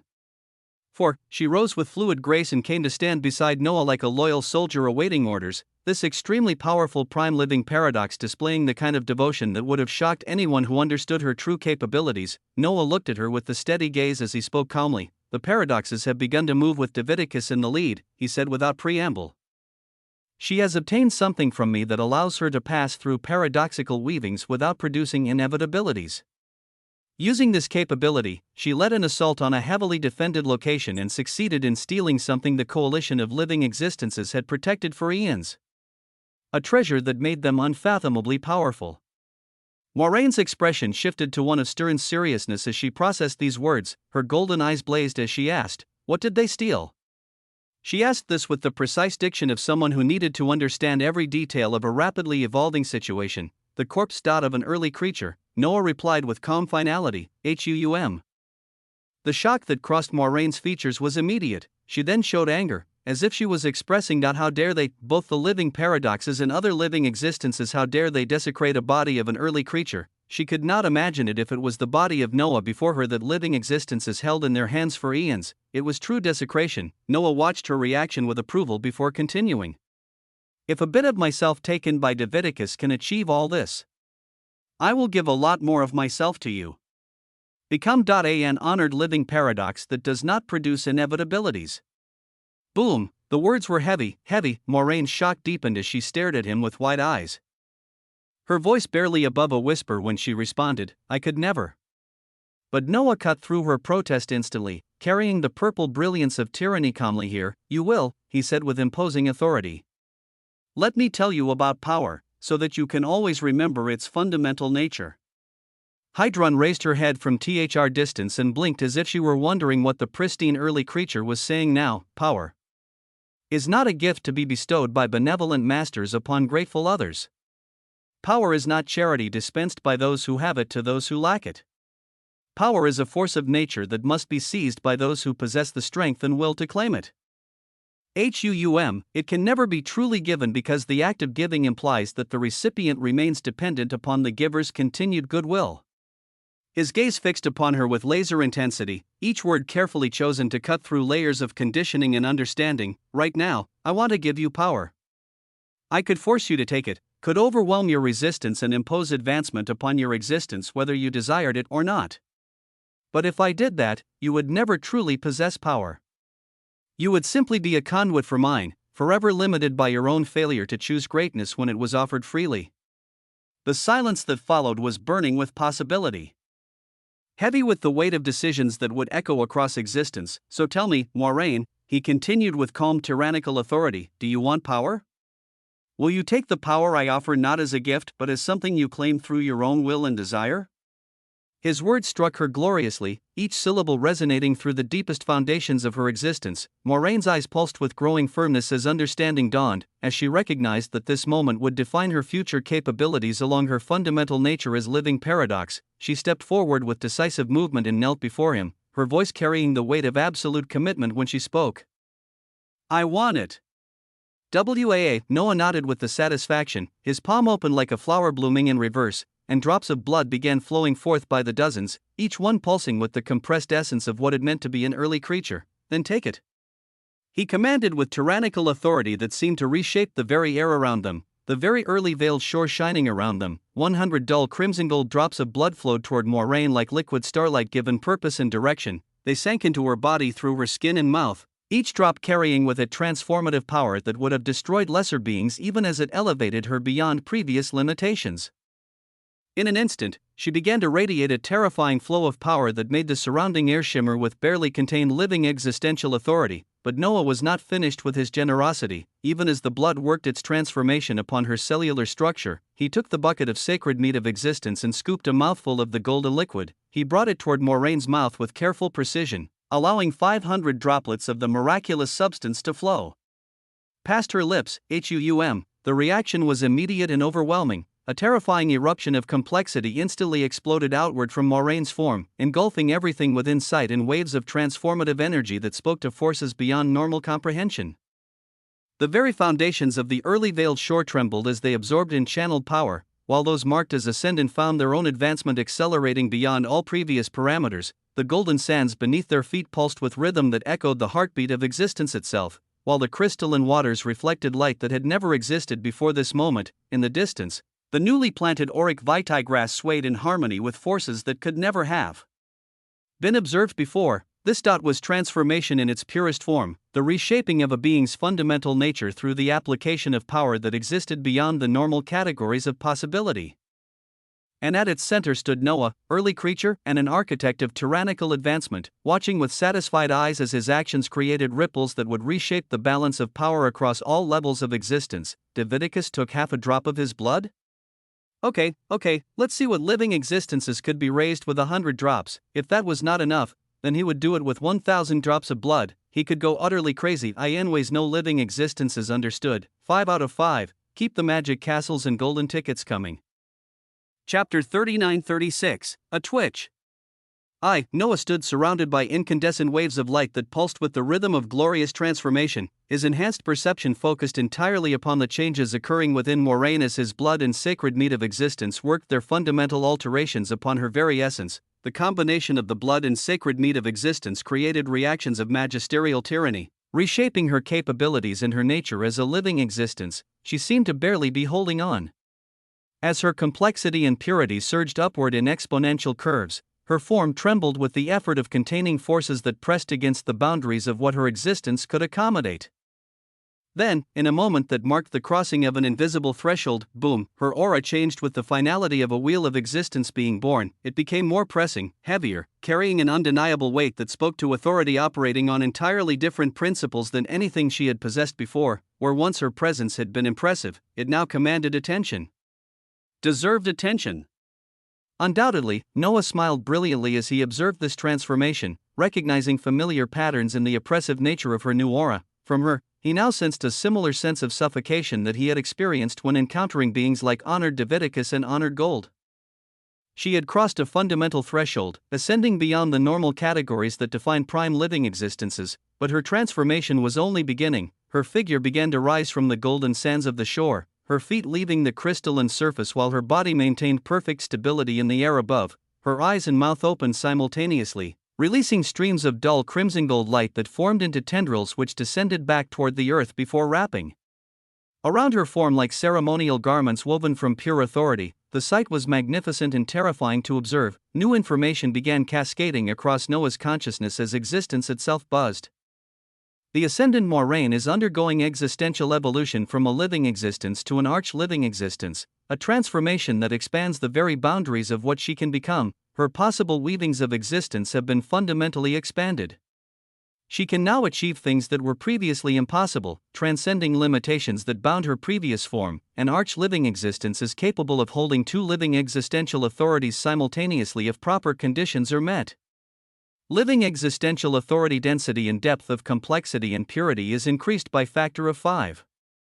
Glyph formation rates accelerated by 300%. Resistance to existential manipulation increased exponentially. It is possible to exceed the 100% cap of a resistance through the aid of an early creature. WAA, the implications were gloriously maddening. An arch-living existence represented a complete departure from normal progression of living existences. The beams of crimson gold light shooting from her eyes and mouth began sinking back into her form, their energy transforming as it merged with her essence.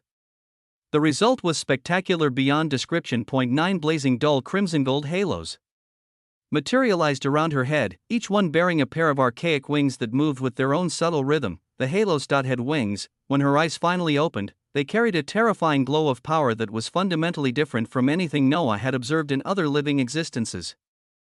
Noah observed her advancement and nodded with contentment. The ascendant Moiraine has long ago exceeded the 10 million and 100 million markers, but has achieved such vast advancement in complexity and purity since being designated as an ascendant that 50 ascendancy marks of existence have been obtained from her transformation alone. From other ascendants present in the early Veiled Shore, an additional 25 ascendancy marks of existence have been generated through shared advancement. The set of prompts were glorious ones, quintessential ones, a total of 75 ascendancy marks of existence obtained in a single moment of transformation. Noah's eyes shone as he contemplated the possibilities that such a number represented. 75 marks meant he could either establish 75 new towers of Osmond at their first stage, each granting 500,000 in both complexity and purity, or advance 7 existing towers to their second stage, gaining 2 million in each quotient. Plus a basic early living existential glyph for each type of tower. The choice between breadth and depth carried significant implications for his future development. Well, he said future, but really, it would mainly matter in the next few hours. Or a day or two at most. More first stage towers would provide steady growth and diversification of capabilities, while advancing existing towers to their second stage would create sacred totems that could potentially attract additional early living land lifeforms like Hydron. After a moment of deliberation, Noah's eyes flashed with glorious tyranny as he made his decision. The reason became clear as his gaze shifted toward Hydron, who continued to observe her newly planted green gold grass with imperial satisfaction and arrogance. What was the reason he currently possessed an eminent early living land lifeform?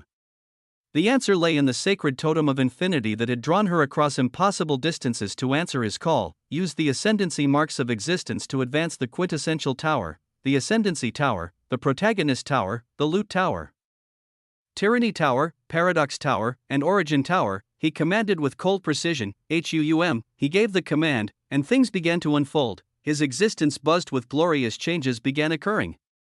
His muscles undulated as if an utterly terrifying foundation was continuing to be forged within the architecture of his very essence, each fiber of his form adapting to accommodate new levels of existence. The following early sacred living towers of Osmond are being advanced to their second stage completion: Quintessential Tower, Ascendancy Tower, Protagonist Tower, Loot Tower, Tyranny Tower, Paradox Tower, and Origin Tower. New sacred totems will soon be born. His body exploded with waves of immensity that made the surrounding air shimmer with barely contained authority.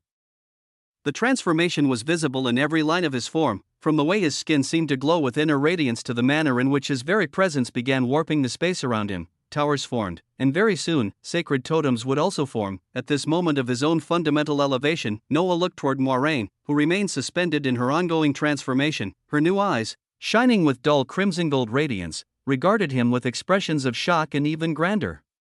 "Respect, we are not done," he said with calm finality. Her newly transformed eyes pulsed with power as she felt her existence tighten with anticipation and perhaps a touch of caution. "What else could Sir be thinking of?" she asked carefully. Noah tapped out with his finger and sent a concentrated burst of information directly into her consciousness. When the transfer was complete, he spoke. "A certain amount of complexity and purity will form either a basic, refined, eminent, or Cleos glyph. An eminent glyph requires 100 million complexity and purity quotients, while a Cleos glyph demands 1 billion. Form as many eminent and Cleos glyphs as you can manage." Moraine's seriousness was visible in every line of her elevated form as she nodded with newfound understanding. She thought, and she then moved. Her weavings of existence began to transform, preparing to sacrifice vast quantities of complexity and purity for even grander power. The arch-living existence, the ascendant Moiraine, can form up to eminent glyphs with her current distinction and proximity to an early creature serving as catalyst for the process. The ascendant Moiraine has sacrificed an initial 10 billion CQ and PQ to simultaneously form 100 eminent early living existential glyphs of paradox. Even Noah felt a moment of surprise at the magnitude of what she was doing right off. 100 eminent early living existential glyphs, what?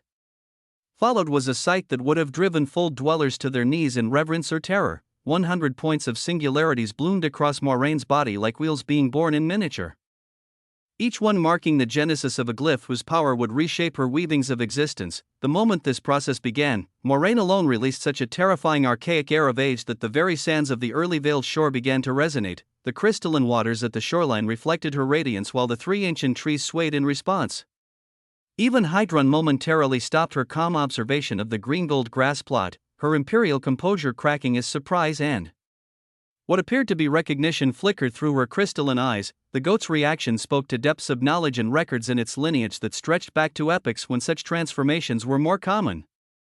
When early creatures did such actions easily and without even sparing much thought, Moraine's transformation continued to unfold with terrifying beauty, each glyph that formed upon her body adding new layers to her already overwhelming presence. Looking at her suspended form, radiant with the light of 100 newly formed glyphs, Noah laughed with tyranny and glory, his voice carrying across the shore. "Continue. Continue. You shall be one of my finest designs." The words rang across the early veiled shore like a proclamation. In the distance, the newly planted auric vitae grass swayed in rhythm, while the crystalline waters witnessed everything. They witnessed, January 3, chapter 39-37, a twitch. 2. As Noah observed his own transformation and the elevation of Moiraine in the early veiled shore, the reverberations of their advancement would eventually ripple across the vast expanse of existence itself, eventually, but they were not the only ones experiencing fundamental change in this moment of existential significance. Existence is vast, unexplored, and filled with wonder beyond the comprehension of most conscious beings. What many commonly know and understand represents but a mere fractional facet of the true weavings of existence that stretch across infinite possibilities. In these grand unexplored territories dwell countless entities who are exceptional in their own right. Masters of their own fables, beings whose choices carry weight that affects far more than they could ever imagine, and in the transcendent paradoxical folds, a countless distance away from the conflicts and revelations unfolding elsewhere, such choices were being made that would reshape the very foundations upon which some parts of existence operated. In the heart of paradox, nestled within the deepest regions of the transcendent paradoxical folds, lay a domain of wonder, stellar obsidian and gold rivers of living paradoxical authority flowed through the landscape in patterns that hurt to observe directly, their currents carrying contradictions that made reality itself seem uncertain of its own nature.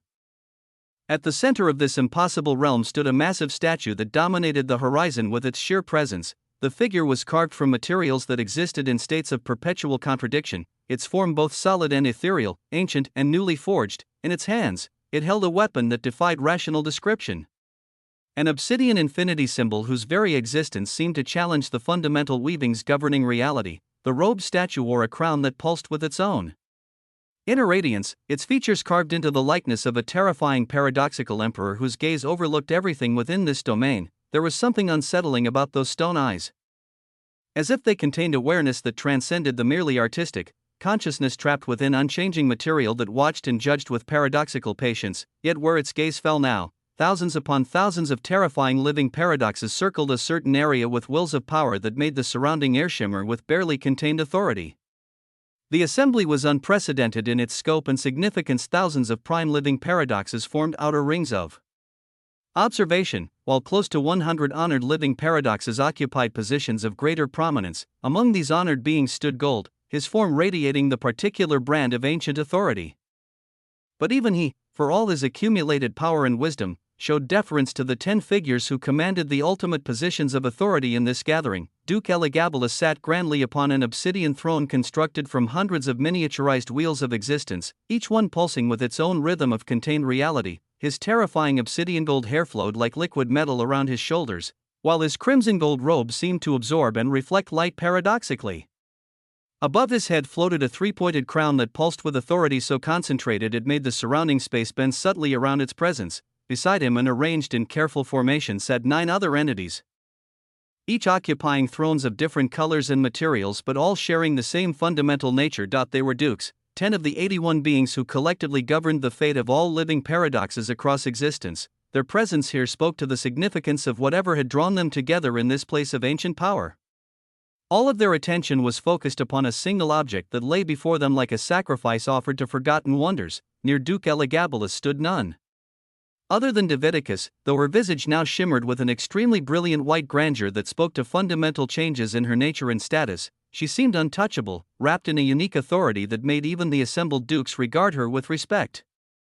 Many of the gathered paradoxes looked toward her with expressions of awe, but what commanded their collective attention was a body, the corpse they had stolen from the coalition of living existences through audacious assault and impossible capability. It was the preserved remains of an early creature, a being whose death should have been inconceivable yet whose body lay before them as undeniable proof that even the mightiest could fall. The corpse was massive in scale, perhaps 10 times the size of any living paradox present, its proportions telling of the fundamental differences between early creatures and the beings who had evolved in their wake. The most striking feature was the wound that had ended its existence, a diagonal cleave that ran from shoulder to waist, cutting through flesh and bone with such precision that no trace of energy remained to indicate what force could have delivered such a devastating blow. Yet when even honored living existences gazed upon that wound, they felt their hearts shake with the understanding that if such a strike were directed toward them, they would crumble like dust. The corpse appeared humanoid in its basic structure. Around its waist was wrapped what appeared to be clothing fashioned from animal hide, though the materials were unlike anything that existed in current reality. The garments suggested primitive origins yet radiated an aura of authority that made it clear this being had needed no external symbols to command respect.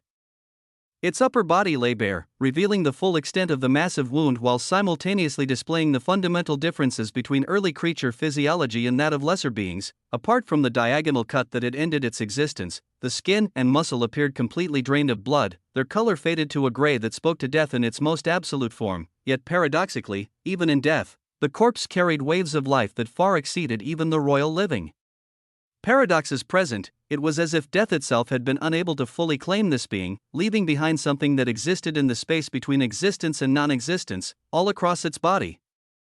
One could observe indentations and excavations where countless entities had worked over eons to extract samples of skin, muscle, and bone. Also prominent were thousands of terrifying glyphs that seemed broken and carved out, with each shattered glyph causing any honored living existence who looked at it to feel a sense of oppression.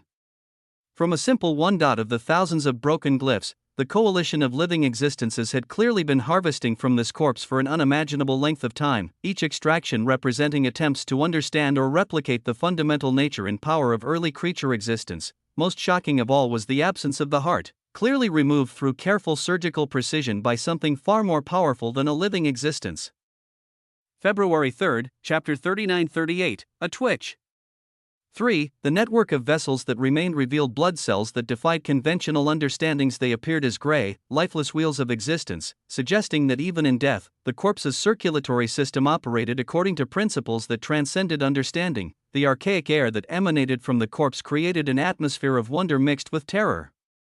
Its head retained features that might once have been noble or beautiful, though death had transformed them into something terrifying. The eyes were blacked out, creating endless abysses that seemed to stare into dimensions that existed beyond current reality. Its hair remained wild and untamed. Dark gray strands that held their original configuration despite the complete absence of life. Every living paradox present gazed upon this impossible sight with eyes that shone with mixture of hunger, fear, and desperate hope. In the heavy silence that followed their collective observation, the voice of Duke Elagabalus echoed across the gathering with the weight of glorious proclamation. He looked toward Diviticus with an expression that combined respect with calculation, his words carrying implications that would reshape the hierarchy of their entire weavings of existence. I do not think my proposition of making honored Diviticus a member of the council and granting her the rank of duke will meet with any complaints now. Through her aid, we were able to obtain something we could only envy for eons. All eyes turned to regard both the speaker and the subject of his declaration, the magnitude of what had been achieved finally settling into their weavings with proper weight. Duke Elagabalus smiled toward Diviticus with satisfaction that bordered on pride. Duke Diviticus, why don't you be the first to study the corpse that the coalition of living existences has been feeding from all these eons so they could match our power? The rest of the council will call for it to be veiled and hidden away soon. Duke Diviticus is Duke, no longer merely honored, but elevated to one of the highest ranks their weavings could bestow. She might not yet possess the accumulated strength that typically accompanied such position, but the title she now held carried authority that transcended mere power. She nodded with eyes that shone with anticipation and calm glory. As she approached the massive corpse, she felt waves of awe and veneration washing over her being. The corpse lay motionless, yet her very existence pulsed with wonder and interminable glory at simply being in its presence. She moved forward with careful steps until she stood before the massive form, its scale making her feel insignificant despite her newly elevated status. With trembling hand, she reached out and touched a single finger of the corpse. Just the finger alone, which was itself larger than her entire torso. It should have been something simple, a mere contact between living flesh and dead tissue, and yet in the next moment, the impossible occurred.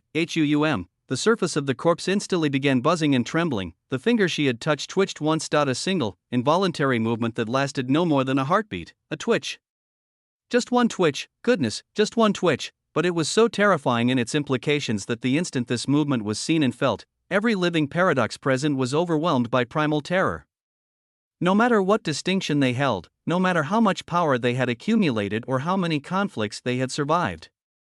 Prime, honored, royal, Duke. Every single one scattered in delights of pure panic and fled for their existence. Instantly, from observing that one twitch, they ran with the desperate urgency of beings who had suddenly realized they stood in the presence of something that could erase them from reality without effort. Light years disappeared in seconds as they put distance between themselves and the source of their terror, their only thought being escape from whatever force could make a dead early creature respond to touch. Duke Diviticus found herself among those who fled, her newly elevated status providing no protection against the instinctive horror that had seized her living existential authority. She ran until she was light years away before managing to stop and look back, her enhanced perception confirming that the twitch had been singular. After she had released contact, the corpse had returned to its previous state of absolute stillness. She breathed heavily with shock that made her entire form tremble, her heart pulsing with rhythms that spoke to terror mixed with unprecedented shock. Slowly, carefully, she began to return, her eyes wide with the knowledge that she had just witnessed something that defied every understanding of existence. One by one, the thrones of dukes began to reappear in the distance, their occupants peering from afar with expressions of shock and profound seriousness. Only when they confirmed that the corpse had returned to complete motionlessness did they dare to approach again, their movements cautious as prey animals checking for predators. Immense silence followed their gradual return, heavy with weavings that none of them fully understood but all recognized as monumentally significant. In this moment of utter shock and tension, Duke Elagabalus fixed his gaze upon the still trembling Diviticus. His eyes flashed sharply as understanding began to dawn.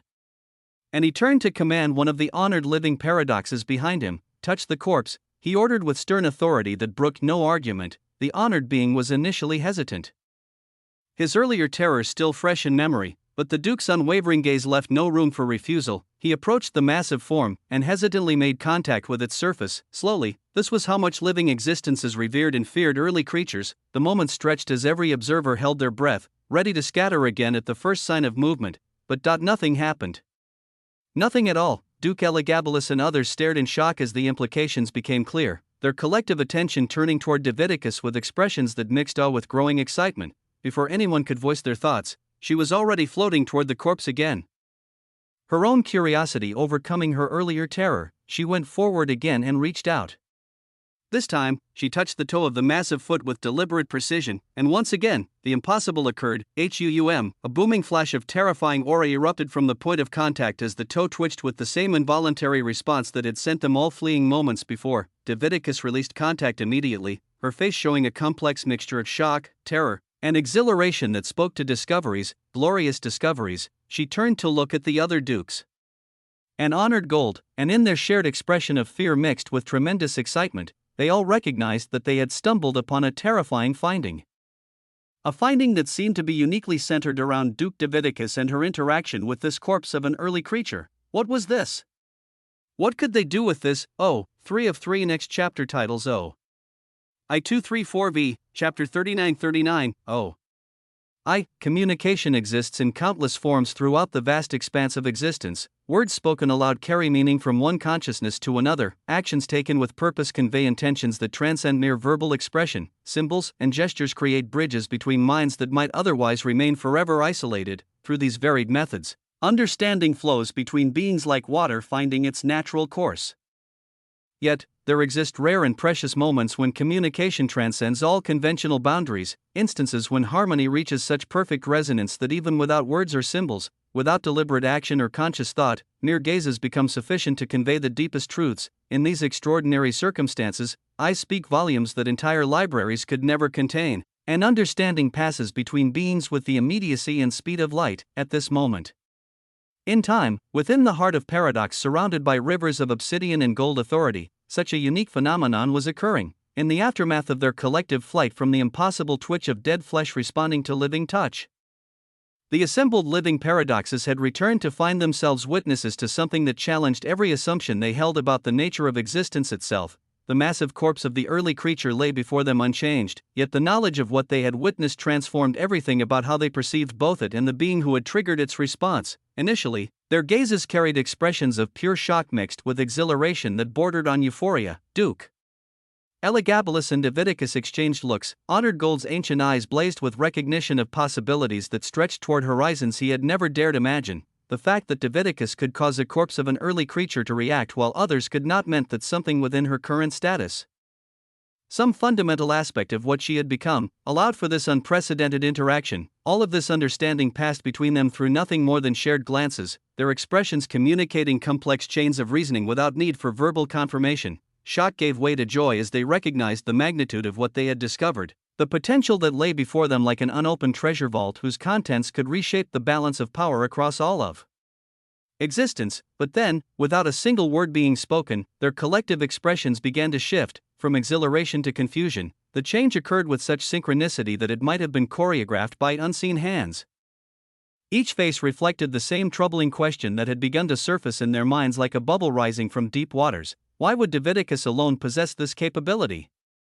What was it about her transformation that created such a unique reaction? Nobody uttered these questions verbally or even formed them as conscious thoughts, yet they all looked at each other with perfect understanding of the uncertainty that had begun to gnaw at their earlier certainty. The confusion painted itself across their features with unmistakable clarity, creating a moment of shared bewilderment that needed no explanation. Then, as if guided by the same invisible force that had synchronized their confusion, their faces began to change again.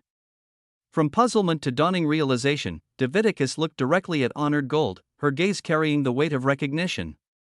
The only reason she possessed this unprecedented capability was because she had consumed the body of Ozymandias. She had obtained half a drop of his blood, and somehow that infinitesimal portion of his essence had granted her the ability to not produce inevitabilities and to interact with an early creature's corpse to cause it to twitch simultaneously. Every living paradox present arrived at this same conclusion through their own chains of reasoning, and right after this moment of collective understanding, their expressions underwent another synchronized transformation. From realization to somber gravity, the change reflected minds grappling with implications that threatened to overwhelm their ability to process. Oh, they all looked at each other with the same terrible awareness dawning behind their eyes. There were precious few reasons why the being that Davidicus had partially devoured could possess something that would react with the body of an early creature. Either Ozymandias had carried some inheritance or connection to an early creature, or the alternative was too enormous, too terrifying in its implications to fully contemplate. The moment such possibilities began to surface in their consciousness, their faces collectively drained of color. Without speaking a word, without exchanging so much as a gesture, they all felt the same chill settling into their bones as the unthinkable began to seem not merely possible but probable. Davidicus began to pant, her breathing becoming rapid and shallow as the weight of realization pressed down upon her like a physical force. She looked between Honored Gold and Duke Elagabalus, her head shaking in small, desperate movements that spoke to denial so profound it bordered on panic. This expression of rejection spread through their ranks like a contagion, each face reflecting the same desperate need to reject what their minds were trying to tell them. Even without words, they communicated their shared refusal to accept the possibility that Ozymandias could have been an early creature himself. No. He had to have been someone with an inheritance. A bearer of some treasured connection. Maybe. Their wordless communication continued as emotions cycled through them with the inexorable rhythm of grief itself. Denial gave way to anger as the gathered paradoxes turned their gazes toward Davidicus with expressions that held her responsible for consuming something that might have been infinitely precious. The accusation in their eyes was clear: she was the one who had devoured him, who had potentially destroyed something irreplaceable, but anger could not be sustained in the face of honest self-reflection. Their expression shifted to something approaching bargaining as they recognized, each in their own way, that any of them would have done the same thing given the opportunity. The blame could not rest solely on her shoulders when they all would have made identical choices. Depression followed as surely as night follows day. Their gazes became haunted as they contemplated what they might have lost, what connection to early creature heritage might have been severed forever through their actions. The weight of potential tragedy settled upon them like a shroud woven from regret and missed opportunity. They looked at each other with expressions of shared numbness, each face reflecting the same dazed incomprehension of beings who had discovered that their greatest triumph might simultaneously be their most catastrophic failure. Throughout this entire emotional journey, not a single word had been spoken, yet everyone understood each other with perfect clarity, their shared experience creating a harmony of communication that transcended all conventional boundaries. At such a moment came acceptance mixed with a desperate form of bargaining, hope clinging to rational explanation like a drowning man grasping for a savior. It was Duke Elagabalus who finally broke the heavy silence that had settled over them like a funeral pall. His voice carried conviction born from desperate need to believe his own words, that Ozymandias could not have been an early creature. Otherwise, he would not have come to us as merely an originus venerant. Even weaker than that. Early creatures at birth would be many times grander than any honored living existence. The very concept defies logical possibility. So it cannot be possible. It is not possible. Chapter 3940. 2. Duke Elagabalus spoke with such firmness that for a moment, the weight of doubt seemed to lift from their collective consciousness. There was immense silence as his words settled into their minds, but Davidicus and others nodded with gazes full of desperate hope. Duke Elagabalus continued with growing confidence, his voice taking on the tone of someone who had found solid ground in a landscape of shifting possibilities. It is likely that he obtained an inheritance or treasure relating to an early creature. Perhaps a drop of blood from some ancient source, and that is what Davidicus obtained half of. Which means we must find Ozymandias at all costs. If he possesses such a treasure, it belongs with us. There is no harm being friendly. Inviting him to our ranks truly. Their eyes blazed with collective acknowledgement as they seized upon this explanation like salvation itself. All of them worked together to push down and deny the alternative possibility, burying it beneath layers of rational argument and desperate hope. It was not possible that Ozymandias had been an early creature. It did not make sense given what they had observed. So they denied it, cast it aside, refused to give it space in their thoughts. Denial became their shared truth, their collective protection against possibilities too vast to accept. Duke Elagabalus looked toward the massive corpse that had started this entire chain of revelation, his expression brightening with newfound purpose. If from that inheritance, Davidicus truly holds half a drop of early creature blood, let us see if you can use your existence to reanimate and control this corpse that reacts to you. Perhaps you could act as its missing heart, become the vital force that gives it motion and purpose. His voice grew stronger as the possibilities multiplied in his mind. If you achieve this, then the living paradoxes will have a genuine early creature fighting on our behalf. At that time, what worries would we have? What force in all of existence could stand against us? They looked at each other and nodded with expressions that mixed hope with determination. Their collective gaze spoke volumes about their shared decision to embrace this path forward, to transform potential catastrophe into ultimate triumph. Right, it had to be this way, it had to be possible, it had to. Time passed, as it always did, being the single terrifying construct that no being could stand against. When one contemplated all the cold and vile entities across existence and considered their kill counts, nobody could surpass the numbers that were naturally claimed by time itself. Empires crumbled, stars died, omniverse perished, wheels of existence underwent breakings, civilizations rose and fell, all according to its inexorable rhythm. Yet time also brought progress, advancement, and the steady accumulation of power that transformed the possible into the inevitable. In the early Veiled Shore, with the passage of time came accomplishments that defied the normal boundaries of what beings could achieve. Progression unfolded here according to principles that existed beyond the understanding of others, each moment bringing transformations that would have taken others' lifetimes to accomplish. The scene that greeted Noah's enhanced perception was one of sublime beauty touched with power that made the very air shimmer with possibility. Moraine's visage descended slowly through the golden atmosphere of the shore, her feet finally touching the crystalline sands with the gentle grace. Her 9-winged halos rotated around her head with subtle movements, each wing bearing patterns that hurt to observe directly yet drew the eye with magnetic inevitability. Her skin shone with white gold radiance that seemed to emanate from within rather than reflecting external light, creating an aura of otherworldly beauty that marked her as something fundamentally different from other living existences. But it was the addition of the eminent early living existential glyphs of paradox that truly transformed her appearance into something that belonged to the earliest epochs of existence. The golden glyphs covered her body in intricate patterns that made her look like an archaic tribal being touched by unknown authority, each marking pulsing with its own weaving while contributing to a greater symphony of power. Around her form, tendrils of paradox swirled passively like storm clouds burning with potential destruction, their movements suggesting barely contained forces that could erupt at any moment to reshape existence according to her will. Currently, 500 swirling eminent early living existential glyphs of paradox adorned her being, each one representing a sacrifice of 100 million in both complexity and purity quotients. The numbers were staggering: 50 billion units of power refined into permanent enhancements that would reshape her capabilities forever.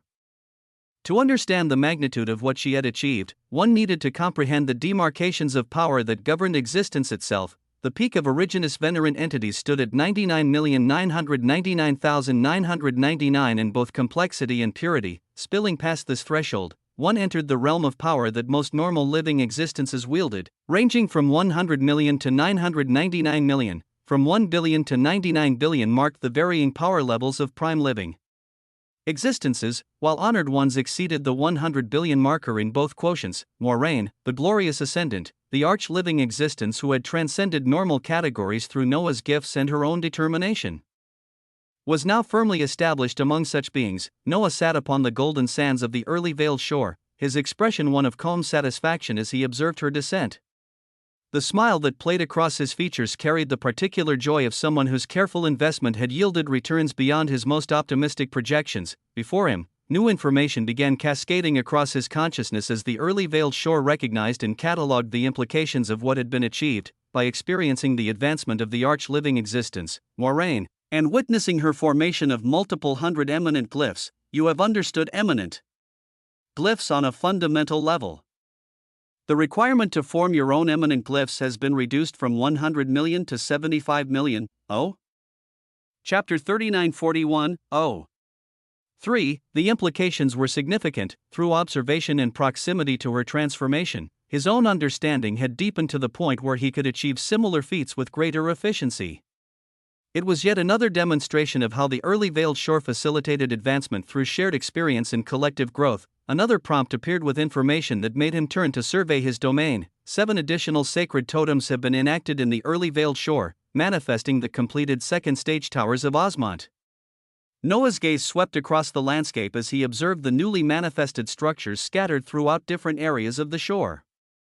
Each sacred totem bore similar fundamental architecture to the original totem of infinity, yet each possessed its own unique characteristics that spoke to the distinct nature of the tower it represented. Different colors dominated their crystalline surfaces, while ancient-looking bells crowned their peaks with designs filled with quintessential glory. The sight was magnificent, speaking to accumulated power that had been refined into permanent monuments to his advancement. Yet even as he admired their beauty, another prompt appeared that tempered his satisfaction with practical limitations. Until the early veiled shore advances from its current budding status, it cannot support another early living land lifeform, as the ringing of any bells will not call forth anything.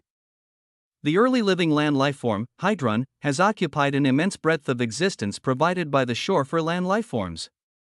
Additional capacity requires fundamental expansion of the shore itself. The sacred totems were built and ready to serve their purpose, yet he could not ring their bells to call forth terrifying creatures like Hydron until the shore itself evolved to accommodate such expansion. He shook his head at this limitation with rueful amusement, recognizing that even in a realm of impossible wonders, certain boundaries still applied. As Noah's gaze moved across the sacred totems, it naturally fell upon other figures who populated his domain, each representing their own remarkable journey of advancement and transformation. Ruination and the Infiniverse no longer competed to exceed one another in complexity, their rivalry having evolved into something more cooperative as they focused on becoming more complex both for themselves and for him. Ruination had made tremendous advances despite her relatively modest baseline complexity and purity, which remained less than 1 million, yet she shockingly held 11 basic early living existential glyphs of ruination alongside 2 refined early living existential glyphs of ruination. The combination equated to more than 30 million in effective complexity, creating a situation where even if a being appeared before her with 30 million actual complexity and purity, with only a single refined glyph, she would be able to defeat them with casual ease. The Infiniverse presented an entirely different case study in advancement. She had not generated massive waves of power or undergone dramatic eruptions of authority, yet among all those present, with the sole exception of Moraine, she was the one who had advanced the most. Her progress was monstrous in its scope, achieved through methods that were a bit off compared to others. She possessed refined early living existential glyphs of mana dynamics, infinity, continuity, dreams, and entropy alongside 5 basic glyphs, with 9 million in raw complexity and purity to spare. Her total accumulated power had already exceeded 60 million. Yet she had not generated terrifying waves or grandiose eruptions because she possessed something that very few could even fathom. At this moment, the early veiled shore was entrenched at her core, positioned at the center of the Infiniverse wheel itself. Its advancement and the continuing wonders that bloomed within its boundaries would affect her in ways that even Noah did not fully comprehend at this moment. She was not merely advancing alongside the shore, she was evolving in harmony with it, their development intertwined in ways where the effect was not fully known. His mother, Henry, and others were steadily progressing past the 10 million marker in complexity as everyone advanced according to their own weavings and capabilities. The shared benefits of his ascendancy designation ensured that all members of his inner circle experienced growth that would have been impossible under normal circumstances. As for himself, Noah's entire visage carried an air of primal and archaic power that made the surrounding air shimmer. His skin and muscles pulsed with heavy glows of brilliance. The combination of sacred meat of existence consumption and the exponential acceleration provided by the refined glyph of tyranny had created progression rates that surpassed even true severed adaptive power of existence. His tyrannical monologues had not been mere displays that were useless, they had served as catalysts for the glyph of tyranny, accelerating his advancement through authentic expression of his fundamental nature. And truly, it felt good to talk down to hypocritical beings every now and then. Through additional ascendancy marks of existence, he had successfully forged more than 50 additional first-stage towers of Osmont, combined with his 3 refined glyphs and 20 basic glyphs, plus the complexity and purity gained from tower construction itself. He now held 47 million in both CQ and PQ. When he considered all factors together, he was already approaching the peak of Originus Venerant. Already, had it even already hit 1 full day since he attained the early veiled shore. The speed of his advancement defied every normal expectation.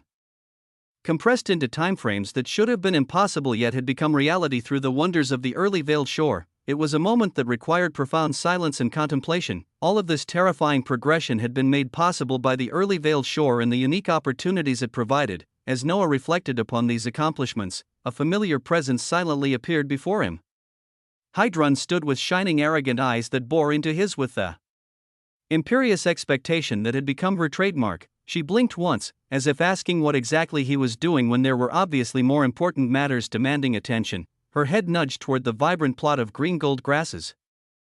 The auric vitae specimens they had planted with such care and ceremony. Above the cultivation area, a glorious archaic aurora of light swirled in a crescendo of power that spoke to processes reaching their ordained completion. New information began flowing across Noah's consciousness soon after. The auric vitae grasses have reached full maturity and are ready for harvesting. Optimal harvesting window has begun. Harvest yield. Current mature grasses will yield 300% of originally planted amount due to early veiled shore enhancement effects. Total harvestable material, 2,700 individual shoots of varying potency grades. Seed generation, each harvested grass shoot will produce 3 to 5 viable seeds for replantation. Estimated total seed yield, 10,800 seeds capable of establishing new cultivation plots. Oh, Chapter 3942, oh.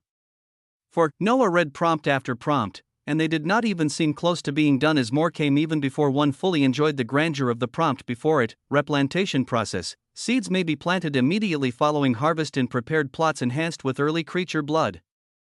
Germination rate in shore conditions, 98%.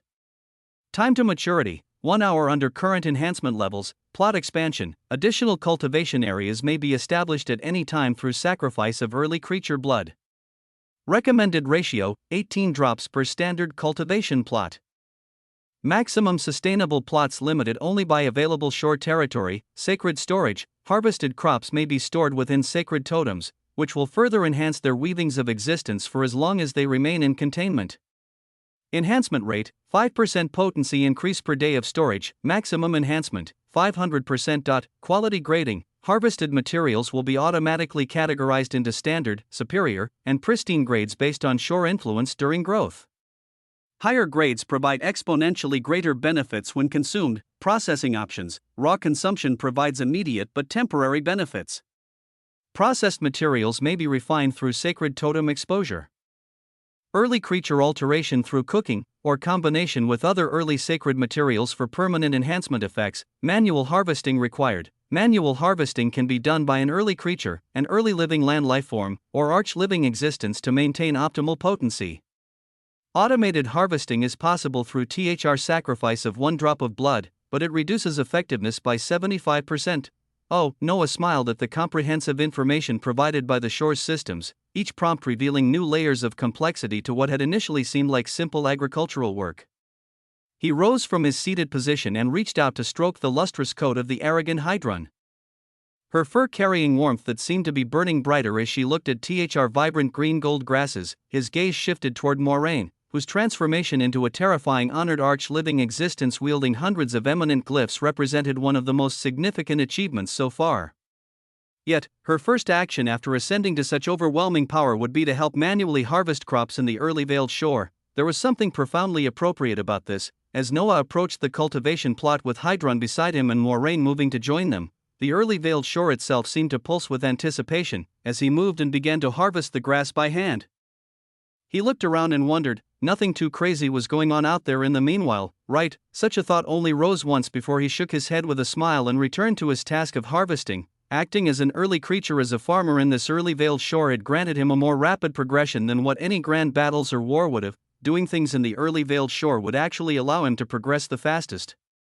The harvest began with quintessential glory. Noah positioned himself at one edge of the cultivation plot while Moraine approached from another angle, her newly transformed presence making the very air shimmer with contained authority. Between them, Hydron stood with the imperious confidence of someone who had never failed at any task she deemed worthy of her attention. Glass containers materialized around the edges of the plot, their crystalline surfaces designed to preserve the unique properties of whatever they contained. For her first attempt at harvesting, Hydron approached a particularly vibrant cluster of green gold shoots with the focused intensity of someone proving a point. Her jaws opened with careful precision as she grasped the grass with movements that should have been flawless in their execution, but, by the time her mouth moved toward the designated container, the auric vitae grass had long since disappeared down her throat. Oh, her eyes shone with pleasure and contentment that she couldn't quite suppress, the taste of the delicacy overwhelming her intentions with pure sensory bliss. Yet almost immediately, guilt flickered across her crystalline gaze as she realized what had occurred. She looked toward Noah with an expression that mixed embarrassment with determination, noting how he remained focused on his own harvesting work without judgment or criticism. In that moment, Hydron made a decisive promise. To herself, she would successfully harvest a bundle without consuming it. Her second attempt began with even greater resolve. She approached another cluster with movements that carried the dignity of someone who had learned from previous mistakes. Her jaws closed around the grass with deliberate control, every fiber of her being focused on the simple task of transportation. But once again, by the time her mouth reached the container, the grass had vanished into her stomach. She released a tremendous sigh of contentment that spoke to satisfaction beyond conscious control, her body betraying her intentions through pure instinctive response to the incredible delicacy. But how could she fail at such a fundamental task? Her, an eminent early living land lifeform whose capabilities should have transcended such simple difficulties, she could do this. She would do this, and so she continued to try, each attempt ending in the same inevitable conclusion despite her growing determination to succeed at what should have been elementary work. Noah, meanwhile, had fully immersed himself in the harvest with the focused attention. He moved with unhurried precision, his hands working the blessed soil while his mind contemplated the larger implications of what they were accomplishing. As he worked, his thoughts turned to the limitations that currently constrained the early veiled shore. Those boundaries had served their purpose during the initial development phase, but now they represented obstacles to greater achievement. The shore possessed infinite potential that remained locked behind arbitrary restrictions. His eyes began to shine with growing intensity as understanding formed into decision. The time had come to push beyond current boundaries, to attempt advancement that would elevate the shore to new heights. As his hands continued their careful work, new information began flowing across his consciousness. Harvest quality assessment. Current collection consists entirely of standard quality auric vitae grass. Environmental factors and harvesting technique have maintained baseline potency without enhancement or degradation. The assessment continued as both he and Moraine worked with methodical precision, their combined efforts gradually filling container after container with the precious green gold vegetation. After helping to harvest more than half of the available crop, Noah nodded with satisfaction at their progress. He turned to Moraine, whose delicate yet serious approach to the work showed how seriously she took it. "Finish up," he said with quiet authority, his gaze shifting toward Hydron, who had completely failed in all her attempts at harvesting. The goat now lay upon the golden sands with a noticeably enlarged belly, her normally arrogant expression transformed into something that resembled drunken contentment from consuming hundreds of the precious grass shoots. Noah shook his head with amusement at the sight before turning his attention to more pressing matters. His gaze swept across the radiant expanse of the shore as he voiced his next intention: "I shall sacrifice more blood to expand the number of cultivation plots. 5 more." New prompts appeared soon after. 5 new cultivation areas require 90 drops of early creature blood for proper enhancement and soil preparation. Enhanced plots will provide increased yield compared to original specifications. Noah nodded his agreement without hesitation, his palm split open with the practiced ease of someone who had grown accustomed to such sacrifices, and 90 dull crimson gold drops flowed forth like liquid starlight. They moved with purposeful intent toward empty areas of the shore, each drop carrying within its essence the concentrated power needed to transform golden sands into blessed agricultural territory. The blood sank into the golden sands, and immediately the transformation began. 5 additional plots of fertile land rose from the shore itself, their surfaces shining with the same white gold radiance that marked areas touched by early creature essence. Satisfied with this expansion, Noah turned back to Moraine, who continued her delicate work with the serious concentration of someone who understood the importance of precision in all things. "When you are done harvesting," he instructed, "you can begin planting the seeds here." And on the other plots, Moraine, this terrifying being whose power now ranked among honored arch-living existences, simply nodded with the respectful attention of a devoted follower. "Yes, sir," she replied without the slightest trace of resentment at being assigned such humble work, even looking at it as something sacred. Noah's expression grew more serious as he surveyed the shore that had become his sanctuary and foundation for advancement beyond normal limitations. When he spoke again, his words were tyrannically heavy. "I wish to fulfill the final condition for the advancement of the early veiled shore." Oh. Chapter 39:43. Oh. The shore had served them well in its current budding state, but the limitations imposed by this initial phase had begun to constrain their potential for growth. Too many restrictions remained in place, preventing them from accessing capabilities that lay just beyond their current reach. He had sacred totems, but he could not call any more early living land lifeforms. He needed more plots of land to grow more indifferent sacred herbs. He needed many things that the current level of the early veiled shore was limited by. He needed to advance to the blooming shore, regardless of the risks such transformation might entail. The moment he voiced this intention, radiant archaic light began flowing around the entire early Vale shore like aurora made manifest. The very air seemed to thicken with anticipation as ancient weavings recognized the significance of what was being attempted. New information cascaded across his consciousness. The final condition for budding shore advancement to blooming shore status is being challenged. Initiating trial protocols that have remained dormant for an unknown number of years. Shore memory gate manifestation imminent. Transference across multiple weavings of existence will commence, targeting a distant lost basic record of an early creature. Trial designation: you will be assigned a random record body of an early living marine lifeform that closely matches your current level of power, with your power, complexity, glyphs, being carried over in addition to whatever power the marine lifeform holds. Success requires survival of the full encounter with the early creature present in the lost basic record. Failure results in permanent termination of advancement potential. Due to the extremely low probability of success, limited aid is permitted. 3 summons of early living land lifeforms or other lifeforms from the early veiled shore are authorized, each manifestation lasting exactly 5 seconds before forced return. Early creature record threat assessment: the early creature in this trial operates according to complete authenticity parameters. No limitations have been imposed on its capabilities. Survival probability approaches 0 even for beings of honored status. Simple endurance from luck and other factors represents the absolute limit of possible achievement. Trial duration: objective survival time set at 1 minute.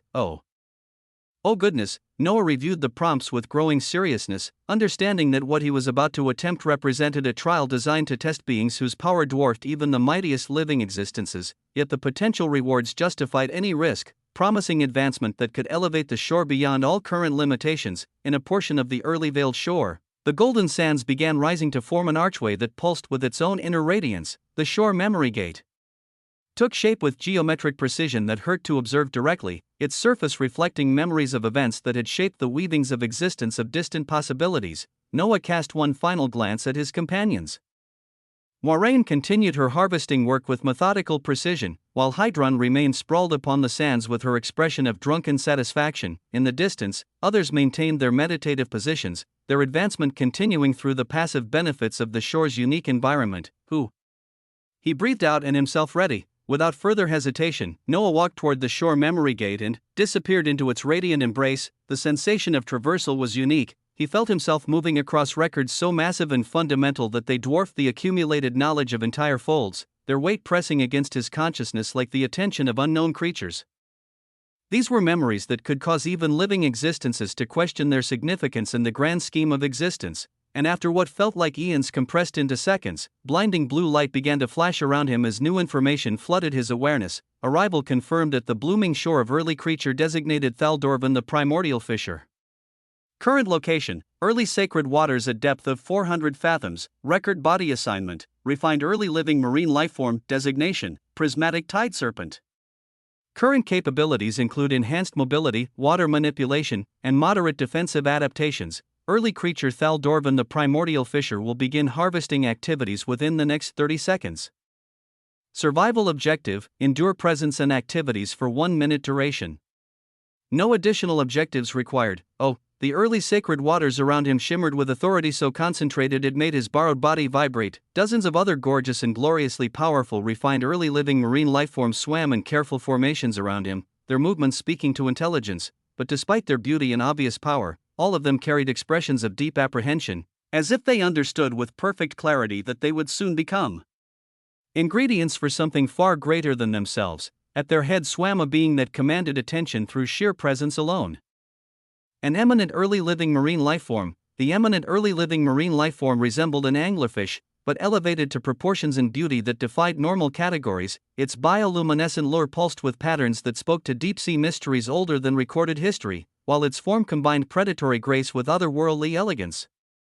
An eminent early living existential glyph of water blazed upon its sleek hide, surrounded by hundreds of refined glyphs of water that created patterns of power visible even in the depths of these sacred waters. When it opened its magnificent jaws to release a roar that sent reverberations across the aquatic realm, the sound carried challenge and defiance directed toward an early creature they could not yet perceive. Noah wanted to smack it right away. Why the hell was it trying to die so quickly? He just needed a minute. the moment that roar echoed through the depths, reality itself seemed to pause in recognition of what was about to unfold. Then came the response that would test every assumption Noah held about the nature of power and survival. An utterly terrifying aura bloomed and swept over everything with the inexorable force of judgment. Just from this preliminary manifestation of presence, Noah felt 5 of his basic glyphs buzz and dim as if they were being shattered by the sheer weight of attention from something that existed beyond normal categories of existence. 2 marine lifeform had their bodies buzz as they went limp. From an aura alone, this 1 minute survival was about to feel like eons, and that was if he survived the next few seconds. Chapter 3944, Brutal. A day could feel like passing seconds when immersed in the flow of meaningful work, yet a second could sometimes stretch into eons when faced with the prospect of imminent annihilation. When confronted with an utterly terrifying force that existed beyond all normal categories of power, surviving a single minute seemed not merely difficult but fundamentally impossible, as if existence itself had decreed that certain thresholds should never be crossed by lesser beings. The aura of the early creatures swept outward like a tide of compressed authority, carrying with it the weight of existence itself distilled into pure presence. In the next moment, Noah felt his entire being freeze as comprehension dawned with horrifying clarity. From above, descending through the early sacred waters with inexorable purpose, came what appeared to be a spear, but as the object drew closer, its true nature became apparent. This was no weapon of war, but something far more mundane and yet infinitely more terrifying in its implications.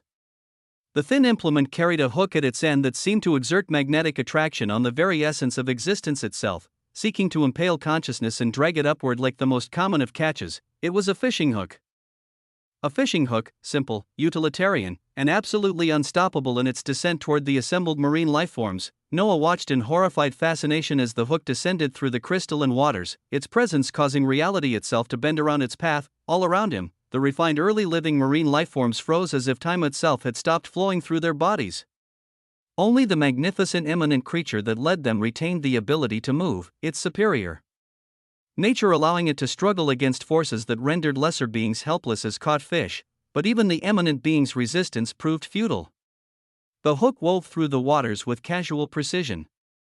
Its path predetermined by intelligence, it pierced through 3 of the refined marine lifeforms with the ease of a needle passing through silk, then sprang upward with its harvest secured upon the barbed point. Noah's eyes buzzed with seriousness as he witnessed refined early living marine lifeforms, beings whose power exceeded that of many originous venerant entities whose complexity ranged between 10 and 20 million in both quotients, plucked from their element like goldfish caught by a child's first fishing rod. The casual nature of their capture spoke to power disparities so vast that normal categories of measurement became meaningless. Within his borrowed body, the refined glyphs and towers of Osmont that defined his accumulated strength began to resonate with alarm. He could not even move when the fishing line descended, his existence locked in place by forces that recognized no resistance. A force that overcame his 1002% collective resistances. The only reason he had survived this initial harvest was pure chance, the random fortune that had placed him outside the hook's predetermined path. The difficulty of this record was beyond anything he had imagined.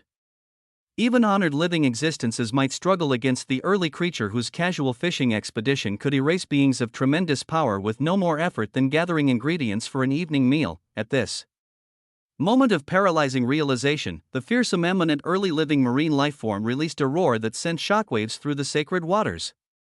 Its magnificent voice carried rage and defiance as it witnessed its companions being harvested like common livestock, the sound echoing wit weavings that spoke to fury. The creature began rising toward the surface, its powerful form cutting through the water with movements that defied the crushing pressure of the early creature's presence. Behind it, the remaining marine lifeforms followed with the desperate urgency of beings who understood they were swimming toward their doom yet had no alternative. Noah's initial instinct was to remain hidden in the depths, to avoid drawing attention that could only result in his immediate destruction. The logical choice was to let the others face whatever horror awaited above while he sought shelter in the darkest corners of these sacred waters.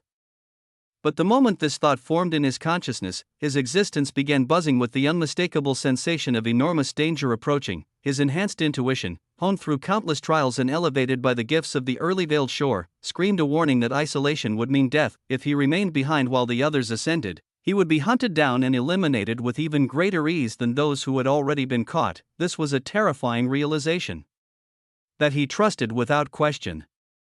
He began rising alongside the other marine lifeforms, his borrowed body moving with reluctant urgency toward whatever awaited them at the surface, as they emerged from the early sacred waters.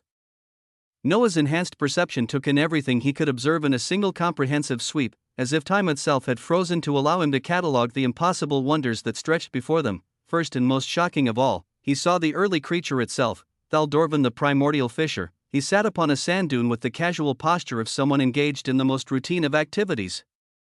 The being's appearance was simultaneously humanoid and utterly alien, ancient beyond measure. Yet carrying the vital presence of something that had never known decay or diminishment, its upper body was laid bare, revealing skin of burnished bronze that seemed to contain within its surface the accumulated light of countless suns. Every muscle was gloriously defined and sculpted according to principles of perfection that transcended normal physical development. The early creature's lower body was covered by what appeared to be an animal skin skirt, yet even this simple garment shone with multicolored light that suggested construction from materials harvested from eminent or Cleo's early living lifeforms. The casual display of such precious materials as common clothing spoke to resources and capabilities that dwarfed anything Noah had previously encountered. It showed the wonder and absolute mystery surrounding early creatures. What truly captured his attention, however, was the expression of absolute calm and apathy that marked the early creature's features as it attended to its fishing rod.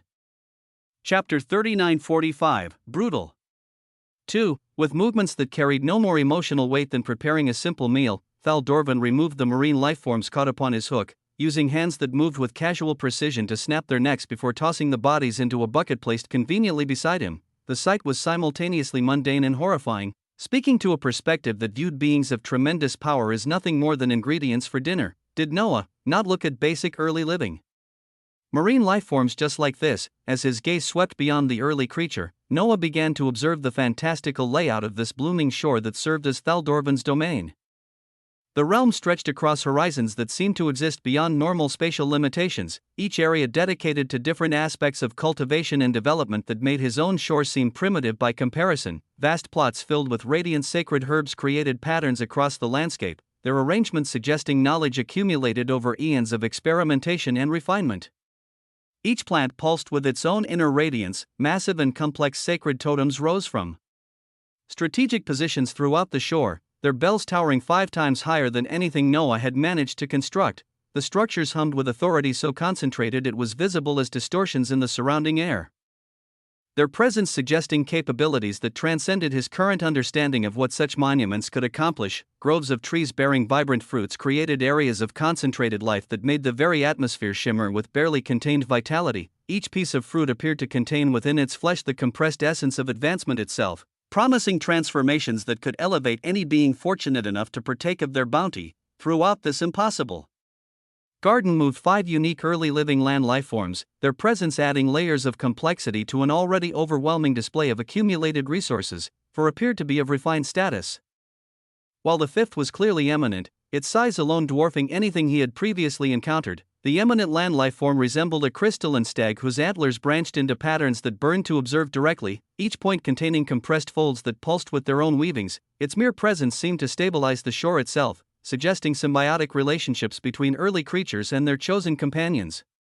Additional features dotted the landscape with a kind of primitive grandeur that spoke to an entity that had achieved perfection through simplicity rather than complexity. After absorbing this impossible wonder in what felt like both an instant and an epoch, Noah's attention snapped back to more immediate concerns as he noticed the timer for his survival trial. 45 seconds remained. The countdown felt simultaneously too long and impossibly brief, each passing moment bringing him closer to either triumph or absolute annihilation. He looked ahead as the marine lifeforms around him began roaring their defiance, their voices combining into a chorus of challenge directed toward the early creature who had dared to treat them as mere prey. Their combined might created waves of authority that would have impressed even honored living existences, yet their display seemed to have no more effect than children shouting at a mountain, children trying to topple an elephant.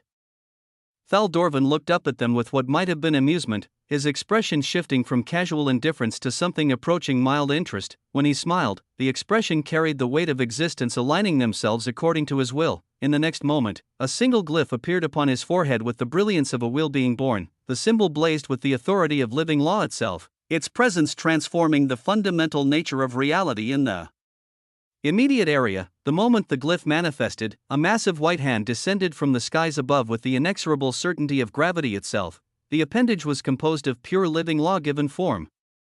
Its fingers spread wide to encompass half of the remaining marine lifeforms in a grip that wanted no resistance. Noah felt his existence freeze once again as the hand approached, but this time his paralysis was not complete.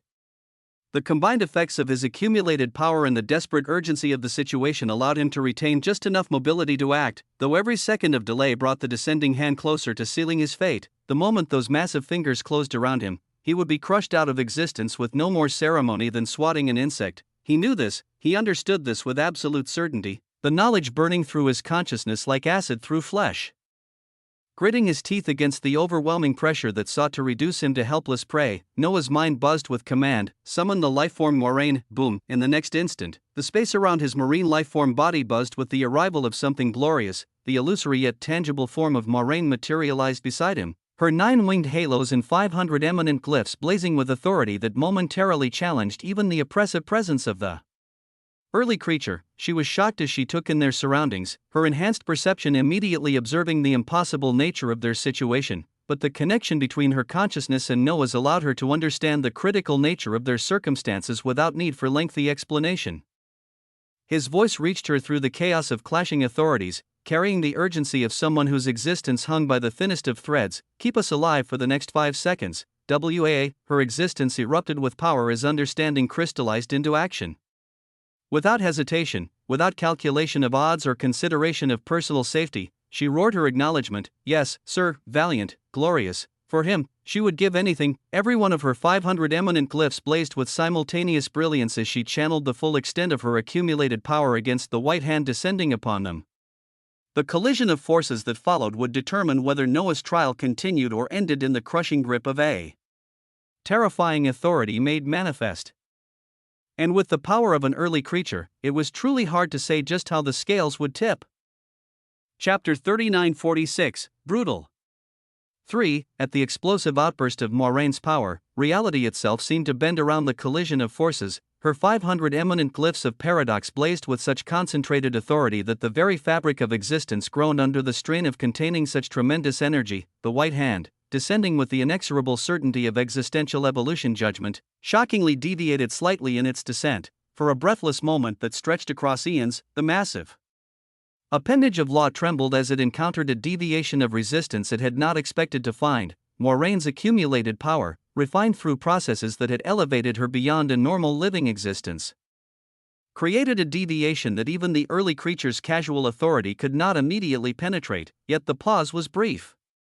The white hand completed its descent, managing to grasp half of the remaining marine lifeforms in its crushing grip, but Noah found himself excluded from its harvest. Moraine's intervention had been sufficient to deflect the targeting, though a tremendous cost to her own reserves of power. On the shore, Thaldorvan the primordial fisher looked genuinely surprised for the first time since the trial began. His expression shifted from casual indifference to interest as he observed the unexpected resistance to his authority. At this moment of reprieve, the surviving marine lifeforms launched their desperate retaliation. The magnificent eminent creature that led them roared with renewed fury as it directed the others in a coordinated assault against the early creature who had dared to treat them as mere prey. Their combined might created waves of authority that would have impressed even royal living existences, yet their display seemed to barely register on Thaldorvan's consciousness. Moraine materialized more solidly beside Noah, her form radiating protective determination as she positioned herself between him and any further threats. Her 9 winged halos spun with increasing velocity while her glyphs prepared for whatever horrors might come next, and yet, as their desperate resistance unfolded, a voice boomed across the battlefield with such exotic power that reality itself seemed to reshape around its utterances. That is not the power of a little fish at the refined level or even simple eminent level. And was that paradox? Ha, are one of my lesser brethren attempting a sure advancement right now? You should not have allowed me to know. Oh, the voice of the early creature carried weight, heavy weight. Each syllable resonated through dimensions, while undertones suggested depths of experience. The sound was simultaneously beautiful and terrifying, like hearing the voice of existence itself speaking with casual amusement about the struggles of insects. The exotic power contained within those words caused all the marine lifeforms, including Noah and Moraine, to freeze as understanding dawned with horrifying clarity. They were fucked, instantly, with movement that transcended normal concepts of speed. Thal Dorvan appeared in front of the most powerful eminent marine lifeform. The creature that had led their desperate charge now found itself face to face with something that existed beyond all resistance. The early creature tapped out with casual precision, a single finger making contact with the eminent being's magnificent form. The result was immediate and absolute. The marine lifeform collapsed and began unraveling into streams of light, its accumulated power dissipating like smoke before wind as its very existence was casually negated. Simply, calmly, horrifically, Thal Dorvan smiled with dangerous satisfaction as his gaze swept across the remaining fish, his expression carrying the particular joy of someone who had just discovered an unexpected source of entertainment. Do you know that if the attempt of advancement fails from my actions, I actually get a boon from it? Now that I know, I will naturally get serious and not allow you to pass. How much time do you have left? It won't matter, as I won't let this go for even another second. I will just wipe the rest of these weak fishes out. Noah's expression became unfathomably heavy as the full implications of their situation crystallized with devastating clarity. At such a moment of absolute despair, Moraine's voice rang out with desperate defiance. Yaa, she had 2 seconds remaining in her manifestation, but her eyes blazed with fierce determination as she shot forward. She understood that her sir was attempting something grand here, something that could reshape the very foundations of his power. The casual joy this being took in causing his failure ignited fury within her. She would not allow this. Seas of golden paradox began gathering around her form as she prepared to expend everything in a final desperate gambit. Her accumulated power condensed into patterns of glory, wonders of a myriad weavings of paradoxes forming, yet the expression on the early creature's face remained placid, almost bored, as he observed her gathering might above his head. With the casual ease of someone swatting an annoying insect, another glyph appeared. PH, the symbol flashed with brilliance that hurt to perceive directly, and Noah's enhanced vision identified it with growing horror. This was not merely an eminent or refined glyph, it was a Cleo's early living existential glyph of law. Cleo's. It instantly erased Moraine into dust, her accumulated power and tremendous advancement reduced to scattered particles that drifted away on calm winds. Her short journey in this record came to an end as she was sent back. The casual ease with which she was destroyed spoke to power disparities that rendered all resistance meaningless. The arch-living existence, Moraine, has been forcefully laid to rest from this record. Her manifestation has been terminated through absolute authority. The prompt that appeared carried finality that stated no argument or hope of reversal. One of his greatest achievements, the being he had elevated beyond defined categories through careful application of gifts, had been casually obliterated by forces that recognized no limit to their dominion. The eyes of the early creature remained calm and apathetic as his glyph prepared to flash again, its target now clearly focused upon Noah himself. There would be no reprieve, no moment of hesitation, no opportunity for desperate last stands. Yet at this moment of absolute certainty, Noah stepped forward with tyrannical fearlessness that defied every rational calculation. He could fail. The possibility hung before him like an executioner's blade, carrying with it consequences that would echo across every aspect of his existence. Failure would come with results so heavy they might crush his ambitions and his very essence. Yet at this critical juncture, he did not call out for anyone else to manifest beside him. When faced with the impossible, when confronted with forces that transcended every normal category of resistance, there were still ways to survive. One such method was knowledge and understanding how to wield it with precision. Chapter 3947, The Weight of Obsession. In the moment before the early creature's glyph could flash with terminal authority, Noah spoke with calm certainty. You are a record of yourself. You are already dead. HUUM. The word struck Thal Dorvan with such unexpected force that his casual demeanor faltered. The early creature stopped, his living authority pausing as he focused his full attention upon this insignificant marine lifeform who had dared to speak truth that cut to his heart of existence itself. In the next moment, Noah's serpentine form began changing as his own glorious humanoid shape manifested. His bare upper body emerged with the same primitive majesty that marked Thal Dorvan, his skin gleaming with inner radiance while muscles spoke to power. Noah stared coldly at the early creature as his understanding crystallized into strategy. Someone of your stature should be able to sense it, he said with calculating precision, each word chosen to cut through layers of self-deception that even records could maintain. You are but an echo, a memory given form but no longer truly living. The rewards you speak of gaining from my failure are illusions, phantoms of desires that belong to the being you once were but can never be again. His voice carried tyrannical authority as he continued, you possess no capacity to benefit from my success or failure. You are a shadow cast by light that no longer shines, a story told by voices that have long since fallen silent. Whatever obsessions drive you now are the chains of a dead past binding a present that should not exist. The early creature's expression shifted to something that combined majesty with profound despondence, of power mingled with existential sorrow. Of course, Thaldorvan replied, his voice carrying weavings of acceptance mixed with endless regret. I know that I am dead. The knowledge burns through every moment of this false existence. But understanding changes nothing. His gaze grew distant as he continued, I still carry my obsessions, the fundamental patterns that defined who I was when life flowed through these veins. Obsession, you see, is one of the more terrifying tools anyone can possess. It transcends death, outlasts reason, persists when every logical foundation has crumbled away. The early creature's smile carried the weight of tragedy as he focused once more upon Noah. No, I do not have to kill you. But my obsession, who I was and who I remain even as a record, will ensure that you are killed. Because some patterns run deeper than existence itself, Noah nodded with calm understanding, recognizing the fundamental nature of what they faced. Yet even as acceptance settled over him, curiosity burned with its own form of desperate intensity. Before you kill me then, he said with the measured tone of someone requesting a final favor. Could you tell me more about us? About why you died?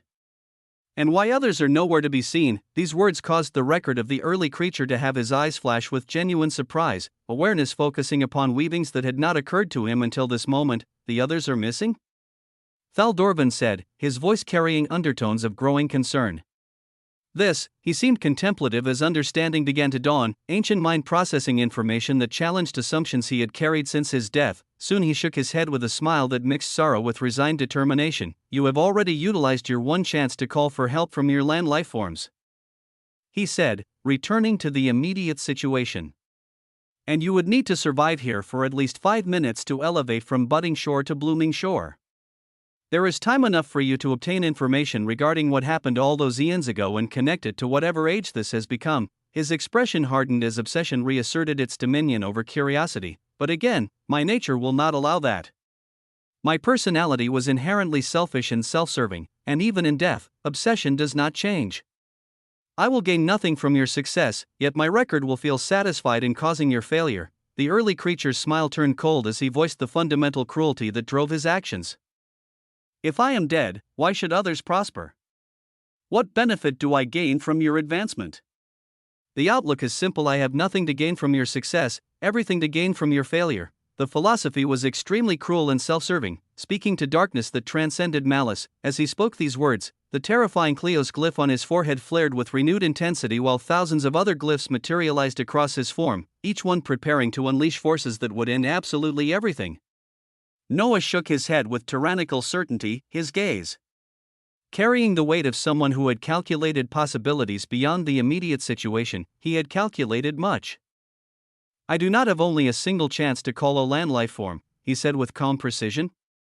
And the time I need to survive is significantly less than what you believe. As he spoke, his eyes flicked upward to observe the timer that had been counting down since the trial began. 5 seconds remained. At this critical moment, brilliance flashed before him as a terrifying aura manifested with the force of existential intervention. The resplendent white goat, Hydron, appeared in front of Noah with such majesty that even the early creature paused in recognition of what he was witnessing. Her lustrous coat blazed with inner radiance while her crystalline eyes carried determination that transcended her usual arrogance. She positioned herself as if she would defend Noah against anything and everything, her stance speaking to loyalty that had been earned through simple kindness and respect. After all, this man had fed her, had provided her with delicacies beyond imagination. Even when she had failed repeatedly to harvest anything, he had not criticized or discouraged her efforts. He was a good early creature. She would save him if salvation was needed. When Thaldorvan saw Hydron, genuine shock crossed his features for the second time since the trial began. His voice carried amazement that bordered on disbelief. How could you possibly have something like that with a mere budding shore? Noah looked calmly at this being as the final seconds trickled away, his voice carrying the weight of absolute conviction. Because my obsession is greater and more quintessential than yours. With those words, as the timer reached its final moment, boom, everything became painted in brilliant gold. Chapter 39:48, The Weight of Obsession. 2. Everything became painted in brilliant gold as Noah felt utterly complex radiance cover him from head to toe. The sensation was simultaneously overwhelming and gentle. Prompts began unfolding before his vision with the stately precision of recognition. You have successfully survived 1 minute before an early creature against all odds. This achievement transcends normal categories of possibility and marks you as worthy of advancement beyond current limitations. All requirements to advance the budding shore to blooming shore status have been achieved.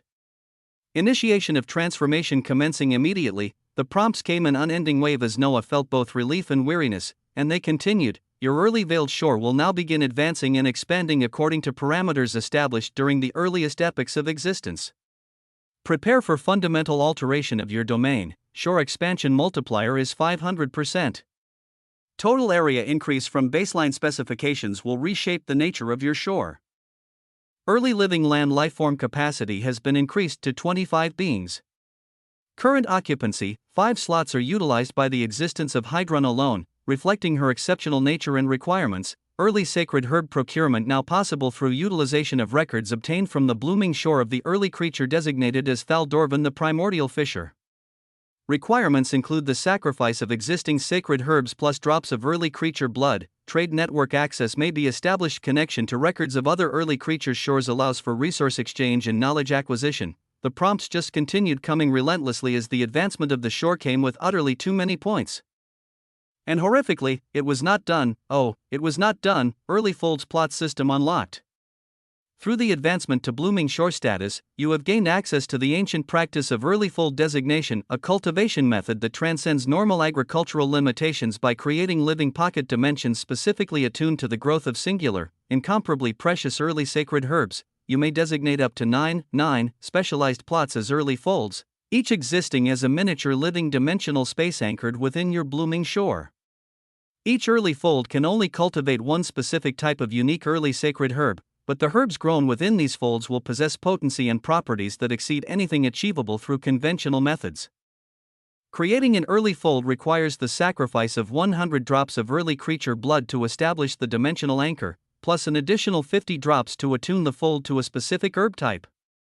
The initial seed or sample of the desired unique early sacred herb must be provided during the designation process and will be consumed to establish the fold's weaving of existence. Each early fold exists as a stable living pocket dimension that cannot be detected or accessed by external forces, protected by the fundamental authority of the early creature who created it. The folds are immune to temporal manipulation, spatial interference, and existential disruption by beings below early creature status. The most extraordinary capability of unique early sacred herbs lies in their ability to grant understanding of lost forgotten principles, fundamental truths about existence that were known to the earliest beings but have since been erased from existence itself. These principles transcend normal concepts of authority, law, or power, representing the foundational mechanics upon which all existence was originally constructed. Example: lost forgotten principle, the principle of existential primacy, the authority to declare oneself as the fundamental basis upon which other types of existence depend on, making one's continued existence a prerequisite for the continued existence of other things. Mastery of this principle rendered early creatures nigh impossible to kill by making their death equivalent to existential annihilation. Current status 0/9 early folds designated. Designation process available immediately upon availability of required materials and selection of desired unique early sacred herb specimens. Sheesh. Noah had no words at the endless array of prompts. This time, there were truly too many, and each was more profound than the other. Noah felt the golden glow beginning to fade as the transformation completed its initial phase. His consciousness descended back into his own early veiled shore, the memory gate crumbling as its purpose was fulfilled.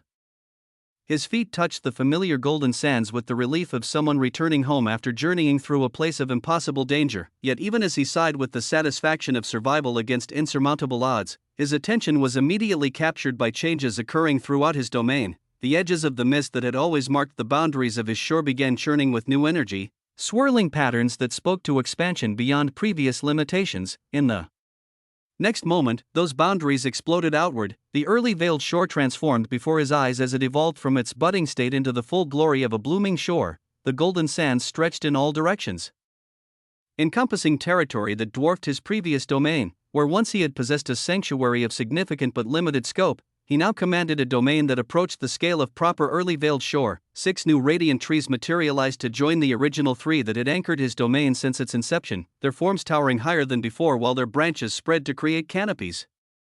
Each tree pulsed with its own unique weaving of life-giving energy, their roots extending through dimensional space to create networks of connections. The crystalline waters that had always marked one edge of his domain now expanded into a proper sea, its shores creating bays and inlets that suggested possibilities of even more wonders. The water itself had grown denser with life. Throughout the vastly expanded landscape, new features manifested with a kind of primitive grandeur. Areas specifically designated for different forms of farming stretched across horizons. The plots where auric vitae grass currently grew appeared insignificant compared to the possibilities now available. Noah stood at the center of this transformed domain, taking in all the new features as he went over the lengthy prompts again and again. The early veiled shore had become something that approached the magnificence he had witnessed in Thaldorvin's domain, though still primitive compared to what eons of development might accomplish. The blooming shore represented potential that stretched toward horizons he could barely imagine, each new feature promising opportunities for advancement others could not fathom, and he was just getting started. Chapter 3949, The Past and the Dead. The golden light of advancement continued to cascade across Noah's newly transformed blooming shore, each wave of enhancement settling into the expanded realm. Yet even as he stood at the epicenter of this profound transformation, even as the very fabric of his domain reshaped itself according to his will and achievement, a deeper truth swept across existence itself. For all the magnitude of his accomplishments, for all the terrifying power he had accumulated and the impossible trials he had overcome, even he remained but a single thread in a weaving of existence whose full scope defied comprehension. Existence did not pause to acknowledge any triumphs. The vast machinery of existence continued its rotation, indifferent to whether any particular being rose to greatness or fell into obscurity. Countless eons ago, long before Noah's name had ever been whispered into being, existence had unfolded according to its own immutable rhythms, its own unperceivable weavings. Galaxies had burst into brilliant life and faded into cold darkness. Universes had expanded from singular points of density before collapsing back into the void that birthed them. Entire cosmos had danced their weavings across dimensions that stretched beyond imagination, each one containing within its boundaries billions upon billions of worlds, each world harboring its own stories of triumph and tragedy. Omniverse had risen like titans from the primordial chaos, their boundaries encompassing realities so vast that the mind could not grasp their scope, only to shatter like glass when their time reached its ordained conclusion. Wheels of existence themselves, those fundamental constructs that served as the building blocks of folds, had come into being and underwent breakings and transformations constantly. Through all of this, existence had remained constant. It required no single being to validate its continuation, it needed no particular consciousness to witness its wonders. The great machine ground on, as it always had, as it always would, producing marvels and catastrophes with equal indifference. And yet, in the face of such overwhelming vastness, a question lingered: what of Noah Osmont in this grand scheme of existence? Would future beings speak of Noah Osmont with the same reverence reserved for early creatures? Would he even be known? Would he become simply another story told in whispered tones, another fable shared among those who sought to understand the mysteries of power and transcendence? Another cautionary tale about the hubris of those who dared to reach beyond? Or would he not even be remembered? The answer to this question remains shrouded in the mists of uncertainty, hidden behind veils of quintessence, for in the end, only time itself possessed the authority to determine which names would be remembered and which would fade into the silence of forgotten ages. Across the infinite weavings of existence, in domains so distant from Noah's transformed shore that the light of his achievement would take eons to travel the space between them, other stories continued to unfold according to their own inexorable logic, in the transcendent paradoxical folds, where reality bent and twisted according to principles that defied rational understanding. A scene of deceptive simplicity played out upon a world so insignificant that its destruction would barely register as a footnote. The world itself existed as little more than a mote of dust, contained within a small universe, which itself was nestled within a larger cosmos, which in turn resided within a grand existential domain, which was but a single component of a massive omniverse, which finally found its place within one of the countless wheels of existence that formed the foundation of existence itself, unperceivably small. Upon this utterly inconsequential world, in a kingdom whose borders would have seemed laughably small to beings like living existences, a muddy road stretched between settlements that housed creatures whose greatest ambitions involved little more than the accumulation of modest wealth and the avoidance of starvation. The road itself bore the scars of countless seasons, its surface a treacherous mixture of churned earth and standing water that reflected the gray sky above. Along its edges, where the grass grew thick and wild, merchants and travelers had worn narrow paths that spoke to the endless migration of those seeking better fortunes in distant lands. Thatched roof buildings lined the road at irregular intervals, their walls constructed from timber and stone quarried from local hills. Smoke rose from countless chimneys, carrying with it the scent of wood fires and the simple meals that sustained populations of thousands. Through this medieval landscape moved the procession of humanity in all its varied forms. Farmers trudged along the muddy road with carts laden with the fruits of their labor, their faces weathered by sun and wind, their hands bearing the calluses that marked a lifetime of honest toil. Peasants walked alongside these farmers, their clothing patched and repatched until the original fabric had become little more than a foundation for layers of practical repair. Among these humble travelers moved figures whose very presence spoke to the rigid hierarchies that governed this simple world. Slaves shuffled along in chains that clinked with each step, their heads bowed in submission and in the bone-deep exhaustion. Their guards rode alongside on horseback, their hands never far from the weapons that ensured compliance with the established order. And occasionally, carriages would roll along the road with wheels that threw mud in all directions. Through windows of real glass, faces peered out with the casual arrogance of royalty. It was beside this road, in a spot where the mud had pooled particularly deep and the grass grew particularly thick, that a figure sat in apparent desolation. At first glance, he appeared to be nothing more than another casualty of a world that showed little mercy to those without means or connections. His clothes hung in tatters around a frame that seemed diminished by hunger and exposure, their original color lost beneath layers of grime, yet there was something in his posture that suggested deeper truths hidden beneath. His skin, beneath the accumulated dirt and wear of his chosen disguise, possessed a vitality that seemed to pulse with each heartbeat. At this moment of deceptive tranquility, when the beggar sat in perfect stillness beside the muddy road while the procession of humanity continued its ancient dance around him, the very fabric of space began to distort. Bzzzt. The distortion started as little more than a shimmer in the air. But it grew with each passing second, becoming a tear in reality. From this tear in existence descended a figure whose presence transformed the very nature of the space around him. Duke Elagabalus materialized with slow majesty, his form radiating power. This being of great power descended through the mundane atmosphere of a world whose greatest concerns involved the price of grain and the changing of seasons.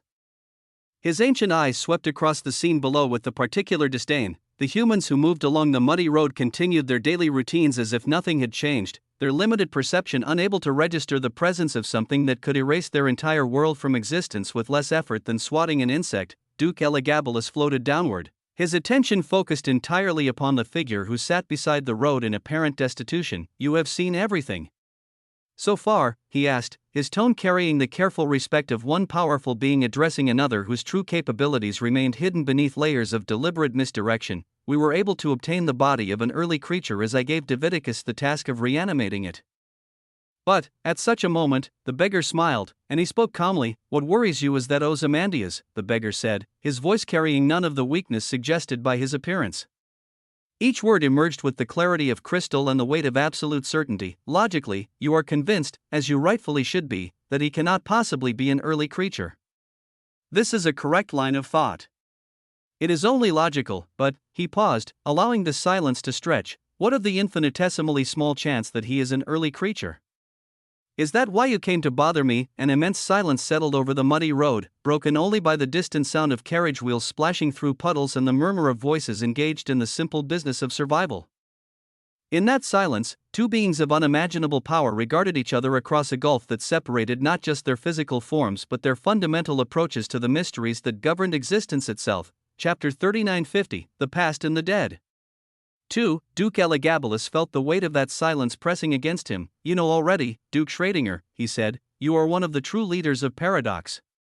If there really is a possible threat of an early creature for the paradoxes, only those like you can handle it." The beggar's smile deepened, and suddenly the illusion of poverty seemed as thin as morning mist, though his clothes remained tattered and his position unchanged beside the muddy road. There was something in his bearing that spoke of terrifying paradoxical authority. "Schrödinger, oh, Schrödinger," Schrödinger said, "you see, Duke Elagabalus, you have stumbled upon the very heart of what it means to exist within paradox itself." He gestured with one hand toward the road where a merchant's cart had just struck a particularly deep pothole, sending muddy water splashing in all directions while the driver cursed with creative eloquence. "Consider the nature of Uncertainty, Schrödinger continued, his eyes taking on that terrible brightness. In the realm of paradox, we exist perpetually suspended between states of being and non-being, between possibility and impossibility. Sinners. Anchored. What is paradox, if not the acknowledgement that reality itself refuses to conform to the simple categories that lesser minds demand? The air around them began to shimmer with barely visible energies as Schrödinger's true nature began to bleed through his carefully constructed disguise. At this very moment, Ozymandias exists in a state of quantum uncertainty regarding his fundamental nature. He is simultaneously an early creature and not an early creature, a being of existential significance and a mere fold dweller of limited scope. His true nature remains hidden behind the veil of observation until the moment when certainty collapses possibility into a single, immutable, magisterial truth. Duke Elagabalus found himself leaning forward despite every instinct that warned him against showing such open interest. But surely, he said, there must be some way to determine but that is where you misunderstand the beauty of true paradox. Schrödinger interrupted with a gentle correction. The moment we attempt to observe and categorize, we fundamentally alter the nature of what we observe. Our very act of seeking certainty changes the parameters of the equation. Until that moment of collapse occurs, Ozymandias remains beautifully, terrifyingly uncertain. When Schrödinger finished these words, Duke Elagabalus released a sigh that carried the weight of eons. That does not advance any solution here, he said, frustration bleeding through his carefully maintained composure. At such words, Schrödinger's smile took on a change that transformed it from gentle amusement into something far more dangerous. So what if he turns out to be an early creature? He asked with casual indifference. Are you so fearful of an early creature? Boom, Duke Elagabalus's response came without hesitation. Driven by honesty, yes, he said, and there was no shame in his admission. I am very much afraid of an early creature. Anyone with sense of logic would be. Anyone who does not fear an early creature knows nothing of existence. The admission rang across the muddy road with the clarity of absolute truth. Schrödinger's smile widened at these words, and he shook his head with patient amusement. Fear, he said, is nothing more than the mind's response to that which it cannot understand or control. We fear the darkness because we cannot see what moves within it. We fear death because we cannot comprehend what lies beyond the veil of existence. We fear early creatures because their power operates according to principles that transcend our ability to categorize or predict. He paused to watch as another carriage rolled past, its wheels throwing muddy water in all directions while the occupants remained blissfully unaware of who was around them. But fear, you see, is born from ignorance. Once something is truly understood, once its nature is catalogued and its capabilities mapped, fear transforms into something else entirely. It becomes respect, perhaps, or caution, or even admiration. But fear itself dissolves like mist before the sun of comprehension. Duke Elagabalus remains silent, his ancient mind working to process everything. At this moment of contemplative quiet, Schrödinger's expression shifted to something that carried absolute confidence. I do not fear any early creature, he said with calm certainty, because I have means to protect myself and you all if an early creature does ever come to light. Oh. What? He demanded, his composure cracking.